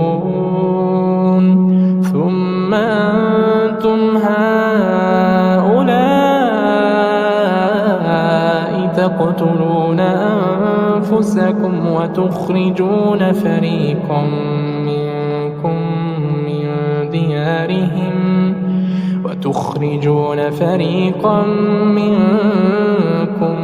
من ديارهم تظاهرون عليهم بالإثم والعدوان وإن يأتوكم أسارى تفادوهم وهو محرم عليكم إخراجهم أفتؤمنون ببعض الكتاب وتكفرون ببعض فما جزاء من يفعل ذلك منكم إلا خزي في الحياة الدنيا ويوم القيامة يردون إلى أشد العذاب وما الله بغافل عما تعملون أولئك الذين اشتروا الحياة الدنيا بالآخرة فلا يخفف عنهم العذاب ولا هم ينصرون ولقد آتينا موسى الكتاب وقفينا من بعده بالرسل وآتينا عيسى ابن مريم البينات وأيدناه بروح القدس أفكلما جاءكم رسول بما لا تهوى أنفسكم استكبرتم ففريقا كذبتم وفريقا تقتلون وقالوا قلوبنا غلف بل لعنهم الله بكفرهم فقليلا ما يؤمنون ولما جاءهم كتاب من عند الله مصدق لما معهم وكانوا من قبل يستفتحون على الذين كفروا فلما جاءهم ما عرفوا كفروا به فلعنة الله على الكافرين بئس ما اشتروا به أنفسهم أن يكفروا بما أنزل الله بغيا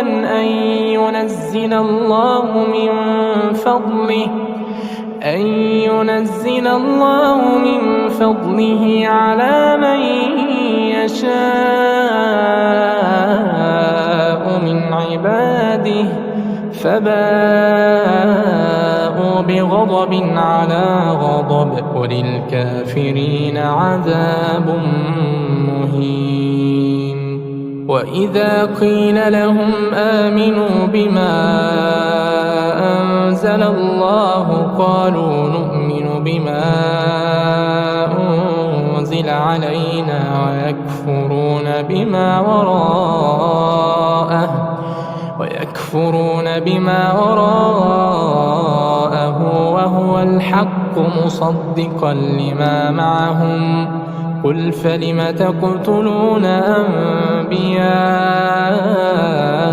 الله من قبل إن كنتم مؤمنين ولقد جاءكم موسى بالبينات ثم اتخذتم العجل من بعده وأنتم ظالمون وإذ أخذنا ميثاقكم ورفعنا فوقكم الطور خذوا ما آتيناكم بقوة واسمعوا قالوا سمعنا وعصينا وأشربوا في قلوبهم العجل بكفرهم قل بئس ما يأمركم به إيمانكم إن كنتم مؤمنين قل إن كانت لكم الدار الآخرة عند الله خالصة من دون الناس فتمنوا الموت إن كنتم صادقين ولن يتمنوه أبدا بما قدمت أيديهم والله عليم بالظالمين ولتجدنهم أحرص الناس على حياة ومن الذين أشركوا يود أحدهم لو يعمر 1000 سنة وما هو بمزحزحه من العذاب أن يعمر والله بصير بما يعملون قل من كان عدوا لجبريل فإنه نزله على قلبك بإذن الله مصدقا لما بين يديه وهدى وبشرى للمؤمنين من كان عدوا لله وملائكته ورسله وجبريل وميكال فإن الله عدو للكافرين ولقد أنزلنا إليك آيات بينات وما يكفر بها إلا الفاسقون أوكلما عاهدوا عهدا نبذه فريق منهم بل أكثرهم لا يؤمنون ولما جاءهم رسول من عند الله مصدق لما معهم نبذ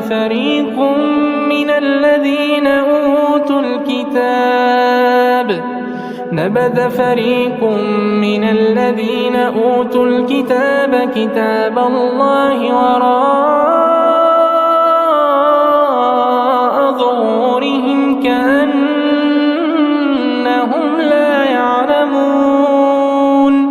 واتبعوا ما تتلو الشياطين على ملك سليمان وما كفر سليمان ولكن الشياطين كفروا يعلمون الناس السحر وما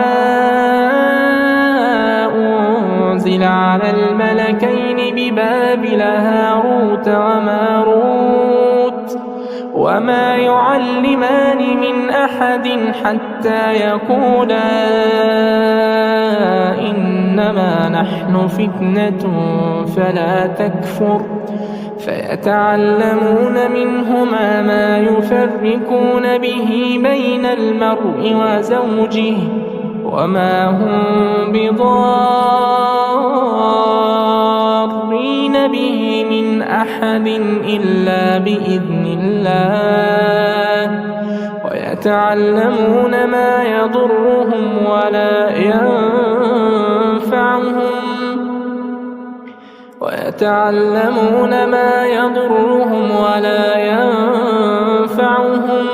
ولقد علموا لمن اشتراه ما له في الآخرة من خلاق ولبئس ما شروا به أنفسهم لو كانوا يعلمون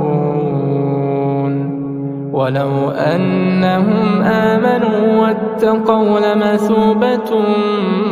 من عند الله خير لو كانوا يعلمون يا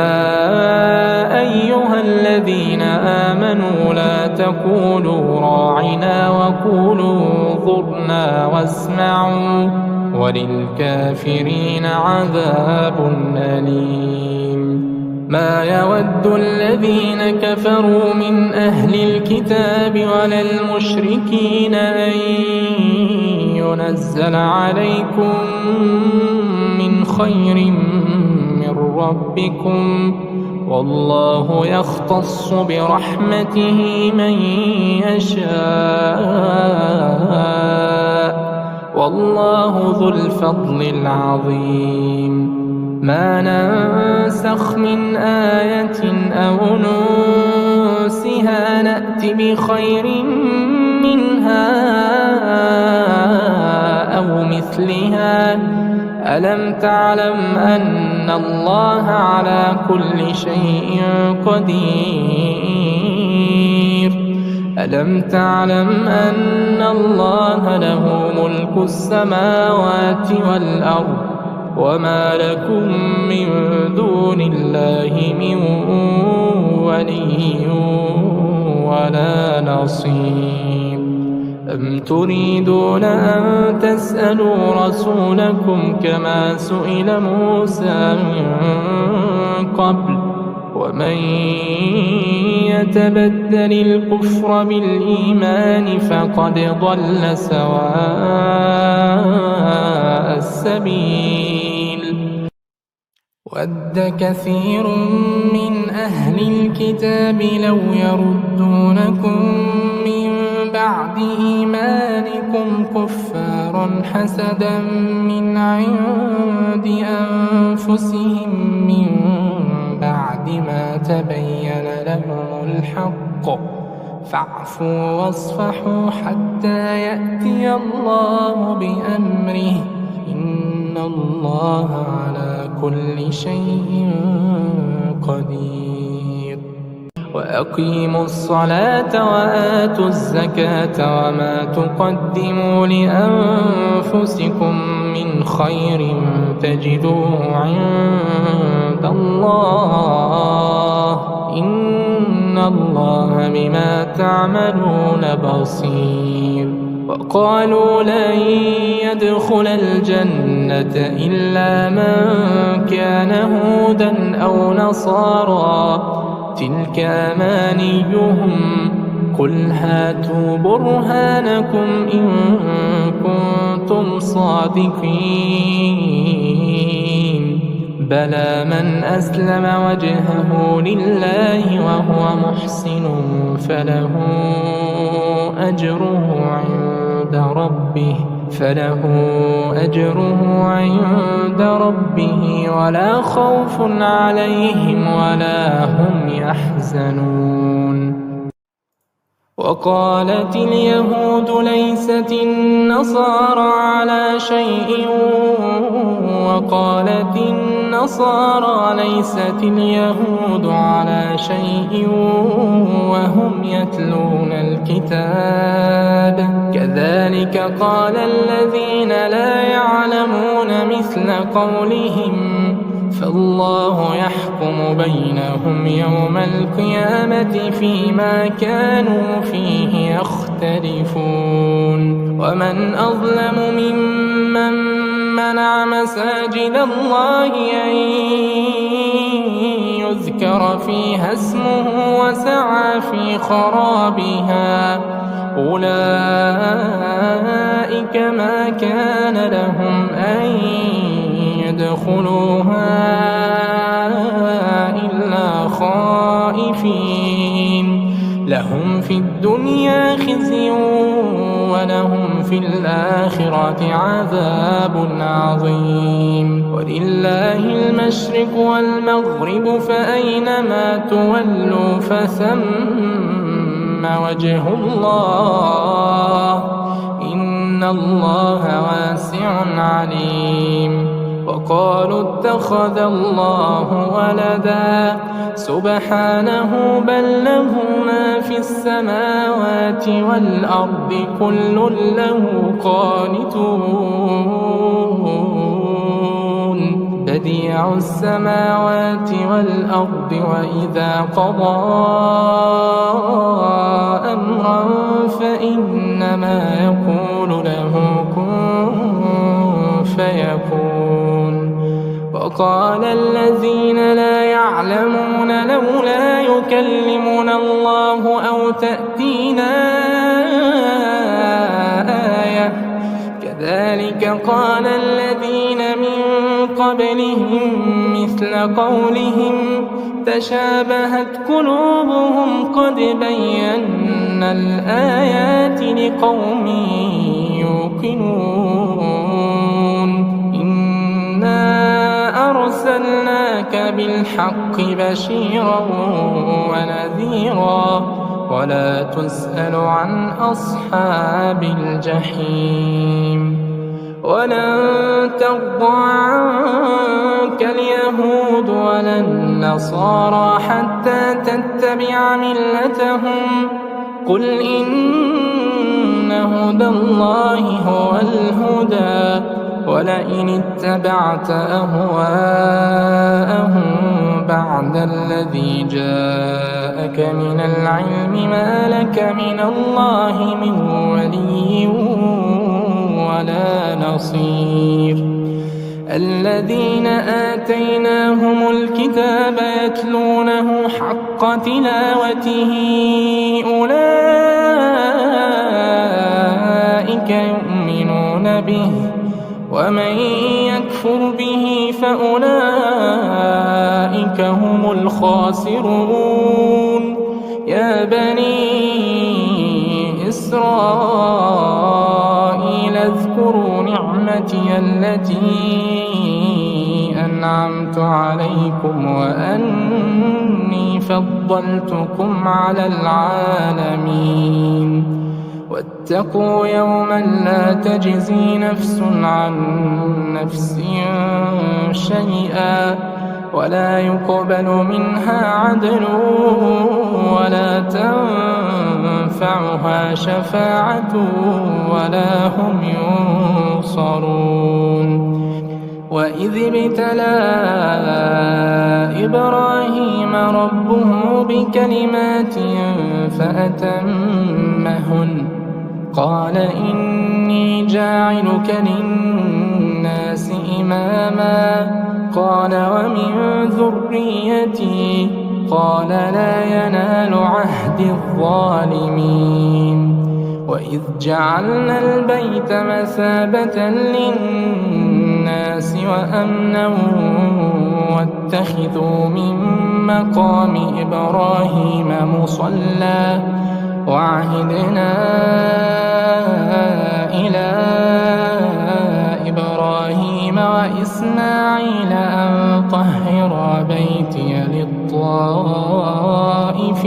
والعاكفين والركع السجود وإذ قال إبراهيم رب اجعل هذا بلدا آمنا وارزق أهله من الثمرات من آمن منهم بالله واليوم الآخر قال ومن كفر فأمتعه قليلا ثم أضطره إلى عذاب النار وبئس المصير وإذ يرفع إبراهيم القواعد من البيت وإسماعيل ربنا تقبل منا إنك أنت السميع العليم ربنا واجعلنا مسلمين لك ومن ذريتنا أمة مسلمة لك وأرنا مناسكنا وتب علينا إنك أنت التواب الرحيم ربنا وابعث فيهم رسولا منهم يتلو عليهم آياتك ويعلمهم الكتاب والحكمة ويزكيهم إنك أنت العزيز الحكيم ومن يرغب عن ملة إبراهيم إلا من سفه نفسه ولقد اصطفيناه في الدنيا وإنه في الآخرة لمن الصالحين إذ قال له ربه أسلم قال أسلمت لرب العالمين ووصى بها إبراهيم بنيه ويعقوب يا بني إن الله اصطفى لكم الدين فلا تموتن إلا وأنتم مسلمون أم كنتم شهداء إذ حضر يعقوب الموت إذ إذ قال لبنيه ما تعبدون من بعدي قالوا نعبد إلهك وإله آبائك إبراهيم وإسماعيل وإسحاق إلها واحدا ونحن له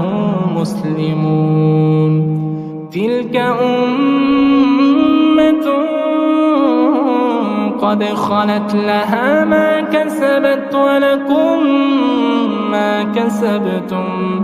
ولا تسألون عما كانوا يعملون وقالوا كونوا هودا أو نصارى تهتدوا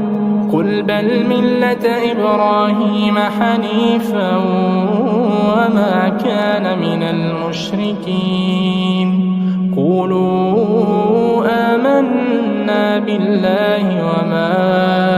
أنزل إلينا وما أنزل إلى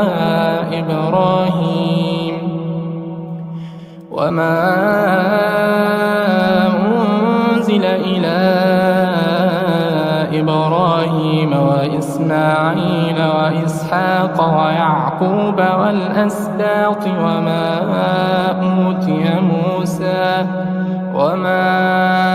أوتي موسى وعيسى وما أوتي النبيون من ربهم لا نفرق بين أحد منهم ونحن له مسلمون فإن آمنوا بمثل ما آمنتم به فقد اهتدوا وإن تولوا فإنما هم في شقاق فسيكفيكهم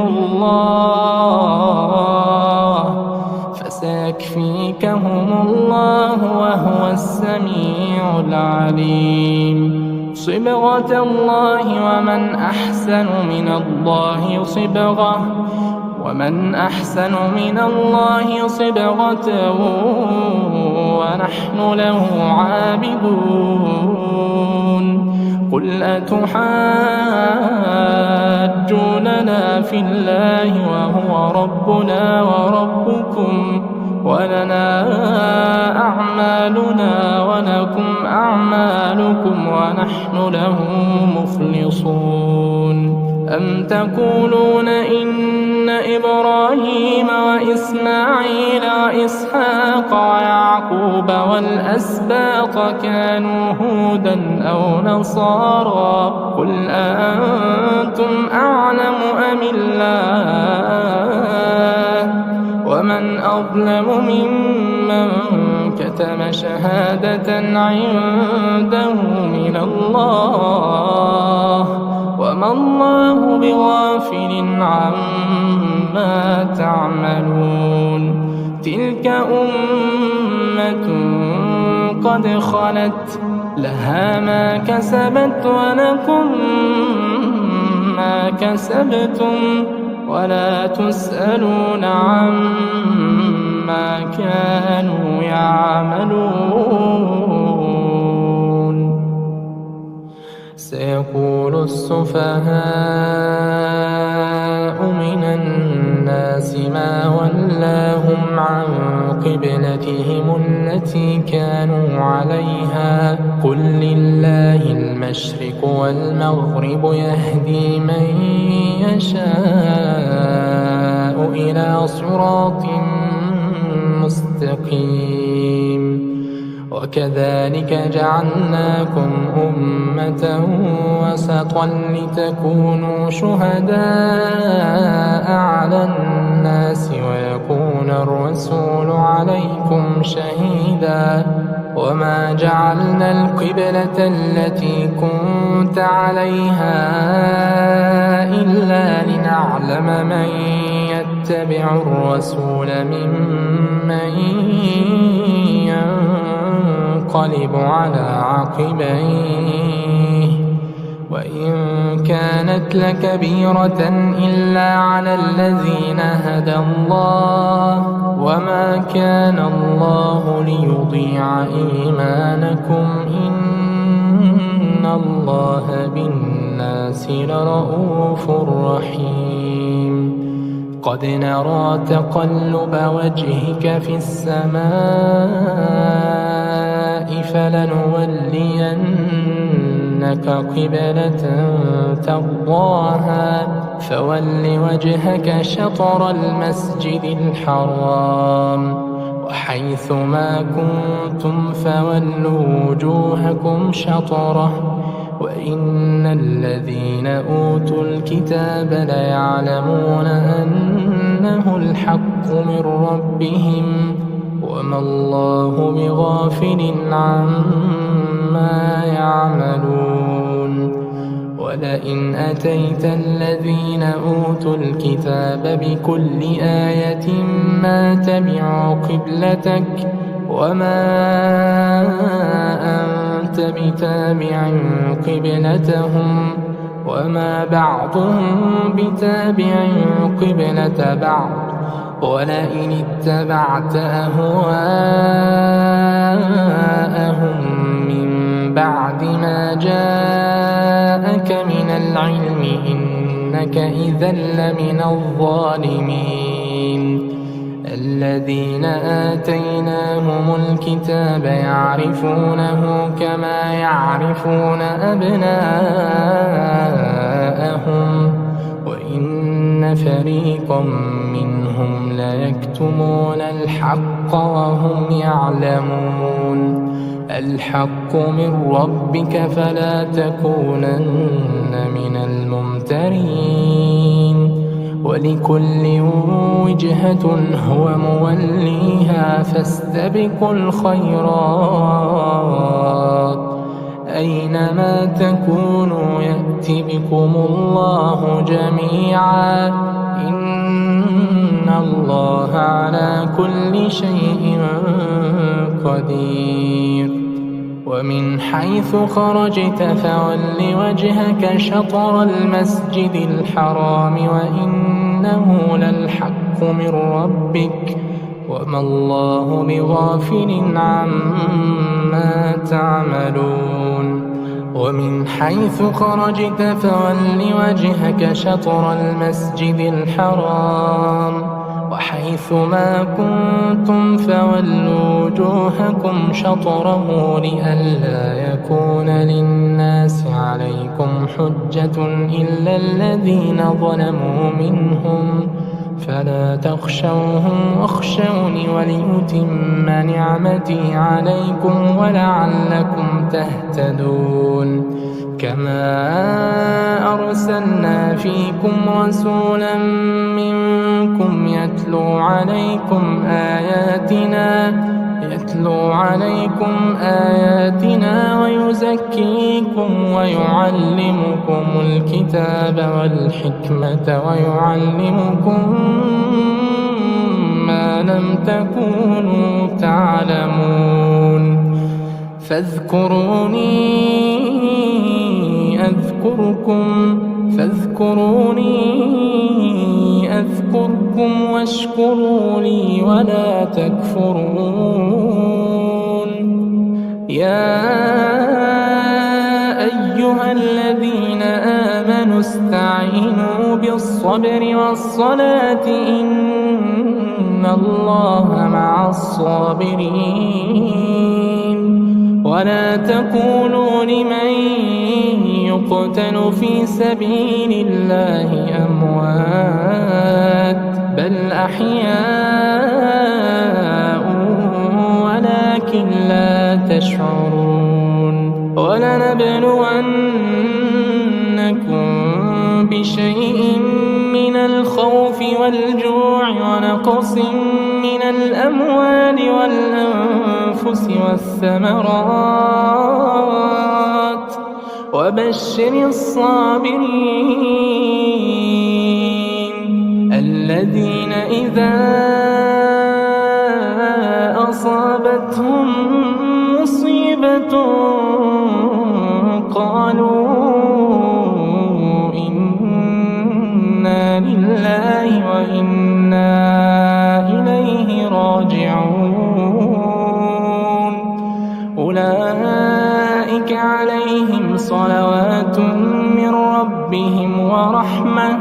وأولئك هم المهتدون.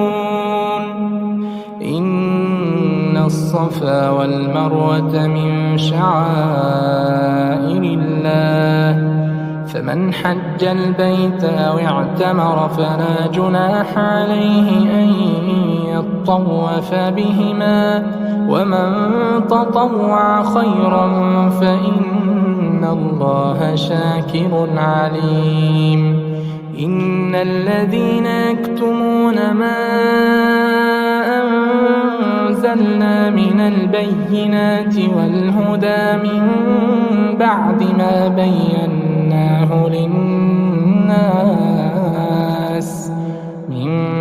ما بيناه للناس في الكتاب أولئك يلعنهم الله ويلعنهم اللاعنون، إلا الذين تابوا وأصلحوا وبينوا فأولئك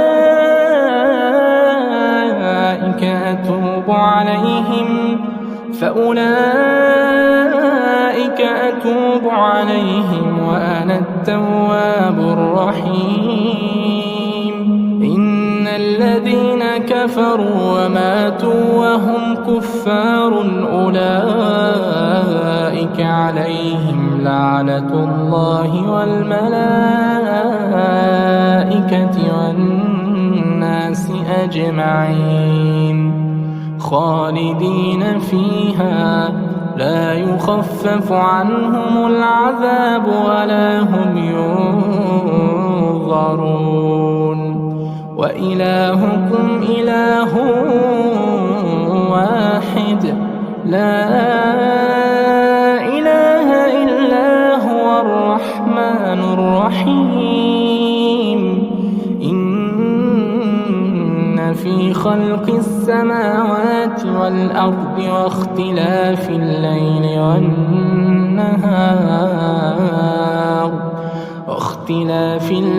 والنهار والفلك التي تجري في البحر بما ينفع الناس وما أنزل الله من السماء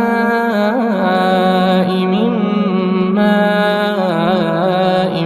فأحيا به الأرض بعد موتها وبث فيها من كل دابة،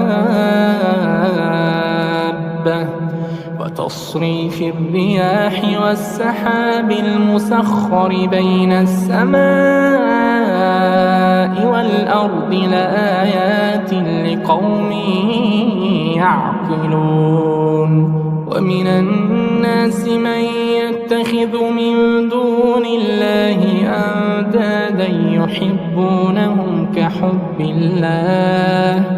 والذين آمنوا أشد حبا لله. ولو يرى الذين ظلموا إذ يرون العذاب أن القوة لله جميعا وأن الله شديد العذاب. إذ تبرأ الذين اتبعوا من الذين اتبعوا ورأوا العذاب وتقطعت بهم الأسباب. وقال الذين اتبعوا لو أن لنا كرة فنتبرأ منهم كما تبرأوا منا كذلك يريهم الله أعمالهم حسرات عليهم وما هم بخارجين من النار. يا أيها الناس كلوا مما في الأرض حلالا طيبا ولا تتبعوا خطوات الشيطان إنه لكم عدو مبين. إنما يأمركم بالسوء والفحشاء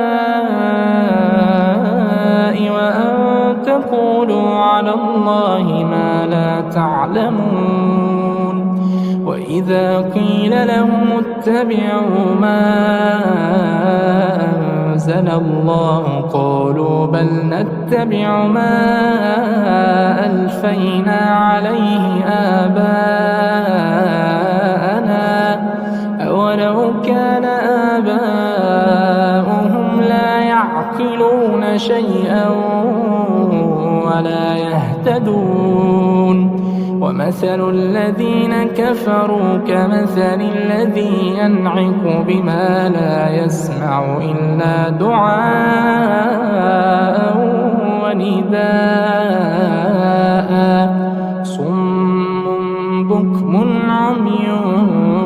فهم لا يعقلون يا أيها الذين آمنوا كلوا من طيبات ما رزقناكم واشكروا لله إن كنتم إياه تعبدون إنما حرم عليكم الميتة والدم ولحم الخنزير وما أهل به لغير الله فمن اضطر غير باغ ولا عاد فلا إثم عليه إن الله غفور رحيم إن الذين يكتمون ما أنزل الله من الكتاب ويشترون به ثمنا قليلا أولئك ما يأكلون في بطونهم إلا النار ولا يكلمهم الله يوم القيامة ولا يزكيهم ولهم عذاب أليم أولئك الذين اشتروا الضلالة بالهدى والعذاب بالمغفرة فما أصبرهم على النار ذلك بأن الله نزل الكتاب بالحق وإن الذين اختلفوا في الكتاب لفي شقاق بعيد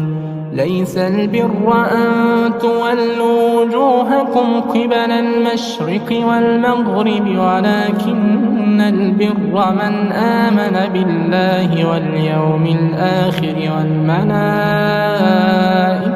والكتاب والنبيين وآتى المال على حبه ذوي القربى واليتامى والمساكين وابن السبيل والسائلين وفي الرقاب وأقام الصلاة وآتى الزكاة والموفون بعهدهم إذا عاهدوا والصابرين في البأساء والضراء وحين البأس أولئك الذين صدقوا وأولئك هم المتقون يا أيها الذين آمنوا كتب عليكم القصاص في القتلى الحر بالحر والعبد بالعبد والأنثى بالأنثى فمن عفي له من أخيه شيء فاتباع بالمعروف وأداء إليه بإحسان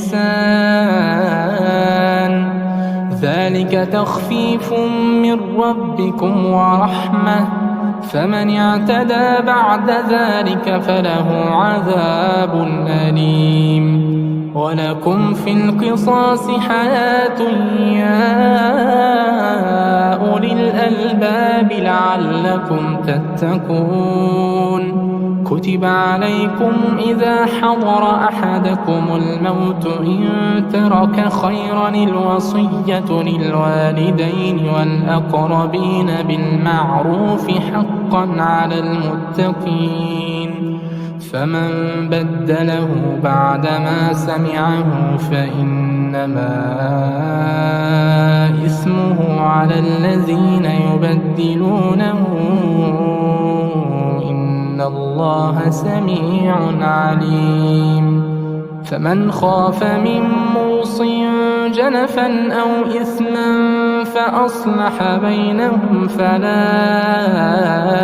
إثم عليه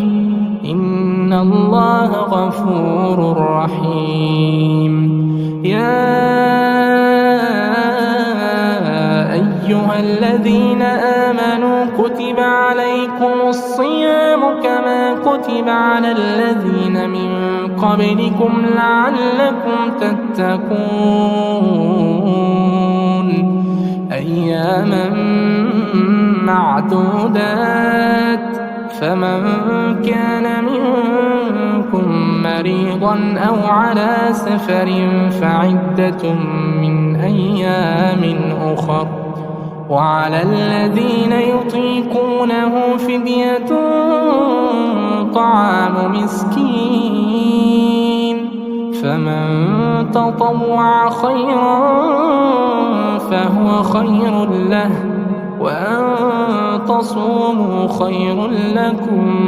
وأن تصوموا خير لكم إن كنتم تعلمون شهر رمضان الذي أنزل فيه القرآن هدى للناس وبينات من الهدى والفرقان فمن شهد منكم الشهر فليصمه ومن كان مريضا أو على سفر فعدة من أيام أخر يريد الله بكم اليسر ولا يريد بكم العسر لتكملوا العدة ولتكبروا الله على ما هداكم ولعلكم تشكرون وإذا سألك عبادي عني فإني قريب أجيب دعوة الداع إذا دعان فليستجيبوا لي وليؤمنوا بي لعلهم يرشدون أحل لكم ليلة الصيام الرفث إلى نسائكم هن لباس لكم وأنتم لباس لهن علم الله أنكم كنتم تختانون أنفسكم فتاب عليكم وعفى عنكم فالآن باشروهن وابتغوا ما كتب الله لكم وكلوا واشربوا حتى يتبين لكم الخيط الأبيض من الخيط الأسود من الفجر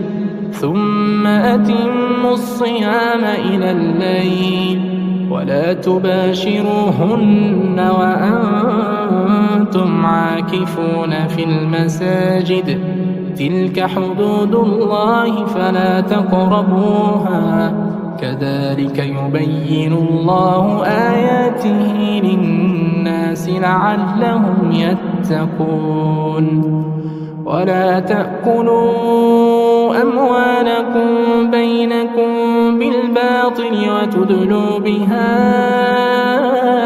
إلى الحكام لتأكلوا فريقا من أموال الناس بالإثم وأنتم تعلمون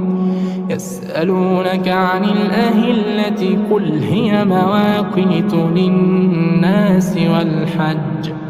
وليس البر بأن تأتوا البيوت من ظهورها ظهورها، ولكن البر من اتقى. وأتوا البيوت من أبوابها واتقوا الله لعلكم تفلحون. وقاتلوا في سبيل الله الذين يقاتلونكم ولا تعتدوا، إن الله لا يحب المعتدين. وقتلوهم حيث ثقفتموهم وأخرجوهم من حيث أخرجوكم، والفتنة أشد من القتل.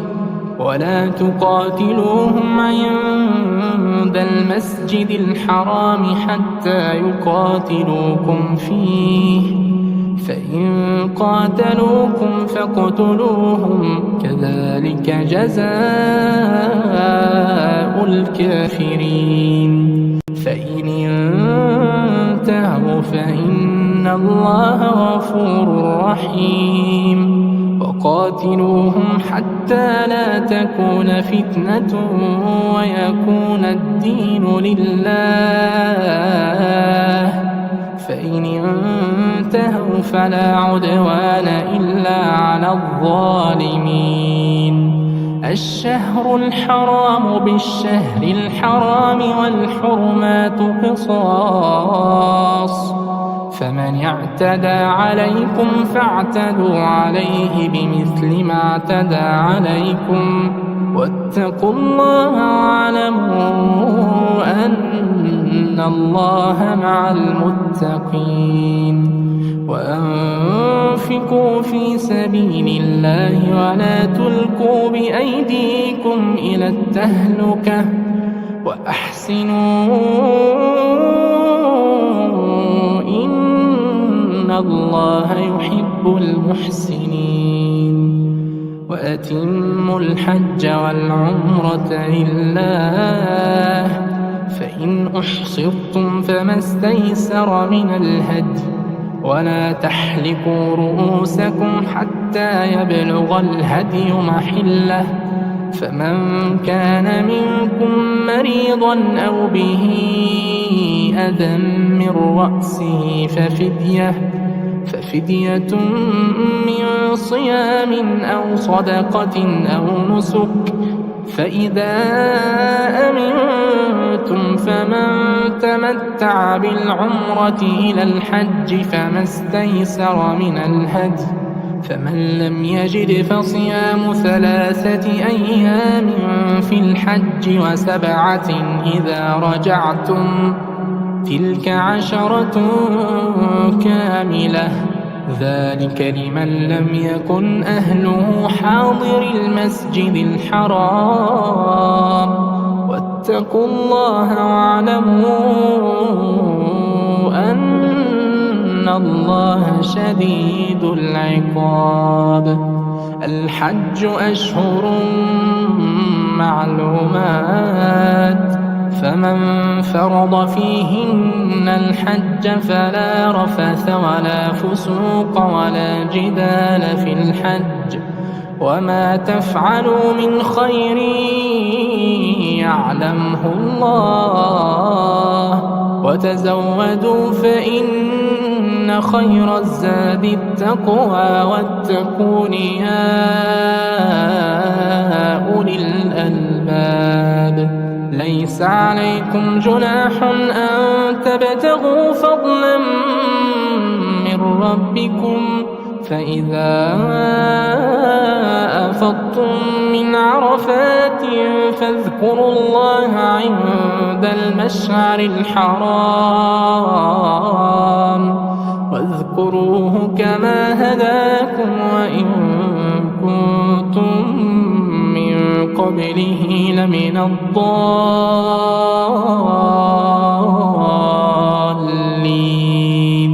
ثم أفيضوا من حيث أفاض الناس واستغفروا الله إن الله غفور رحيم. فإذا قضيتم مناسككم فاذكروا الله كذكركم آباءكم أشد ذكرا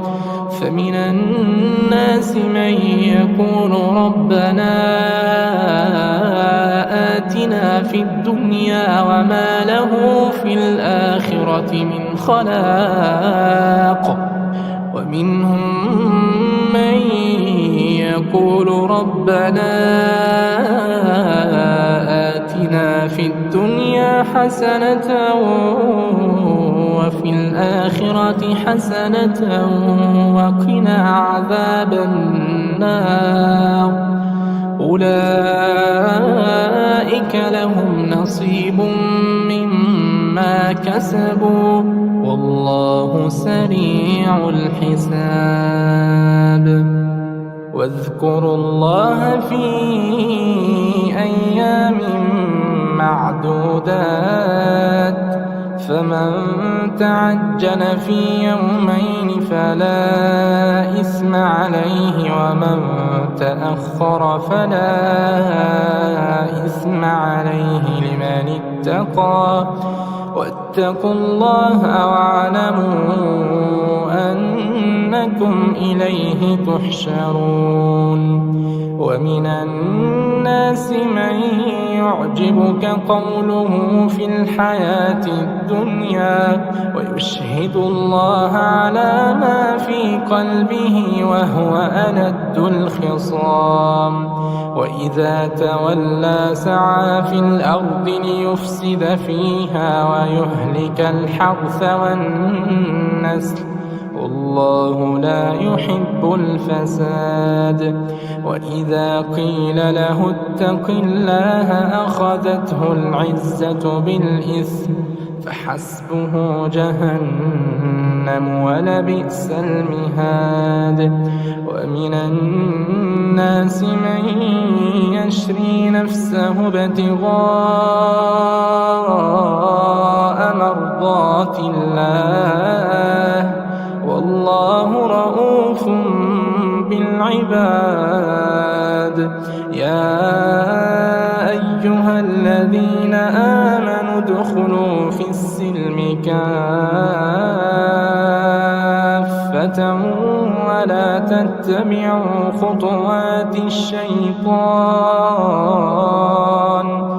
ولا تتبعوا خطوات الشيطان إنه لكم عدو مبين فإن زللتم من بعد ما جاءتكم البينات فاعلموا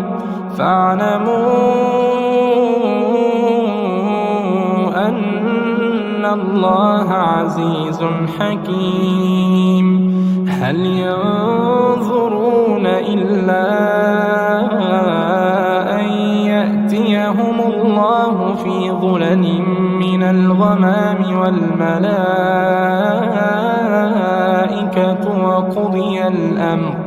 وقضي الأمر وإلى الله ترجع الأمور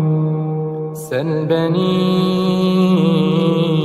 إسرائيل كم آتيناهم من آية بينة ومن يبدل نعمة الله من بعد ما جاءته فإن الله شديد العقاب زين للذين كفروا الحياة الدنيا ويسخرون من الذين آمنوا والذين اتقوا فوقهم يوم القيامة والله يرزق من يشاء بغير حساب كان الناس أمة واحدة فبعث الله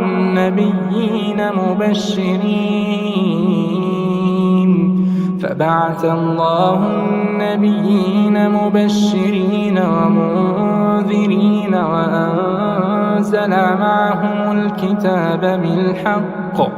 وأنزل معهم الكتاب بالحق ليحكم بين الناس فيما اختلفوا فيه وما اختلف فيه إلا الذين أوتوه من بعد ما جاءتهم البينات بغيا بينهم فهدى الله الذين آمنوا لما اختلفوا فيه من الحق بإذنه والله يهدي من يشاء إلى صراط مستقيم. أم حسبتم أن تدخلوا الجنة ولما يأتكم مثل الذين خلوا من قبلكم مستهم البأساء والضراء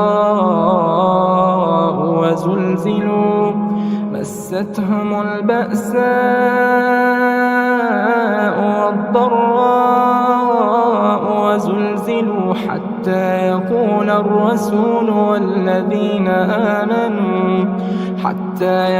الرسول والذين آمنوا معه متى نصر الله ألا إن نصر الله قريب. يسألونك ماذا ينفقون قل ما أنفقتم من خير فللوالدين والأقربين واليتامى والمساكين وابن السبيل وما تفعلوا من خير فإن الله به عليم. كتب عليكم القتال وهو كره لكم وعسى أن تكرهوا شيئا وهو خير لكم وعسى أن تحبوا شيئا وهو شر لكم والله يعلم وأنتم لا تعلمون. يسألونك عن الشهر الحرام قتال فيه قل قتال فيه كبير وصد عن سبيل الله وكفر به والمسجد الحرام وإخراج أهله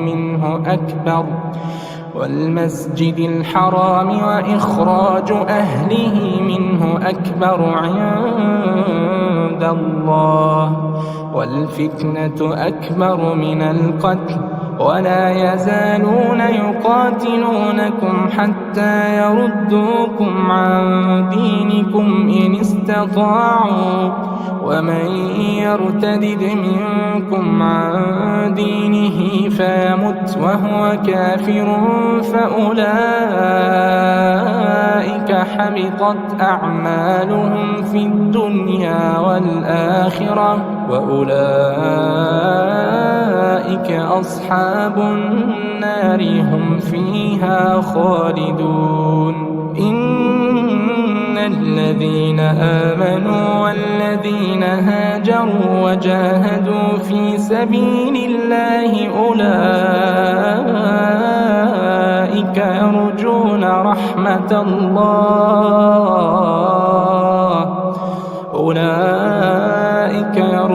رحمة الله والله غفور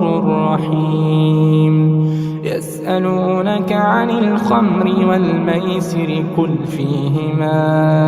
إثم كبير ومنافع للناس وإثمهما أكبر من نفعهما ويسألونك ماذا ينفقون قل العفو كذلك يبين الله لكم الآيات لعلكم تتفكرون في الدنيا والآخرة. ويسألونك عن اليتامى قل إصلاح لهم خير وإن تخالطوهم فإخوانكم والله يعلم المفسد من المصلح ولو شاء الله لأعنتكم إن إن الله عزيز حكيم.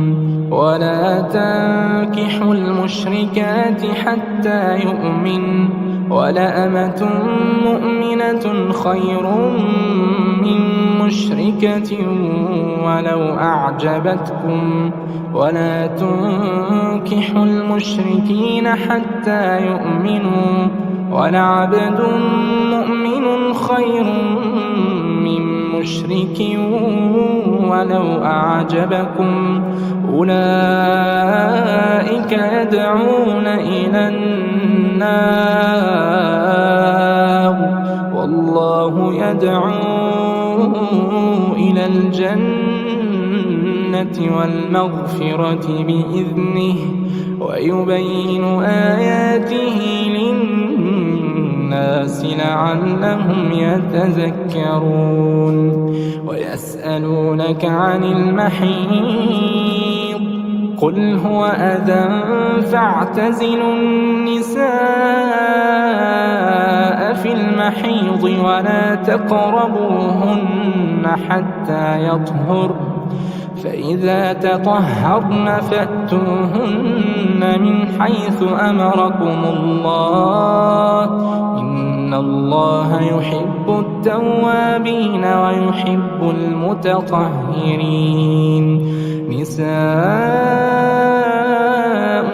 حرث لكم فأتوا حرثكم أنى شئتم، وقدموا لأنفسكم واتقوا الله واعلموا أنكم ملاقوه، وبشر المؤمنين. ولا تجعلوا الله عرضة لأيمانكم أن تبروا وتتقوا وتصلحوا بين الناس والله سميع عليم. لا يؤاخذكم الله باللغو في أيمانكم ولكن يؤاخذكم بما كسبت قلوبكم والله غفور حليم. للذين يؤلون من نسائهم تربص 4 أشهر، فإن فاءوا فإن الله غفور رحيم. وإن عزموا الطلاق فإن الله سميع عليم. والمطلقات يتربصن بأنفسهن 3 قروء، ولا يحل لهن أن يكتمن ما خلق الله في أرحامهن، ولا يحل لهن أن يكتمن ما خلق الله في أرحامهن إن كن يؤمن بالله واليوم الآخر،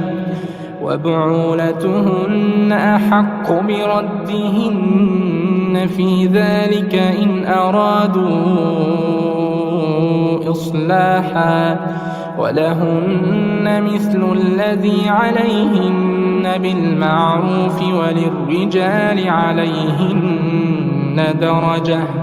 والله عزيز حكيم. الطلاق 2 فإمساك بمعروف أو تسريح بإحسان، ولا يحل لكم أن تأخذوا مما آتيتموهن شيئا إلا أن يخافا ألا يقيما حدود الله، فإن خفتم ألا يقيما حدود الله فلا جناح عليهما فيما افتدت به، تلك حدود الله فلا تعتدوها، ومن يتعد حدود الله فأولئك هم الظالمون. فإن طلقها فلا تحل له من بعد حتى تنكح زوجا غيره، فإن طلقها فلا جناح عليهما أن يتراجعا إن ظنا أن يقيما حدود الله، وتلك حدود الله يبينها لقوم يعلمون. وإذا طلقتم النساء فبلغن أجلهن فأمسكوهن بمعروف أو سرحوهن بمعروف، ولا تمسكوهن ضرارا لتعتدوا، ومن يفعل ذلك فقد ظلم نفسه. ولا تتخذوا آيات الله هزوا، واذكروا نعمة الله عليكم وما أنزل عليكم من الكتاب والحكمة يعظكم به، واتقوا الله واعلموا أن الله بكل شيء عليم. وإذا طلقتم النساء فبلغن أجلهن فلا تعضلوهن أن ينكحن أزواجهن إذا تراضوا بينهم بالمعروف، ذلك يوعظ به من كان منكم يؤمن بالله واليوم الآخر، ذلكم أزكى لكم وأطهر، والله يعلم وأنتم لا تعلمون. والوالدات يرضعن أولادهن حولين كاملين لمن أراد أن يتم الرضاعة، وعلى المولود له رزقهن وكسوتهن بالمعروف، لا تكلف نفس إلا وسعها، لا تضار والدة بولدها ولا مولود له بولده، وعلى الوارث مثل ذلك، فإن أرادا فصالا عن تراض منهما وتشاور فلا جناح عليهما. وإن أردتم أن تسترضعوا أولادكم فلا جناح عليكم إذا سلمتم ما آتيتم بالمعروف، واتقوا الله واعلموا أن الله بما تعملون بصير. والذين يتوفون منكم ويذرون أزواجا يتربصن بأنفسهن 4 أشهر وعشرا، فإذا بلغن أجلهن فلا جناح عليكم فيما فعلن في أنفسهن بالمعروف،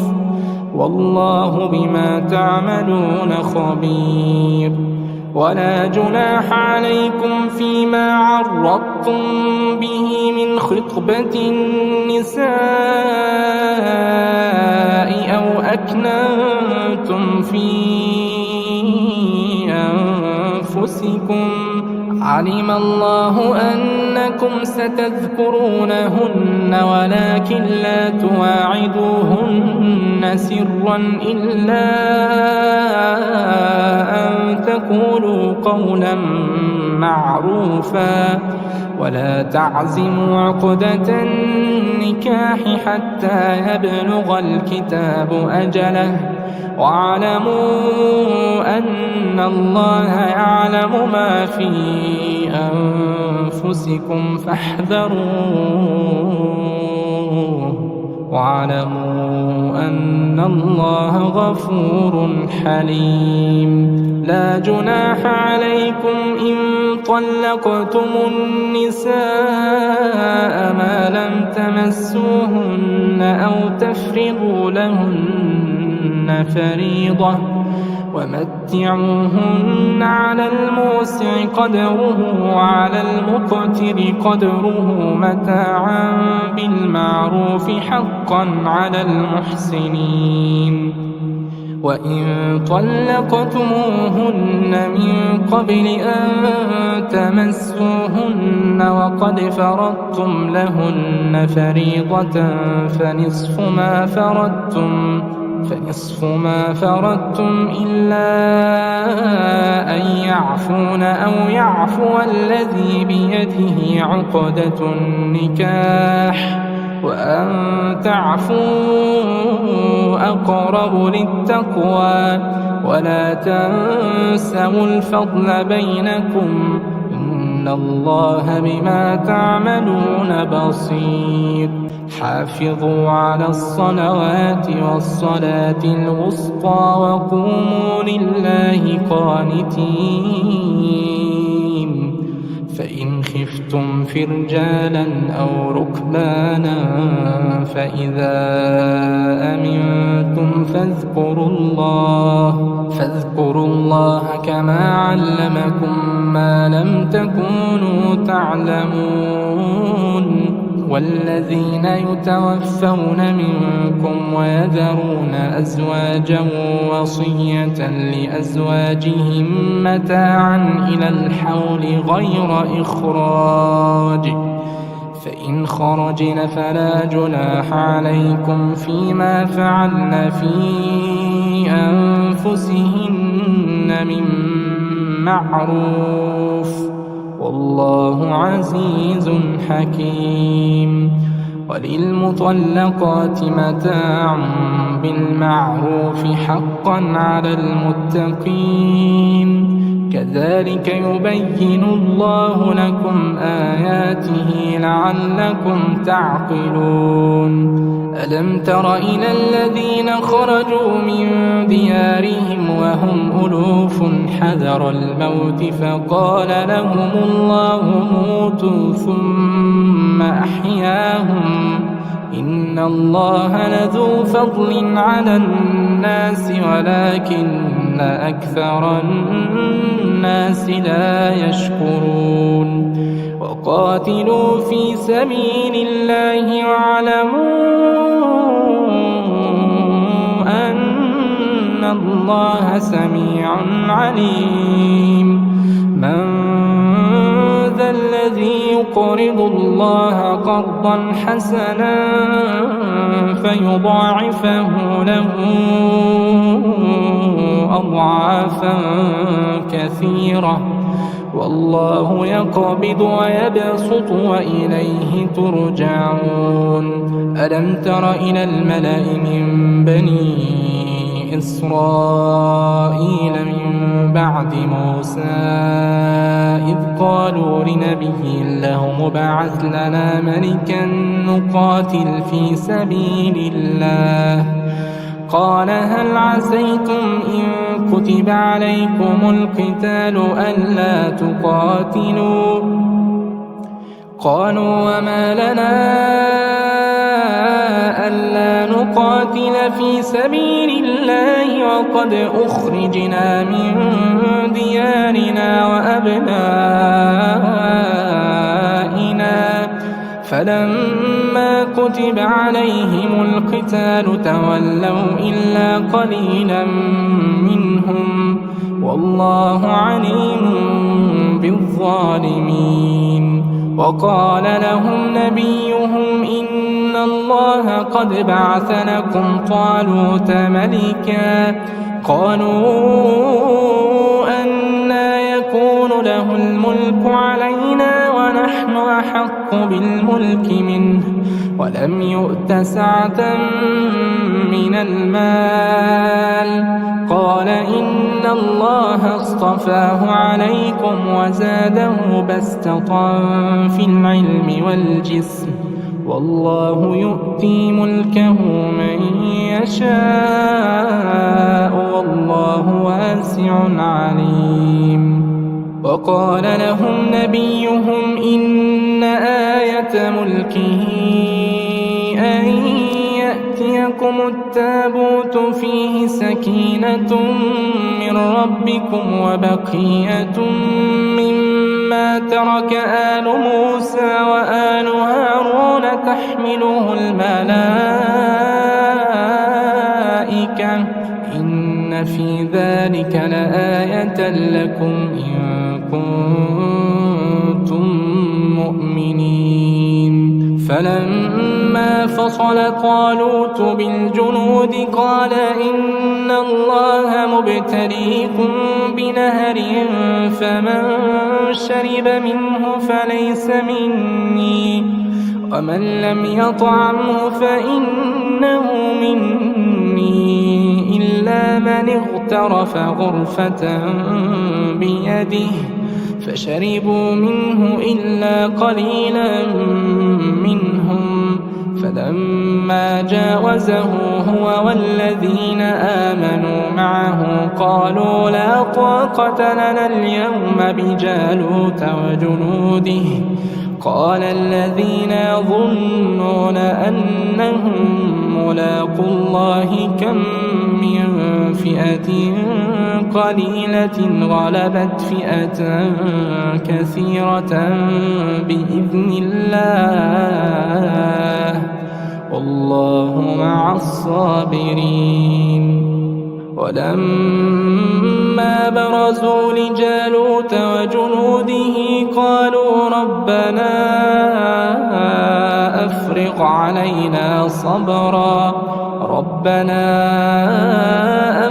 علينا صبرا وثبت أقدامنا وانصرنا على القوم الكافرين. فهزموهم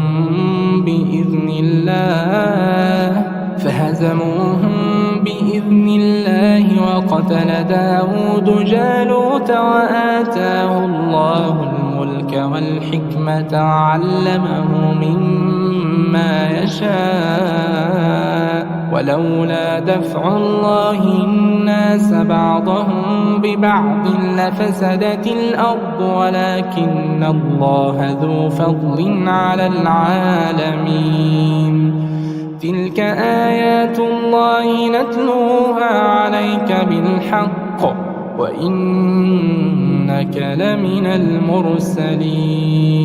تلك الرسل فضلنا بعضهم على بعض منهم من كلم الله ورفع بعضهم درجات وآتينا عيسى ابن مريم البينات وأيدناه بروح القدس. ولو شاء الله ما اقتتل الذين من بعدهم من بعد ما جاءتهم البينات ولكن اختلفوا فمنهم من آمن ومنهم من كفر. ولو شاء الله ما اقتتلوا ولكن الله يفعل ما يريد. يا أيها الذين آمنوا أنفقوا مما رزقناكم من قبل أن يأتي يوم لا بيع فيه ولا خلة ولا شفاعة والكافرون هم الظالمون. الله لا إله إلا هو الحي القيوم لا تأخذه سنة ولا نوم له ما في السماوات وما في الأرض. من ذا الذي يشفع عنده إلا بإذنه يعلم ما بين أيديهم وما خلفهم ولا يحيطون بشيء من علمه إلا بما شاء وسع كرسيه السماوات والأرض ولا يؤوده حفظهما وهو العلي العظيم. لا إكراه في الدين قد تبين الرشد من الغي فمن يكفر بالطاغوت ويؤمن بالله فقد استمسك بالعروة الوثقى لا انفصام لها والله سميع عليم. الله ولي الذين آمنوا يخرجهم من الظلمات إلى النور والذين كفروا أولياؤهم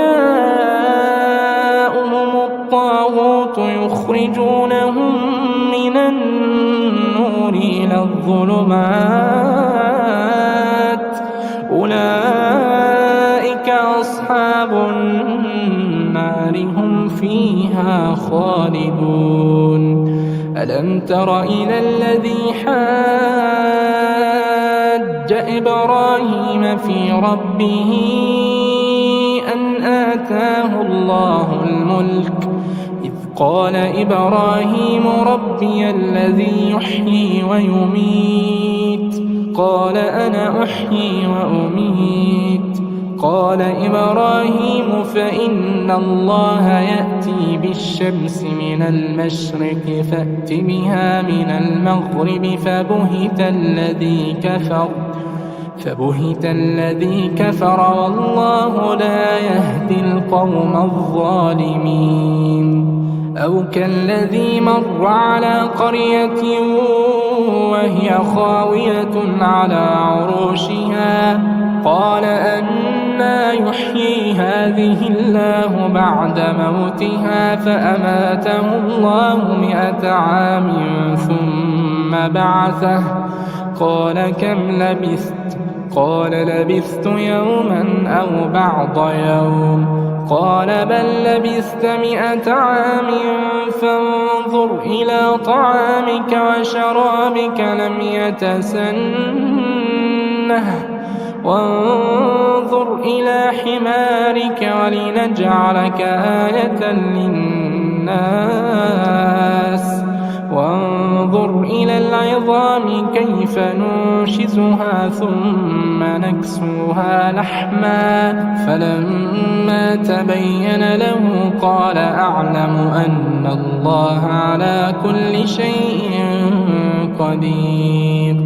وإذ قال إبراهيم رب أرني كيف تحيي الموتى قال أولم تؤمن قال بلى ولكن ليطمئن قلبي قال أولم تؤمن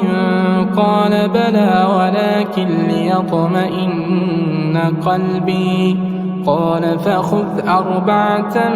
من الطير فصرهن إليك ثم اجعل على كل جبل منهن جزءا ثم ادعهن يأتينك سعيا واعلم أن الله عزيز حكيم. مثل الذين ينفقون أموالهم في سبيل الله كمثل حبة أنبتت 7 سنابل في كل سنبلة 100 حبة والله يضاعف لمن يشاء والله واسع عليم. الذين ينفقون أموالهم في سبيل الله ثم لا يتبعون ما أنفقوا منا ولا أذى لهم أجرهم عند ربهم ولا خوف عليهم ولا هم يحزنون. قول معروف ومغفرة خير من صدقة يتبعها أذى والله غني حليم. يا أيها الذين آمنوا لا تبطلوا صدقاتكم بالمن والأذى كالذي ينفق ماله رئاء الناس ولا يؤمن بالله واليوم الآخر فمثله كمثل صفوان عليه تراب فأصابه وابل فتركه صلدا لا يقدرون على شيء مما كسبوا والله لا يهدي القوم الكافرين. ومثل الذين ينفقون أموالهم ابتغاء مرضات الله وتثبيتا من أنفسهم كمثل جنة بربوة أصابها وابل فآتت أكلها ضعفين فإن لم يصبها وابل فطل والله بما تعملون بصير. أيود أحدكم أن تكون له جنة من نخيل وأعناب تجري من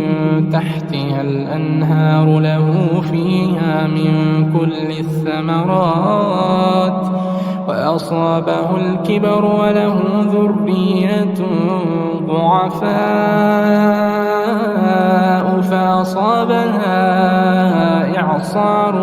فيه نار فاحترقت كذلك يبين الله لكم الآيات لعلكم تتفكرون. يا أيها الذين آمنوا أنفقوا من طيبات ما كسبتم ومما أخرجنا لكم من الأرض ولا تيمموا الخبيث منه تنفقون ولستم بآخذيه إلا أن تغمضوا فيه واعلموا أن الله غني حميد.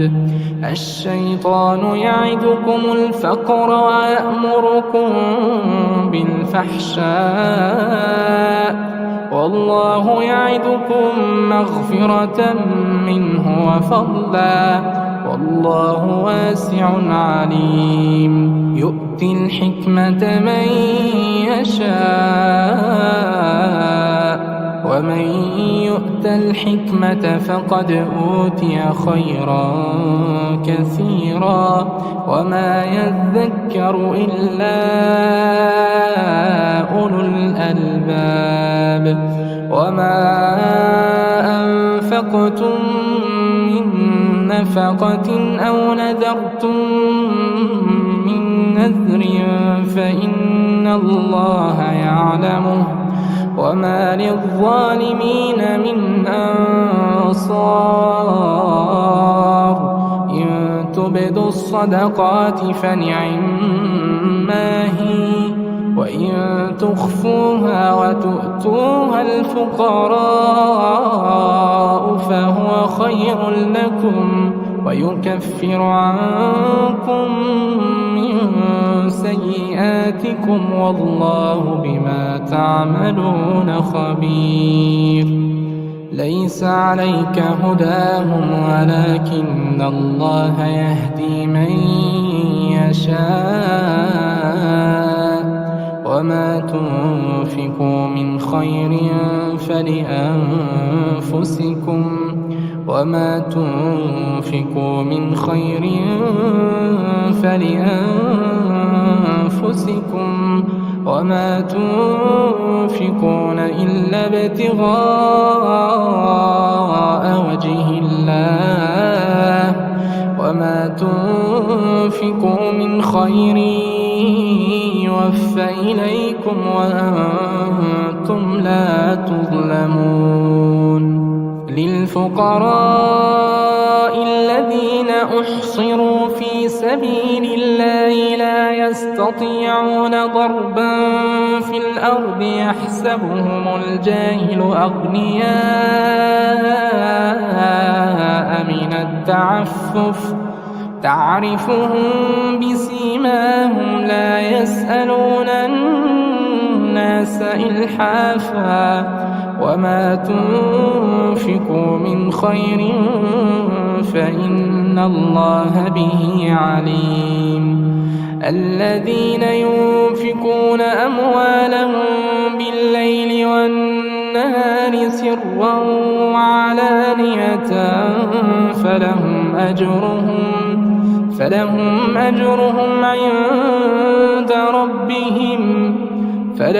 أجرهم عند ربهم ولا خوف عليهم ولا هم يحزنون.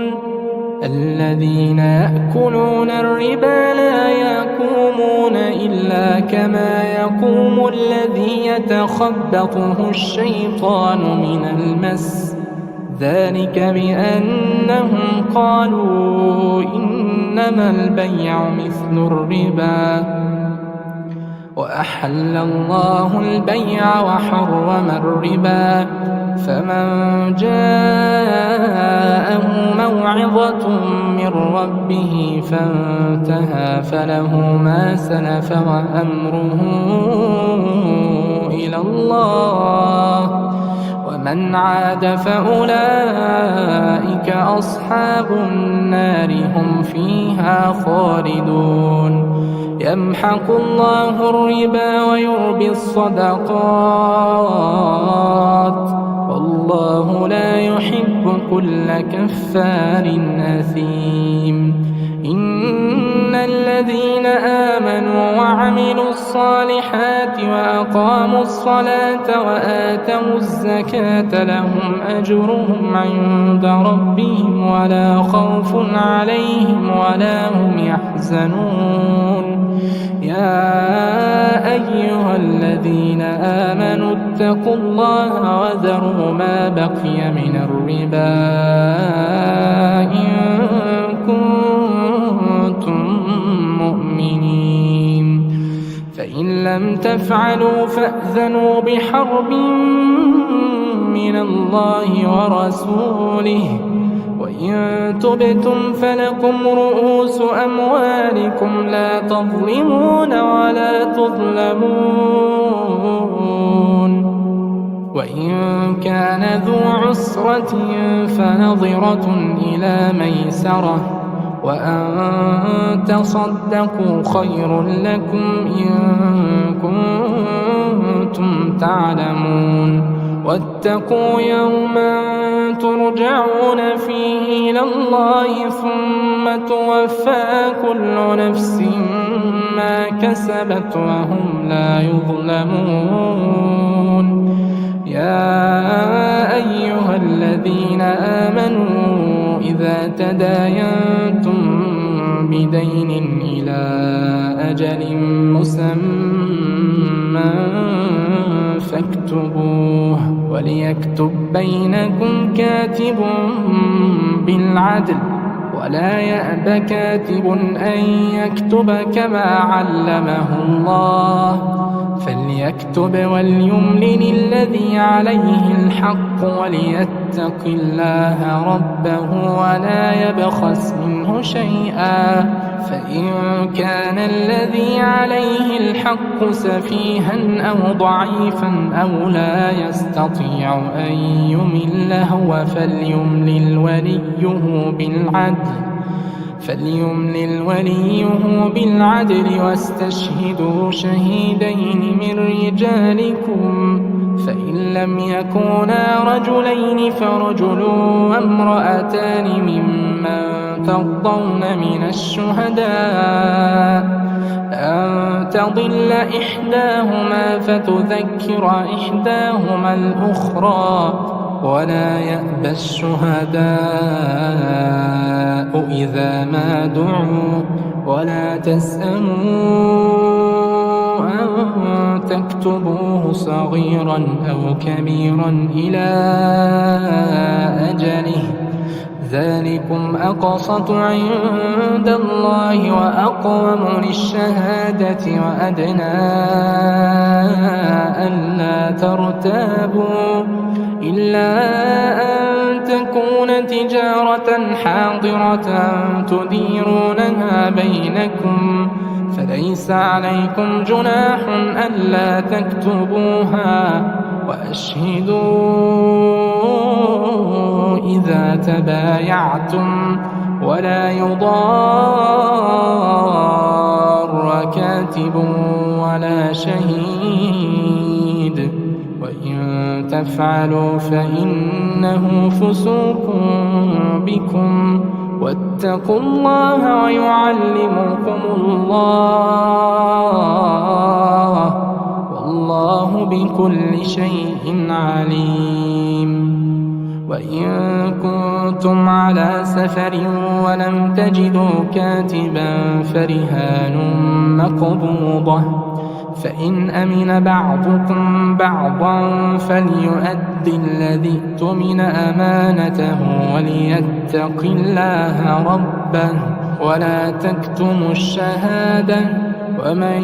يكتمها فإنه آثم قلبه، والله بما تعملون عليم. لله ما في السماوات وما في الأرض، وإن تبدوا ما في أنفسكم أو تخفوه يحاسبكم به الله، فيغفر لمن يشاء ويعذب من يشاء، والله على كل شيء قدير. آمن الرسول بما أنزل إليه من ربه والمؤمنون كل آمن بالله وملائكته وكتبه ورسله لا نفرق بين أحد من رسله، وقالوا سمعنا وأطعنا غفرانك ربنا وإليك المصير. لا يكلف الله نفسا إلا وسعها، لها ما كسبت وعليها ما اكتسبت، ربنا لا تؤاخذنا إن نسينا أو أخطأنا، ربنا ولا تحمل علينا إصرا كما حملته على الذين من قبلنا، ربنا ولا تحملنا ما لا طاقة لنا به، واعف عنا واغفر لنا وارحمنا، أنت مولانا فانصرنا على القوم الكافرين.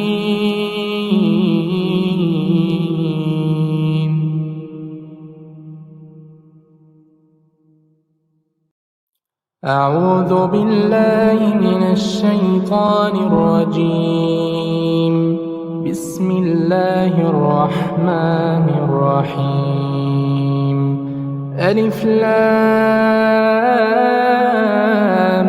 ميم، ذلك الكتاب لا ريب فيه، هدى للمتقين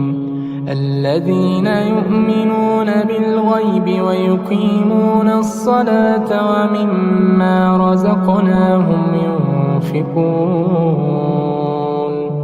والذين يؤمنون بما أنزل إليك وما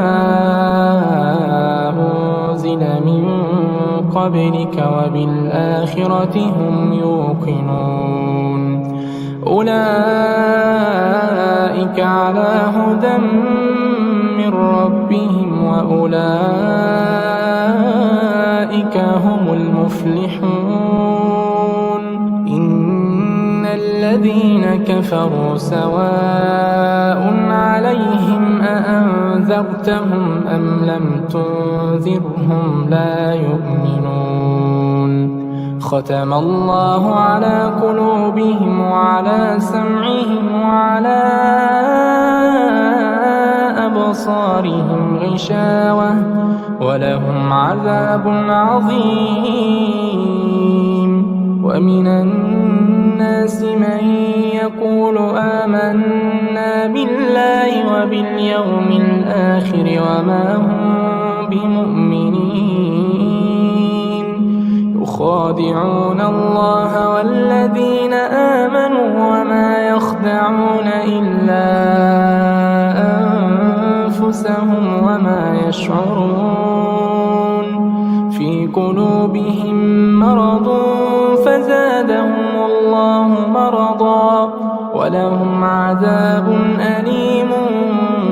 بما كانوا يكذبون. وإذا قيل لهم لا تفسدوا في الأرض قالوا إنما نحن مصلحون. ألا إنهم هم المفسدون ولكن لا يشعرون. وإذا قيل لهم آمنوا كما آمن الناس قالوا أنؤمن كما آمن السفهاء. ألا إنهم هم السفهاء ولكن لا يعلمون. وإذا لقوا الذين آمنوا قالوا آمنا وإذا خلوا إلى شياطينهم قالوا إنا معكم إنما نحن مستهزئون. الله يستهزئ بهم ويمدهم في طغيانهم يعمهون. أولئك الذين اشتروا الضلالة بالهدى فما ربحت تجارتهم وما كانوا مهتدين. مثلهم كمثل الذي استوقد نارا فلما أضاءت ما حوله ذهب الله بنورهم وتركهم في ظلمات لا يبصرون. صم بكم عمي فهم لا يرجعون. أو كصيب من السماء فيه ظلمات ورعد وبرق يجعلون أصابعهم في آذانهم من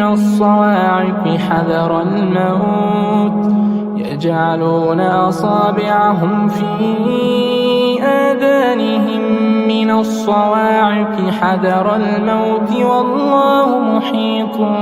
بالكافرين. يكاد البرق يخطف أبصارهم كلما أضاء لهم مشوا فيه وإذا أظلم عليهم قاموا. ولو شاء الله لذهب بسمعهم وأبصارهم إن الله على كل شيء قدير. يا أيها الناس اعبدوا ربكم الذي خلقكم والذين من قبلكم لعلكم تتقون. الذي جعل لكم الأرض فراشا والسماء بناء وأنزل من السماء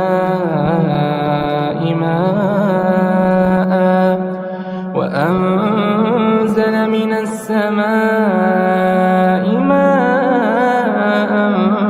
فأخرج به من الثمرات رزقا لكم فلا تجعلوا لله أندادا وأنتم تعلمون. وإن كنتم في ريب مما نزلنا على عبدنا فأتوا بسورة من مثله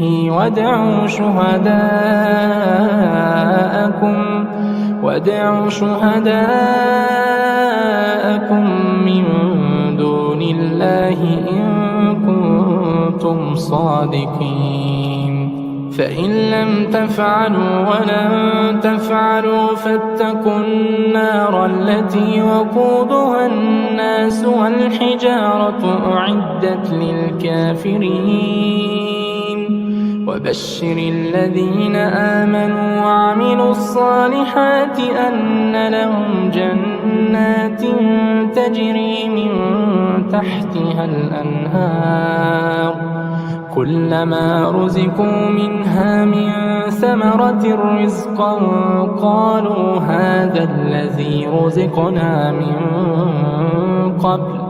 وأتوا به متشابها ولهم فيها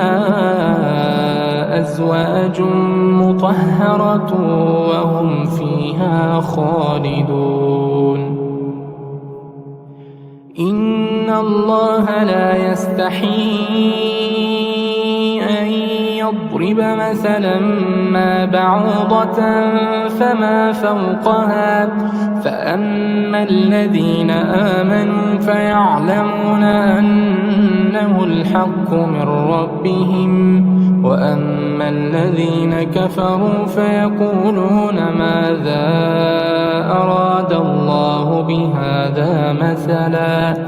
يضل به كثيرا ويهدي به كثيرا وما يضل به إلا الفاسقين الذين ينقضون عهد الله من بعد ميثاقه ويقطعون ما أمر الله به أن يوصل ويفسدون في الأرض أولئك هم الخاسرون. كيف تكفرون بالله وكنتم أمواتا فأحياكم ثم يميتكم ثم يحييكم ثم إليه ترجعون. هو الذي خلق لكم ما في الأرض جميعا ثم استوى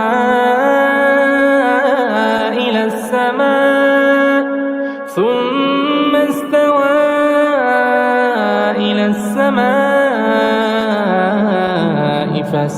فسواهن 7 سماوات وهو بكل شيء عليم. وإذ قال ربك للملائكة إني جاعل في الأرض خليفة قالوا أتجعل فيها من يفسد فيها ويسفك الدماء ونحن نسبح بحمدك ونقدس لك قال إني أعلم ما لا تعلمون. وعلم آدم الأسماء كلها ثم عرضهم على الملائكة فقال أنبئوني بأسماء هؤلاء إن كنتم صادقين. قالوا سبحانك لا علم لنا إلا ما علمتنا إنك أنت العليم الحكيم. قال يا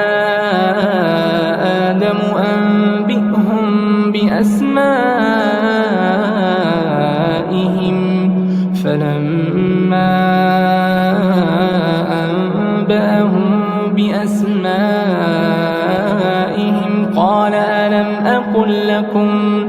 قال ألم أقل لكم إني أعلم غيب السماوات والأرض وأعلم ما تبدون وما كنتم تكتمون وإذ قلنا للملائكة اسجدوا لآدم فسجدوا إلا إبليس أبى واستكبر كان من الكافرين وقلنا يا آدم اسكن أنت وزوجك الجنة وكلا منها رغدا حيث شئتما ولا تقربا هذه الشجرة فتكونا من الظالمين فأزلهما الشيطان عنها فأخرجهما مما كان فيه وقلنا اهبطوا بعضكم لبعض عدو ولكم في الأرض مستقر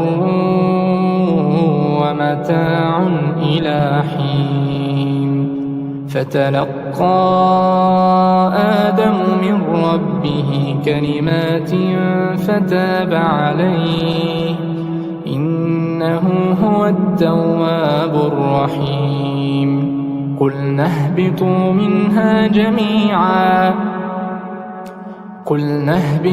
منها جميعا فإما يأتينكم مني هدى فمن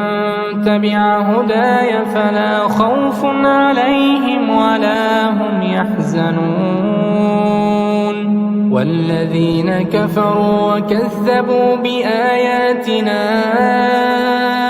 أولئك أصحاب النار هم فيها خالدون يا بني إسرائيل اذكروا نعمتي التي أنعمت عليكم وأوفوا بعهدي أوف بعهدكم وإياي فارهبون وآمنوا بما أنزلت مصدقا لما معكم ولا تكونوا أول كافر به ولا تشتروا بآياتي ثمنا قليلا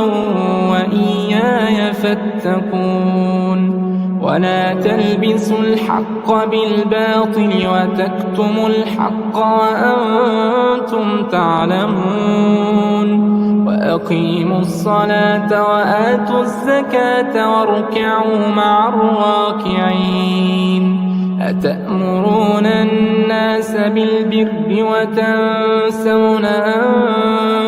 أنفسكم وأنتم تتلون الكتاب أفلا تعقلون واستعينوا بالصبر والصلاة وإنها لكبيرة إلا على الخاشعين الذين يظنون أنهم ملاقو ربهم وأنهم إليه راجعون يا بني إسرائيل اذكروا نعمتي التي أنعمت عليكم وأني فضلتكم على العالمين واتقوا يوما لا تجزي نفس عن نفس شيئا ولا يقبل منها شفاعة ولا يؤخذ منها عدل ولا هم ينصرون وإذ نجيناكم من آل فرعون يسومونكم سوء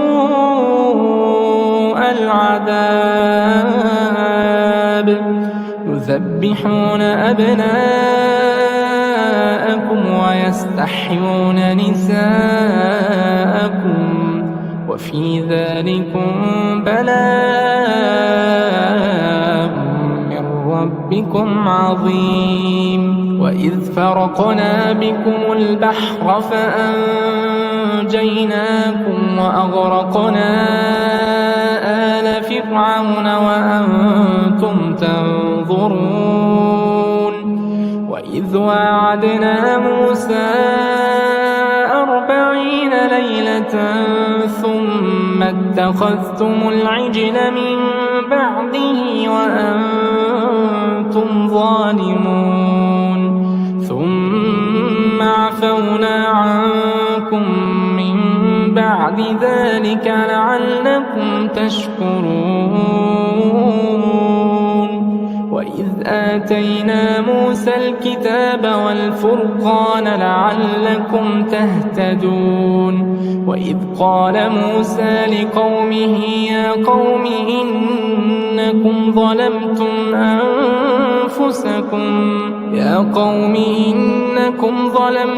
أنفسكم باتخاذكم العجل فتوبوا إلى بارئكم فاقتلوا أنفسكم ذلكم خير لكم عند بارئكم فتاب عليكم إنه هو التواب الرحيم وإذ قلتم يا موسى لن نؤمن لك حتى نرى الله جهرة فأخذتكم الصاعقة وأنتم تنظرون ثم بعثناكم من بعد موتكم لعلكم تشكرون وظللنا عليكم الغمام وأنزلنا عليكم المن والسلوى كلوا من طيبات ما رزقناكم وما ظلمونا ولكن كانوا أنفسهم يظلمون وإذ قلنا ادخلوا هذه القرية فكلوا منها حيث شئتم رغدا وادخلوا الباب سجدا وقولوا حطة نغفر لكم خطاياكم وسنزيد المحسنين فبدل الذين ظلموا قولا غير الذي قيل لهم فأنزلنا على الذين ظلموا رجزا من السماء بما كانوا يفسقون وإذ استسقى موسى لقومه فقلنا اضرب بعصاك الحجر فانفجرت منه 12 عينا قد علم كل أناس مشربهم كلوا واشربوا من رزق الله ولا تعثوا في الأرض مفسدين وإذ قلتم يا موسى لن نصبر على طعام واحد فادع لنا ربك يخرج لنا مما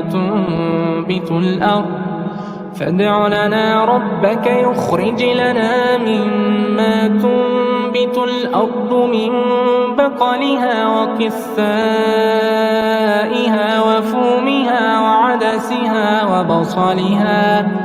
قال تستبدلون الذي هو أدنى بالذي هو خير اهبطوا مصرا فإن لكم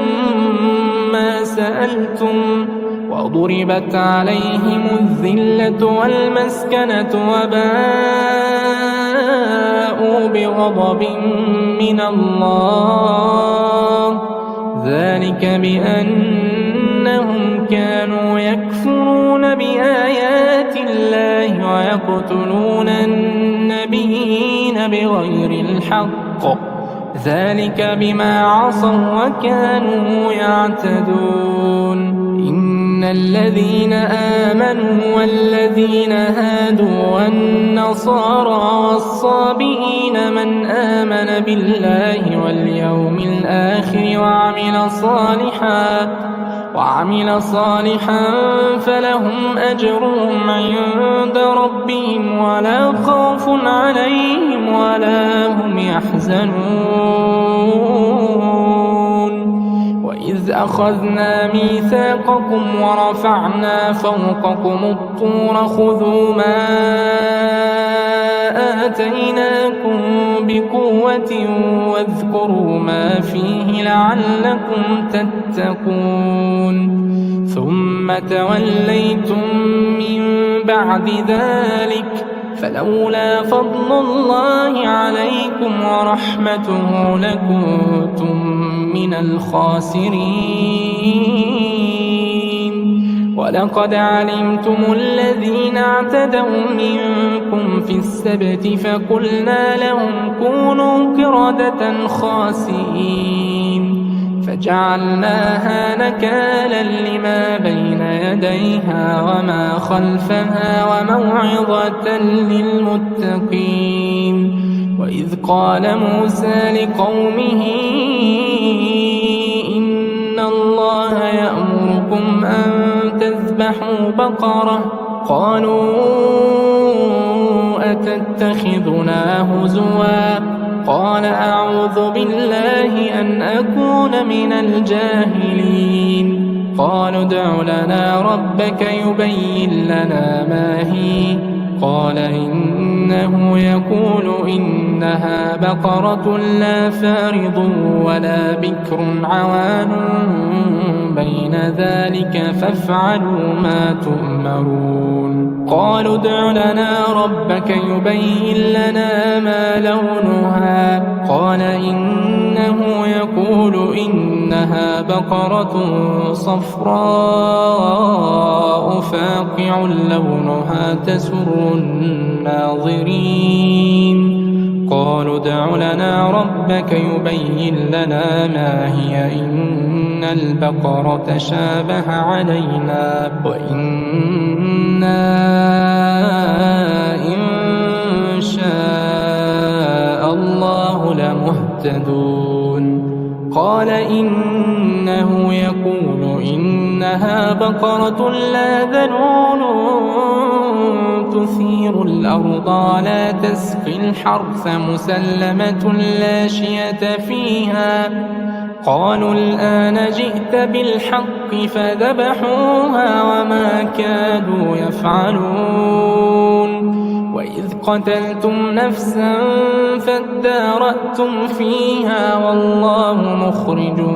ما كنتم تكتمون. فقلنا اضربوه ببعضها كذلك يحيي الله الموتى ويريكم آياته لعلكم تعقلون.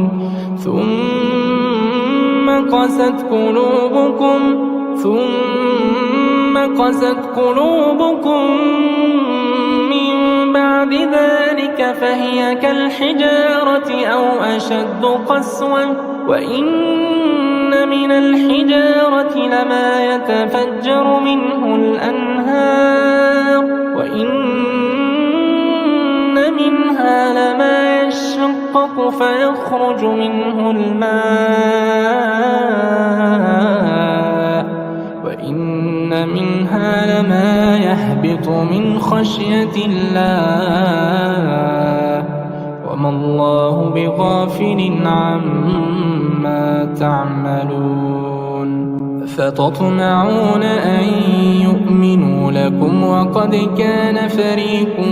منهم يسمعون كلام الله ثم يحرفونه من بعد ما عقلوه وهم يعلمون. وإذا لقوا الذين آمنوا قالوا آمنا وإذا خلا بعضهم إلى بعض قالوا أتحدثونهم بما فتح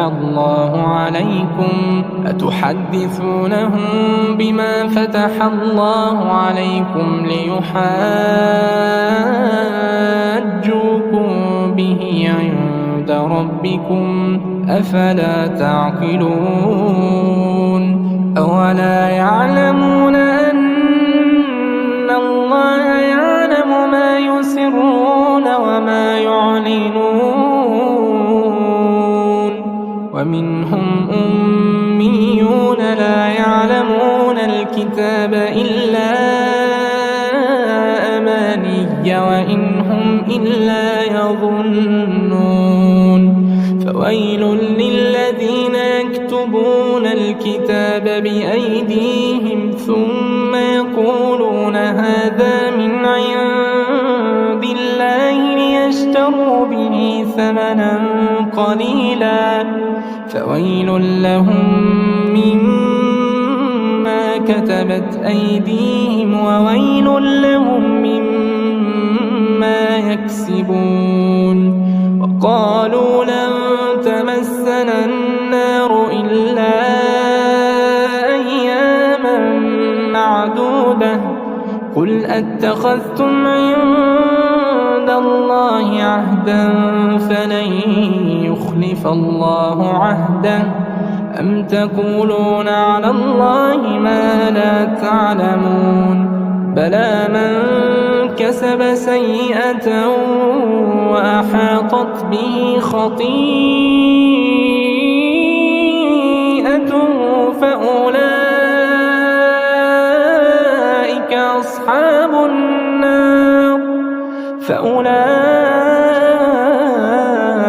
أصحاب النار هم فيها خالدون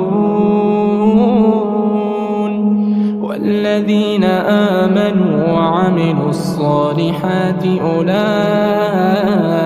أصحاب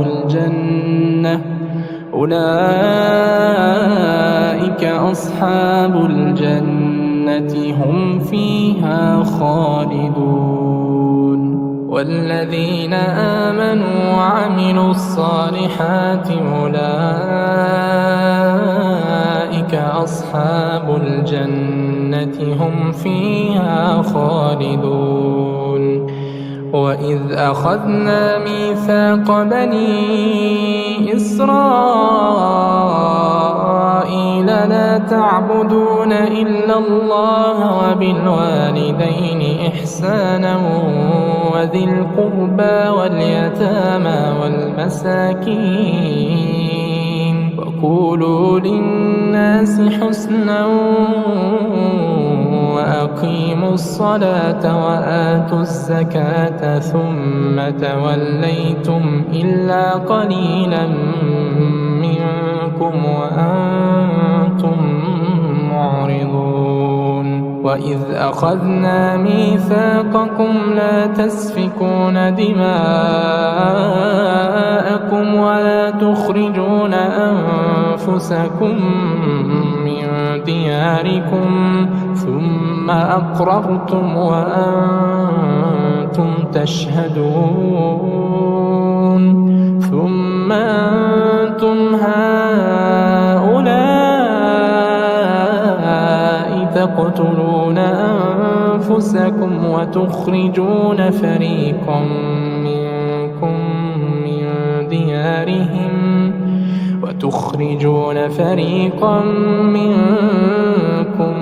من ديارهم تظاهرون عليهم بالإثم والعدوان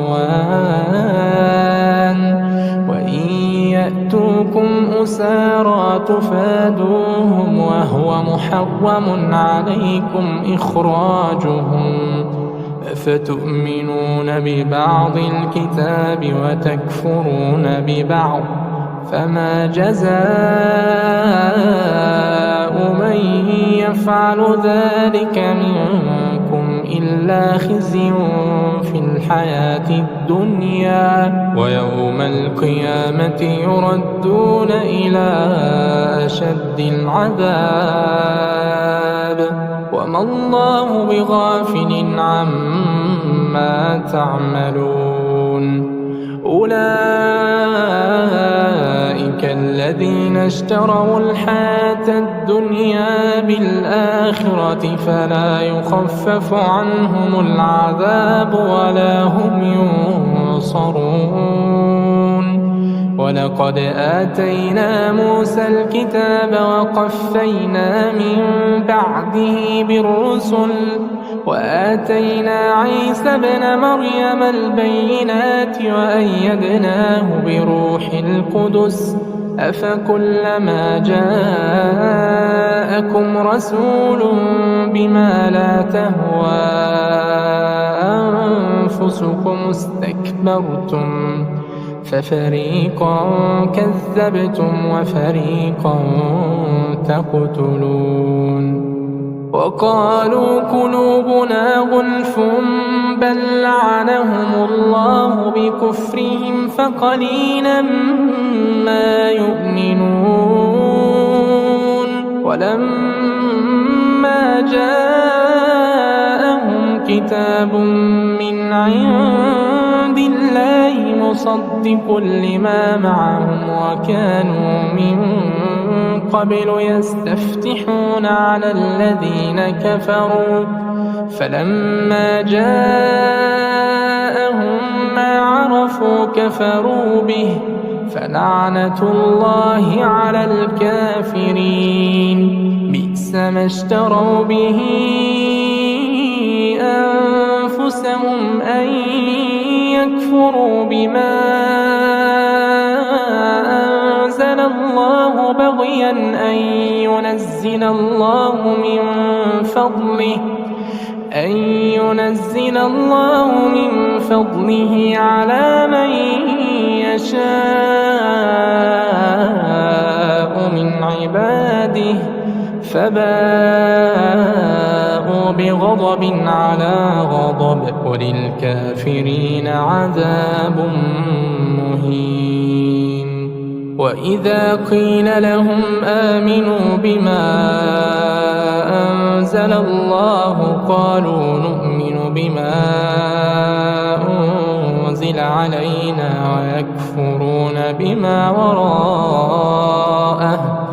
ويكفرون بما وراءه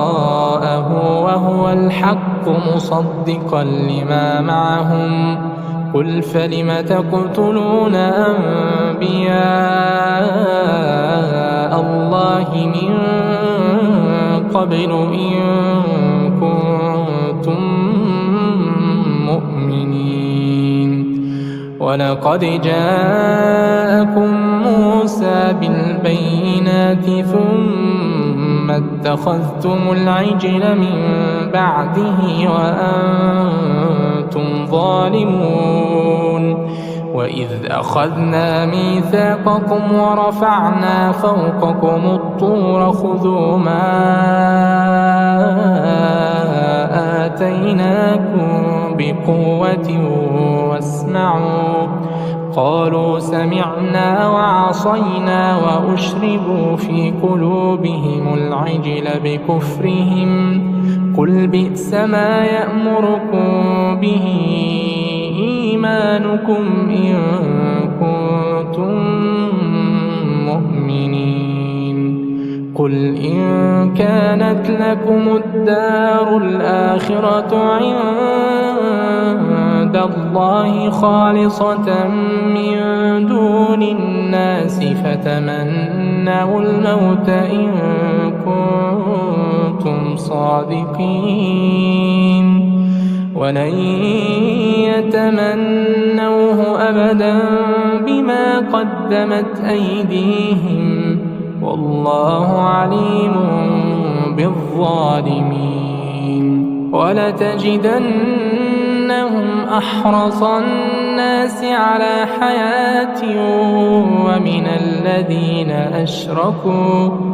يود أحدهم لو يعمر 1000 سنة وما هو بمزحزحه من العذاب أن يعمر والله بصير بما يعملون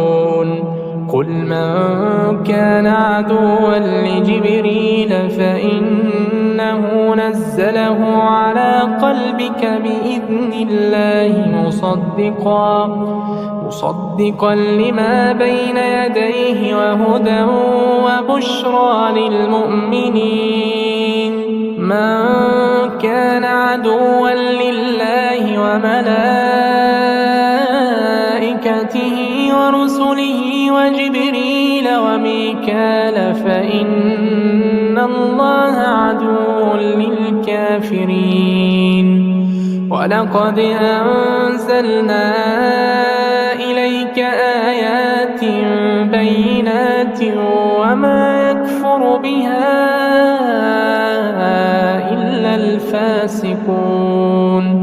أوكلما عاهدوا عهدا نبذه فريق منهم بل أكثرهم لا يؤمنون ولما جاءهم رسول من عند الله مصدق لما معهم نبذ فريق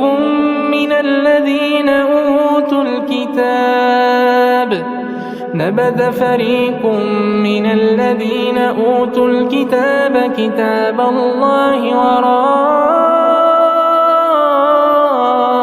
ظهورهم كأنهم لا يعلمون واتبعوا ما تتلو الشياطين على ملك سليمان وما كفر سليمان ولكن الشياطين كفروا يعلمون الناس السحر وما أنزل على الملكين ببابل هاروت وماروت وما يعلمان من أحد حتى يقولا إنما نحن فتنة فلا تكفر فيتعلمون منهما ما يفرقون به بين المرء وزوجه وما هم بضارين به من أحد إلا بإذن الله ويتعلمون ما يضرهم ولا ينفعهم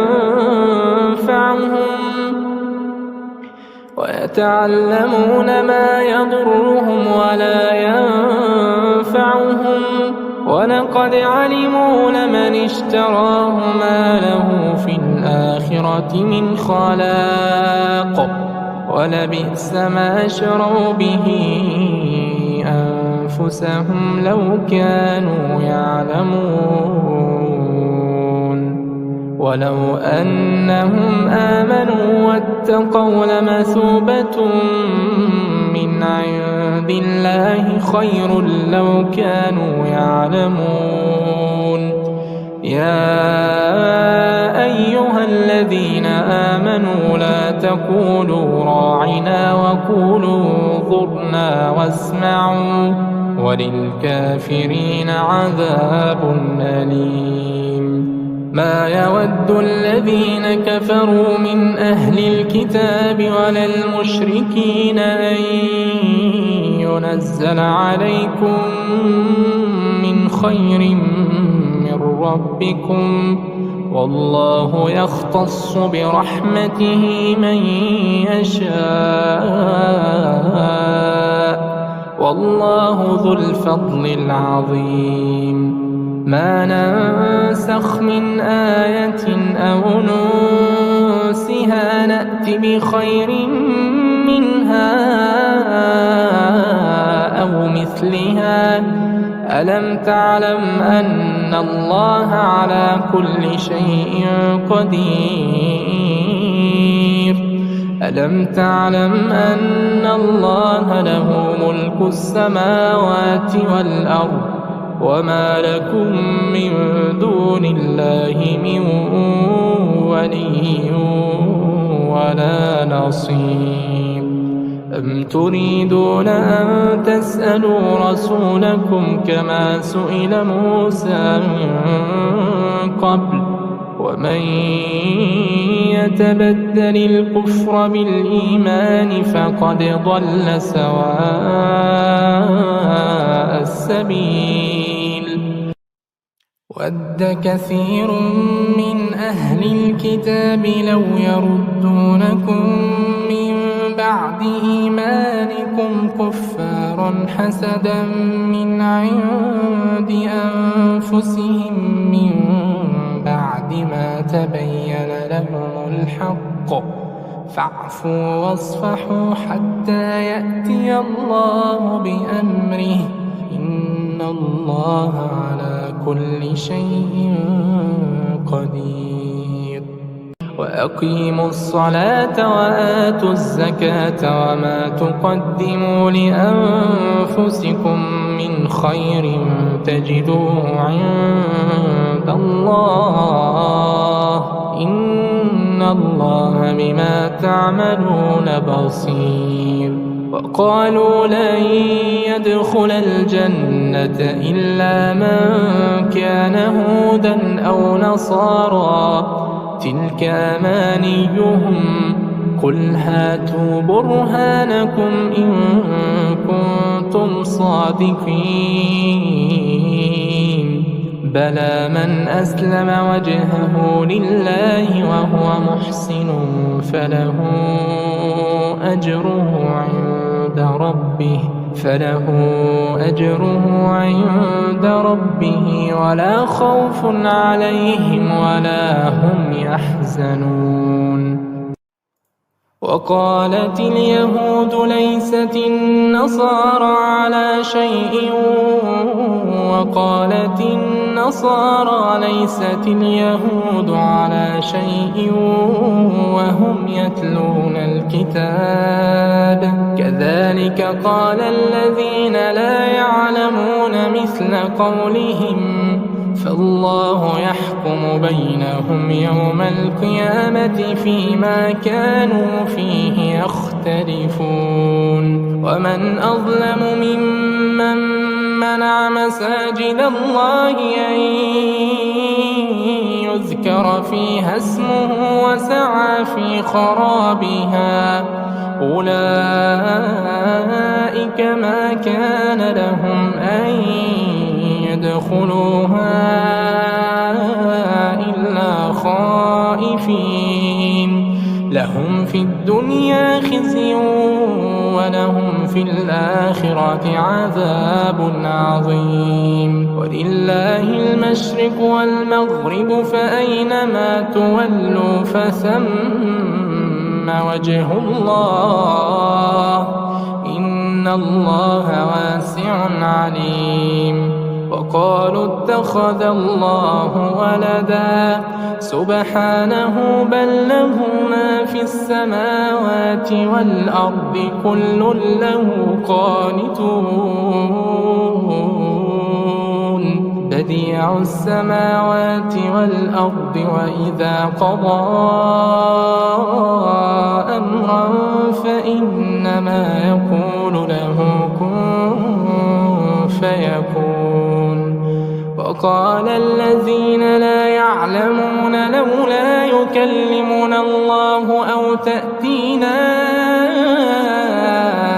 آية كذلك قال الذين من قبلهم مثل قولهم تشابهت قلوبهم قد بينا الآيات لقوم يوقنون. إنا أرسلناك بالحق بشيرا ونذيرا ولا تسأل عن أصحاب الجحيم. ولن ترضى عنك اليهود ولا النصارى حتى تتبع ملتهم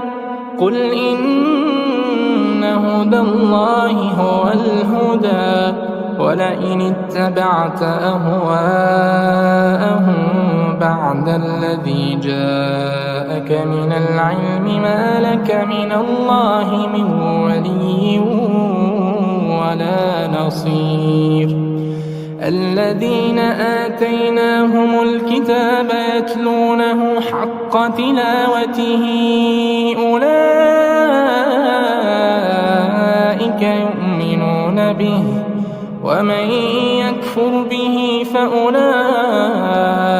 هم الخاسرون. يا بني إسرائيل اذكروا نعمتي التي أنعمت عليكم وأني فضلتكم على العالمين.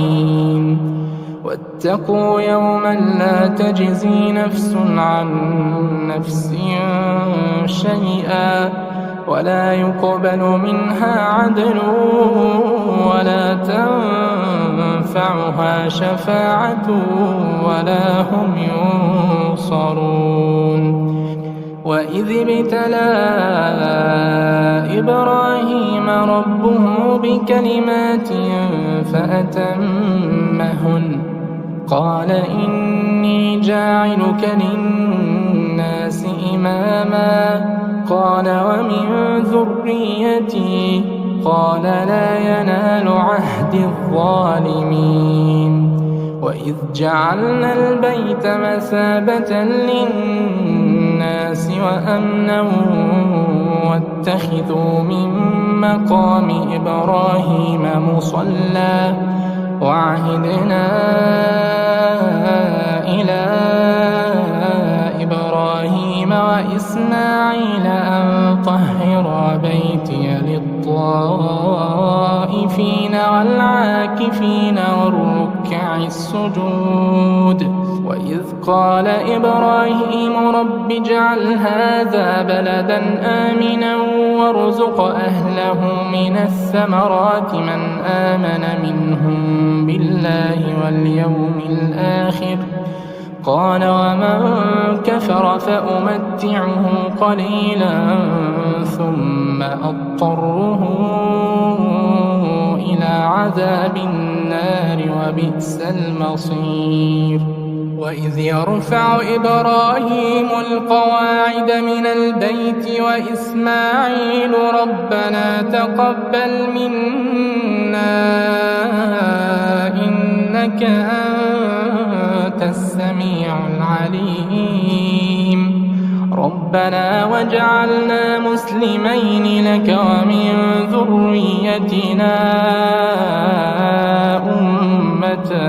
مسلمة لك وأرنا مناسكنا وتب علينا إنك أنت التواب الرحيم.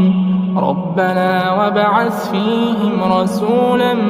منهم يتلو عليهم آياتك ويعلمهم الكتاب والحكمة ويزكيهم إنك أنت العزيز الحكيم. ومن يرغب عن ملة إبراهيم إلا من سفه نفسه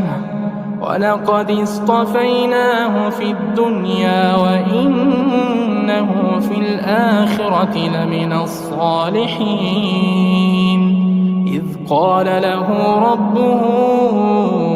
أسلم قال أسلمت لرب العالمين. ووصى بها إبراهيم بنيه ويعقوب يا بني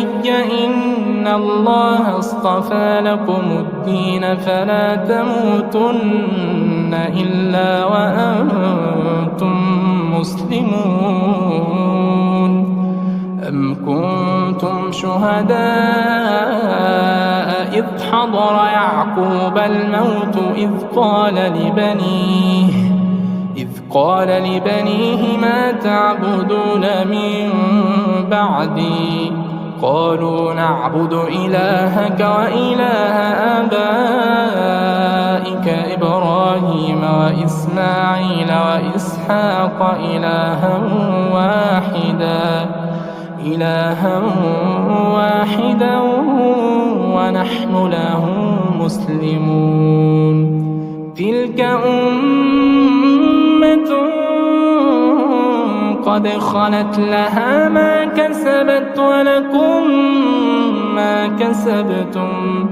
ولا تسألون عما كانوا يعملون وقالوا كونوا هودا أو نصارى تهتدوا قل بل ملة إبراهيم حنيفا وما كان من المشركين قولوا آمنا بالله وما أنزل إلينا وما أنزل إلى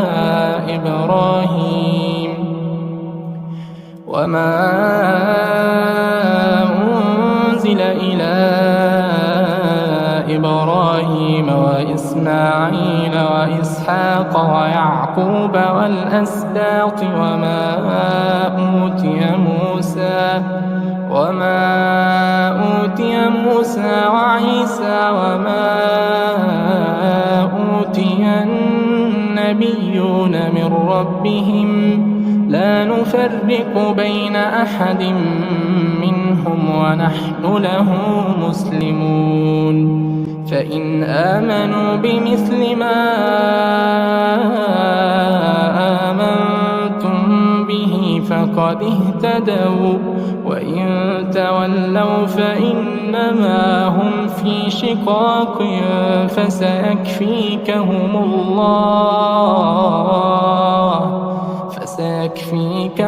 الله وهو السميع العليم صبغة الله ومن أحسن من الله صبغة ونحن له عابدون قل أتحاجوننا في الله وهو ربنا وربكم ولنا أعمالنا ولكم أعمالكم ونحن له مخلصون أم تقولون إن إبراهيم وإسماعيل وإسحاق ويعقوب والأسباط كانوا هودا أو نصارى قل أأنتم أعلم أم الله ومن أظلم ممن كتم شهادة عنده من الله وما الله بغافل عما تعملون تلك أمة قد خلت لها ما كسبت ولكم ما كسبتم ولا تسألون عما كانوا يعملون سيقول السفهاء من الناس ما ولاهم عن قبلتهم التي كانوا عليها قل لله المشرق والمغرب يهدي من يشاء إلى صراط مستقيم وكذلك جعلناكم أمة وسطا لتكونوا شهداء على الناس ويكون الرسول عليكم شهيدا وما جعلنا القبلة التي كنت عليها إلا لنعلم من يتبع الرسول ممن ينقلب على عقبيه وإن كانت لكبيرة إلا على الذين هدى الله وما كان الله ليضيع إيمانكم إن الله بالناس لرءوف رحيم قد نرى تقلب وجهك في السماء فلنولينك إنك قبلة ترضاها فول وجهك شطر المسجد الحرام وحيث ما كنتم فولوا وجوهكم شطره وإن الذين أوتوا الكتاب ليعلمون أنه الحق من ربهم وما الله بغافل عما يعملون ولئن أتيت الذين أوتوا الكتاب بكل آية ما تبعوا قبلتك وما أنت بتابع قبلتهم وما بعضهم بتابع قبلة بعض ولئن اتبعت أهواءهم من بعد ما جاءك من العلم إنك إذا لمن الظالمين الذين آتيناهم الكتاب يعرفونه كما يعرفون أبناءهم وإن فريقا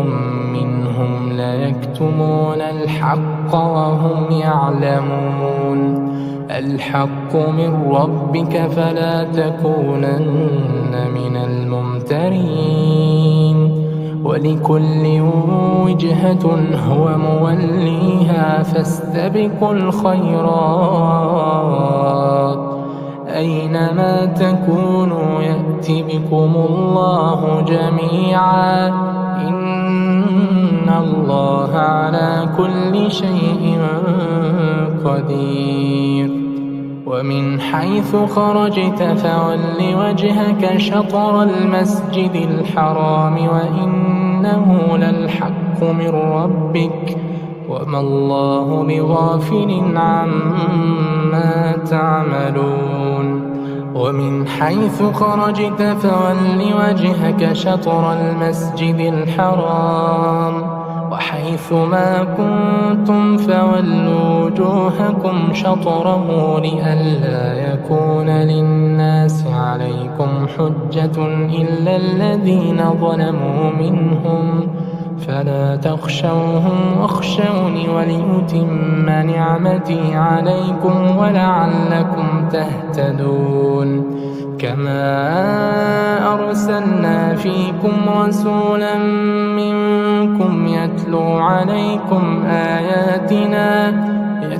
عليكم آياتنا ويزكيكم ويعلمكم الكتاب والحكمة ويعلمكم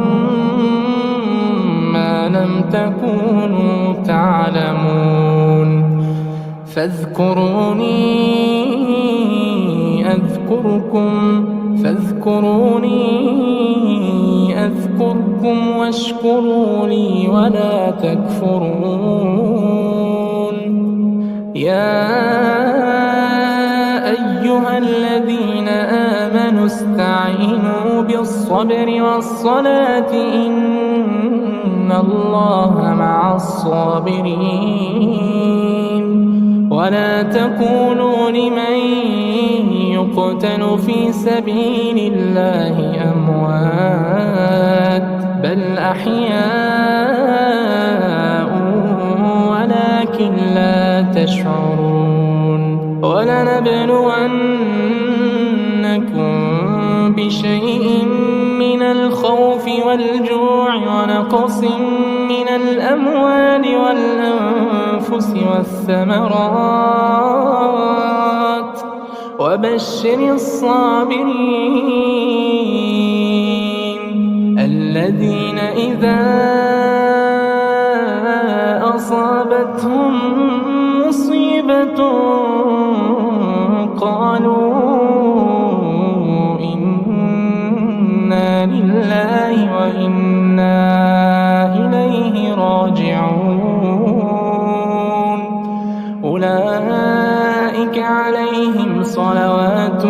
من ربهم ورحمة وأولئك هم المهتدون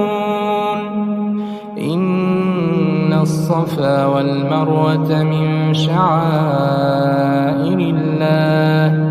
فمن حج البيت أو اعتمر فلا جناح عليه أن يطوف بهما ومن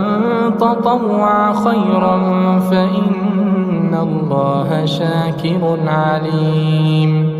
إن الذين يكتمون ما أنزلنا من البينات والهدى من بعد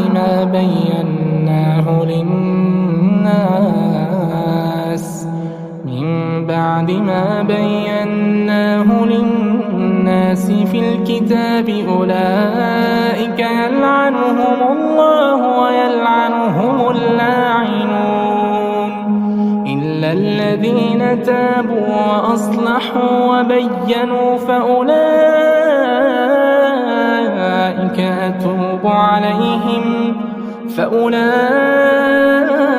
أتوب عليهم وأنا التواب الرحيم. إن الذين كفروا وماتوا وهم كفار أولئك عليهم لعنة الله والملائكة والناس أجمعين خالدين فيها لا يخفف عنهم العذاب ولا هم ينظرون. وإلهكم إله واحد لا إله إلا هو الرحمن الرحيم. إن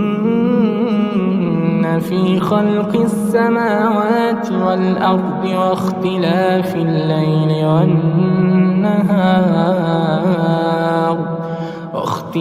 الليل والنهار والفلك التي تجري في البحر بما ينفع الناس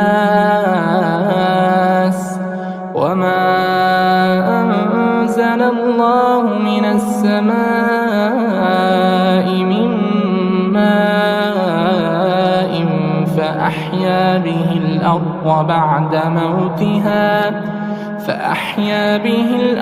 بعد موتها وبث فيها من كل دابة وتصريف الرياح والسحاب المسخر بين السماء والأرض لآيات لقوم يعقلون. ومن الناس من يتخذ من دون الله أندادا يحبونهم كحب الله والذين آمنوا أشد حبا لله ولو يرى الذين ظلموا إذ يرون العذاب أن القوة لله جميعا وأن الله شديد العذاب. إذ تبرأ الذين اتبعوا من الذين اتبعوا ورأوا العذاب وتقطعت بهم الأسباب. وقال الذين اتبعوا لو أن لنا كرة فنتبرأ منهم كما تبرأوا منا كذلك يريهم الله أعمالهم حسرات عليهم وما هم بخارجين من النار. يا أيها الناس كلوا مما في الأرض حلالا طيبا ولا تتبعوا خطوات الشيطان إنه لكم عدو مبين. إنما يأمركم بالسوء والفحشاء وأن تقولوا على الله ما لا تعلمون. وإذ وإذا قيل لهم اتبعوا ما أنزل الله قالوا بل نتبع ما ألفينا عليه آباءنا أولو كان آباؤهم لا يعقلون شيئا ولا يهتدون ومثل الذين كفروا كمثل الذي ينعق بما لا يسمع إلا دعاء ونداء صم بكم عمي فهم لا يعقلون يا أيها الذين آمنوا كلوا من طيبات ما رزقناكم واشكروا لله إن كنتم إياه تعبدون إنما حرم عليكم الميتة والدم ولحم الخنزير وما أهل به لغير الله فمن اضطر غير باغ ولا عاد فلا إثم عليه إن الله غفور رحيم إن الذين يكتمون ما أنزل الله من الكتاب ويشترون به ثمنا قليلا أولئك ما يأكلون في بطونهم إلا النار ولا يكلمهم الله يوم القيامة ولا يزكيهم ولهم عذاب أليم أولئك الذين اشتروا الضلالة بالهدى والعذاب بالمغفرة فما أصبرهم على النار ذلك بأن الله نزل الكتاب بالحق وإن الذين اختلفوا في الكتاب لفي شقاق بعيد ليس البر أن تولوا وجوهكم قبل المشرق والمغرب ولكن البر من آمن بالله واليوم الآخر والملائكة والكتاب والنبيين وآتى المال على حبه ذوي القربى واليتامى والمساكين وابن السبيل والسائلين وفي الرقاب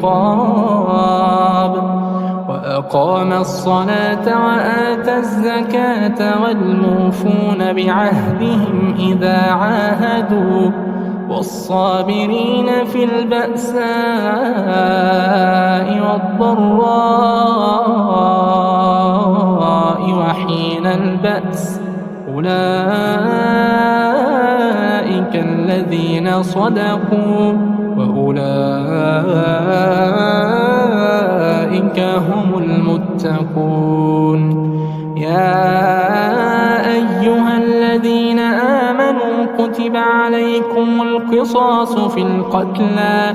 الحر بالحر والعبد بالعبد والأنثى بالأنثى فمن عفي له من أخيه شيء فاتباع بالمعروف وأداء إليه بإحسان ذلك تخفيف من ربكم ورحمة فمن اعتدى بعد ذلك فله عذاب أليم ولكم في القصاص حياة يا أولي الألباب لعلكم تتقون كتب عليكم إذا حضر أحدكم الموت إن ترك خيرا الوصية للوالدين والأقربين بالمعروف حقا على المتقين فمن بدله بعدما سمعه فإنما إثمه على الذين يبدلونه، إن الله سميع عليم. فمن خاف من موص جنفا أو إثما فأصلح بينهم فلا إثم عليه، إن الله غفور رحيم. يا أيها الذين آمنوا كتب عليكم الصيام كما كتب على الذين من قبلكم لعلكم تتقون، أياما معدودات. فمن كان منكم مريضا أو على سفر فعدة من أيام أخر، وعلى الذين يطيقونه فدية طعام مسكين، فمن تطوع خيرا فهو خير له، وأن تصوموا خير لكم إن كنتم تعلمون. شهر رمضان الذي أنزل فيه القرآن هدى للناس وبينات من الهدى والفرقان، فمن شهد منكم الشهر فليصمه، ومن كان مريضا أو على سفر فعدة من أيام أخر، يريد الله بكم اليسر ولا يريد بكم العسر لتكملوا العدة ولتكبروا الله على ما هداكم ولعلكم تشكرون. وإذا سألك عبادي عني فإني قريب أجيب دعوة الداعي إذا دعان، فليستجيبوا لي وليؤمنوا بي لعلهم يرشدون. أحل لكم ليلة الصيام الرفث إلى نسائكم هن لباس لكم وأنتم لباس لهن، علم الله أنكم كنتم تختانون أنفسكم فتاب عليكم وعفى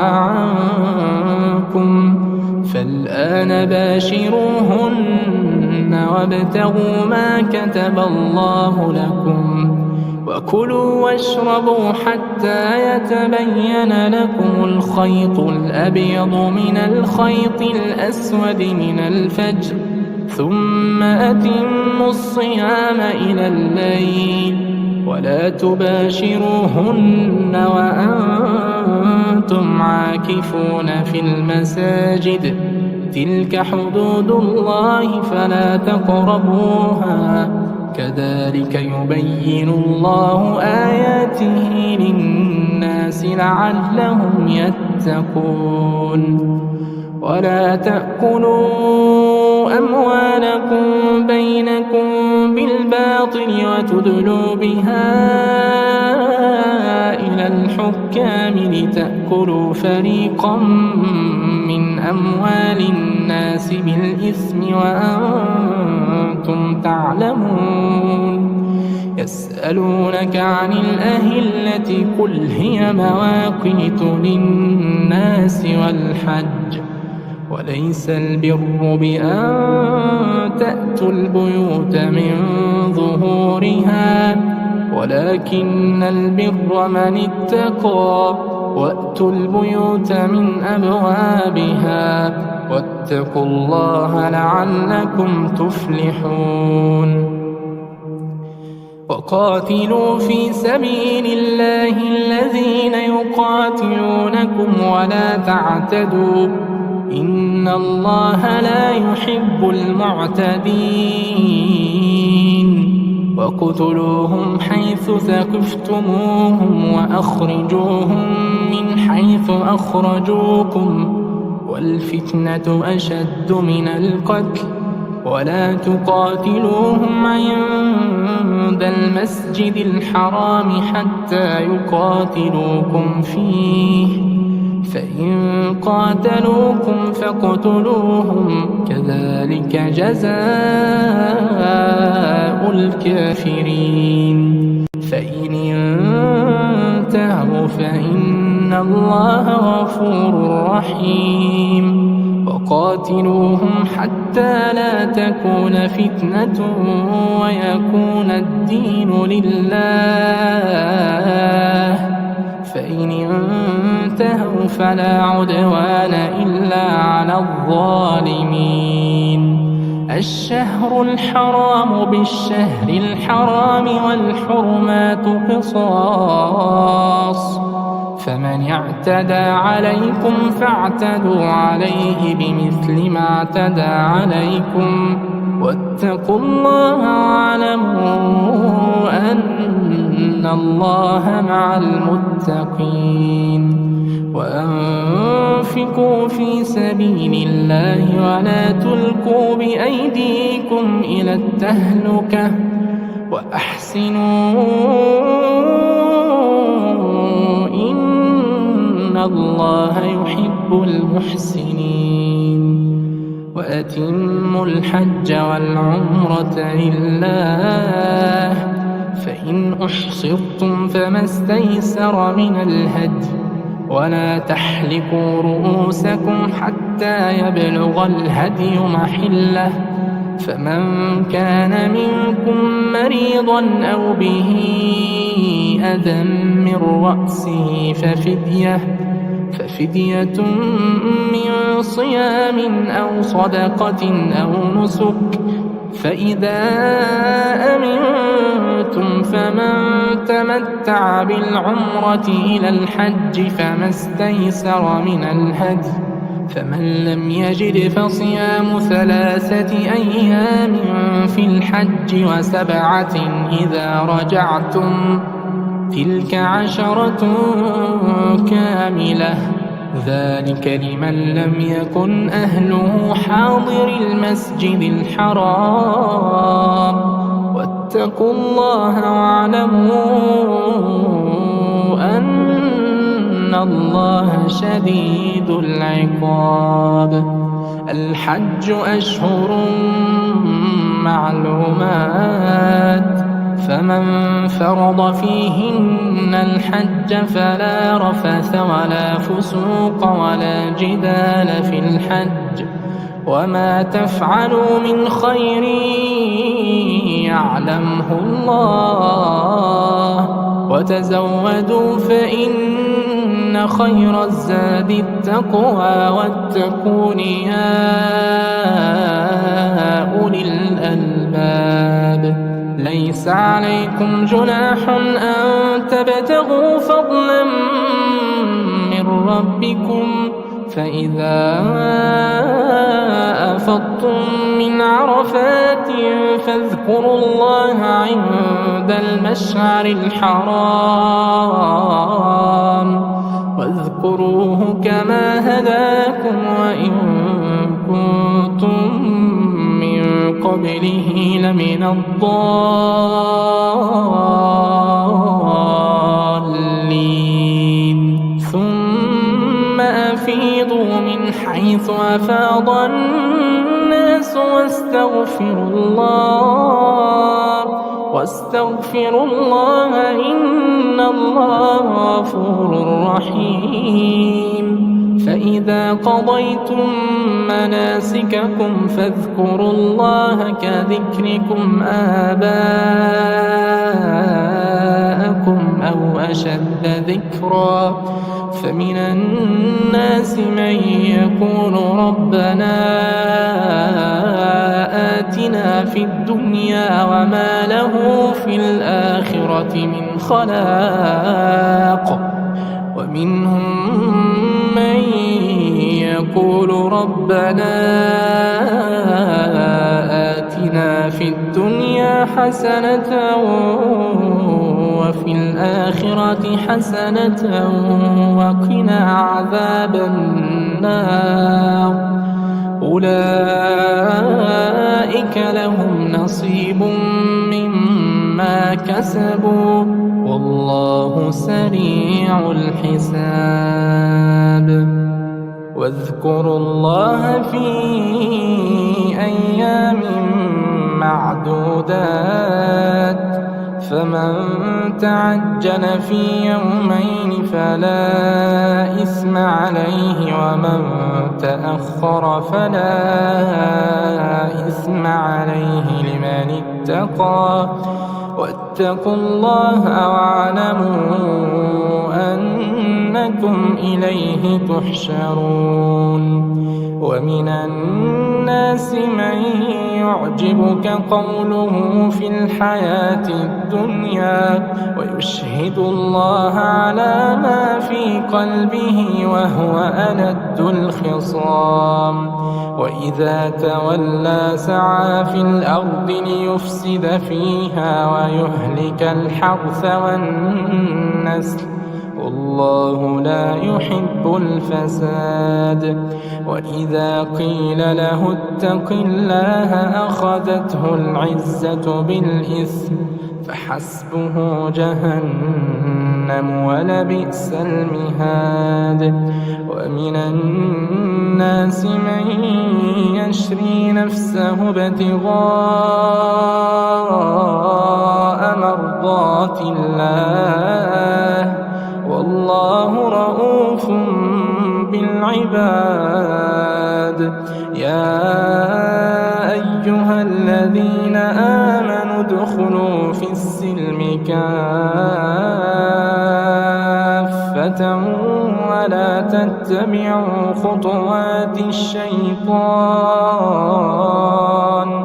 ولا تتبعوا خطوات الشيطان إنه لكم عدو مبين فإن زللتم من بعد ما جاءتكم البينات فاعلموا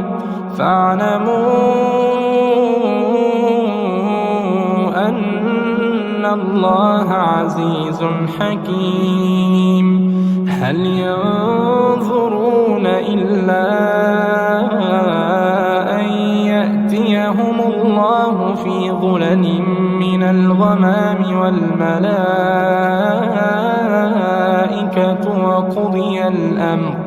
وقضي الأمر وإلى الله ترجع الأمور سل بني إسرائيل كم آتيناهم من آية بينة ومن يبدل نعمة الله من بعد ما جاءته فإن الله شديد العقاب زين للذين كفروا الحياة الدنيا ويسخرون من الذين آمنوا والذين اتقوا فوقهم يوم القيامة والله يرزق من يشاء بغير حساب كان الناس أمة واحدة فبعث الله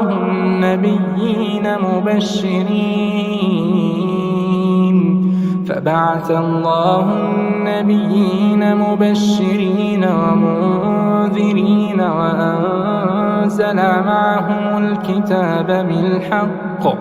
وأنزل معهم الكتاب بالحق ليحكم بين الناس فيما اختلفوا فيه وما اختلف فيه إلا الذين أوتوه من بعد ما جاءتهم البينات بغيا بينهم فهدى الله الذين آمنوا لما اختلفوا فيه من الحق بإذنه والله يهدي من يشاء إلى صراط مستقيم. أم حسبتم أن تدخلوا الجنة ولما يأتكم مثل الذين خلوا من قبلكم مستهم البأساء والضراء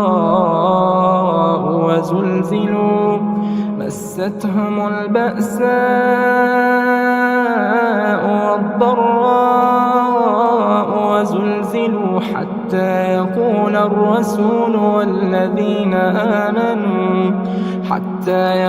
الرسول والذين آمنوا معه متى نصر الله ألا إن نصر الله قريب. يسألونك ماذا ينفقون قل ما أنفقتم من خير فللوالدين والأقربين واليتامى والمساكين وابن السبيل وما تفعلوا من خير فإن الله به عليم. كتب عليكم القتال وهو كره لكم وعسى أن تكرهوا شيئا وهو خير لكم وعسى أن تحبوا شيئا وهو شر لكم والله يعلم وأنتم لا تعلمون. يسألونك عن الشهر الحرام قتال فيه قل قتال فيه كبير وصد عن سبيل الله وكفر به والمسجد الحرام وإخراج أهله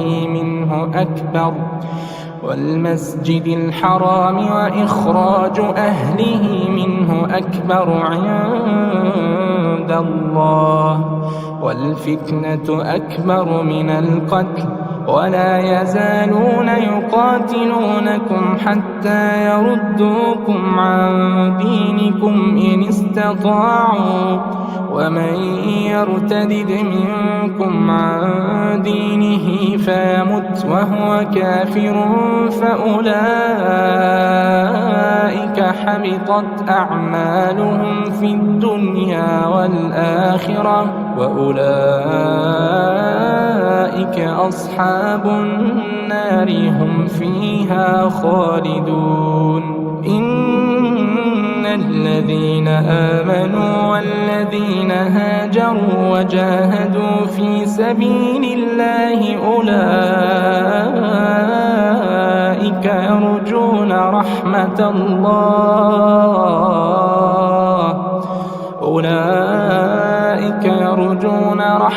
الله والله غفور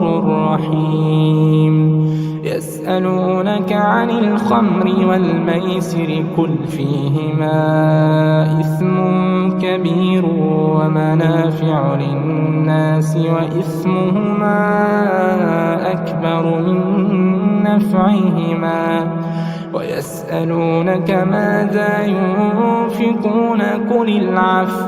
كذلك يبين الله لكم الآيات لعلكم تتفكرون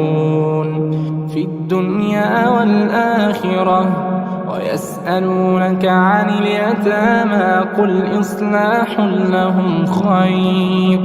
وإن تخالطوهم فإخوانكم والله يعلم المفسد من المصلح ولو شاء الله لأعنتكم إن الله عزيز حكيم. ولا تنكحوا المشركات حتى يؤمن ولأمة مؤمنة خير من مشركة ولو أعجبتكم ولا تنكحوا المشركين حتى يؤمنوا ولعبد مؤمن خير من مشرك ولو أعجبكم أولئك يدعون إلى النار والله يدعو إلى الجنة والمغفرة بإذنه ويبين آياته للناس لعلهم يتذكرون ويسألونك عن المحيض قل هو أذى فاعتزلوا النساء في المحيض ولا تقربوهن حتى يطهرن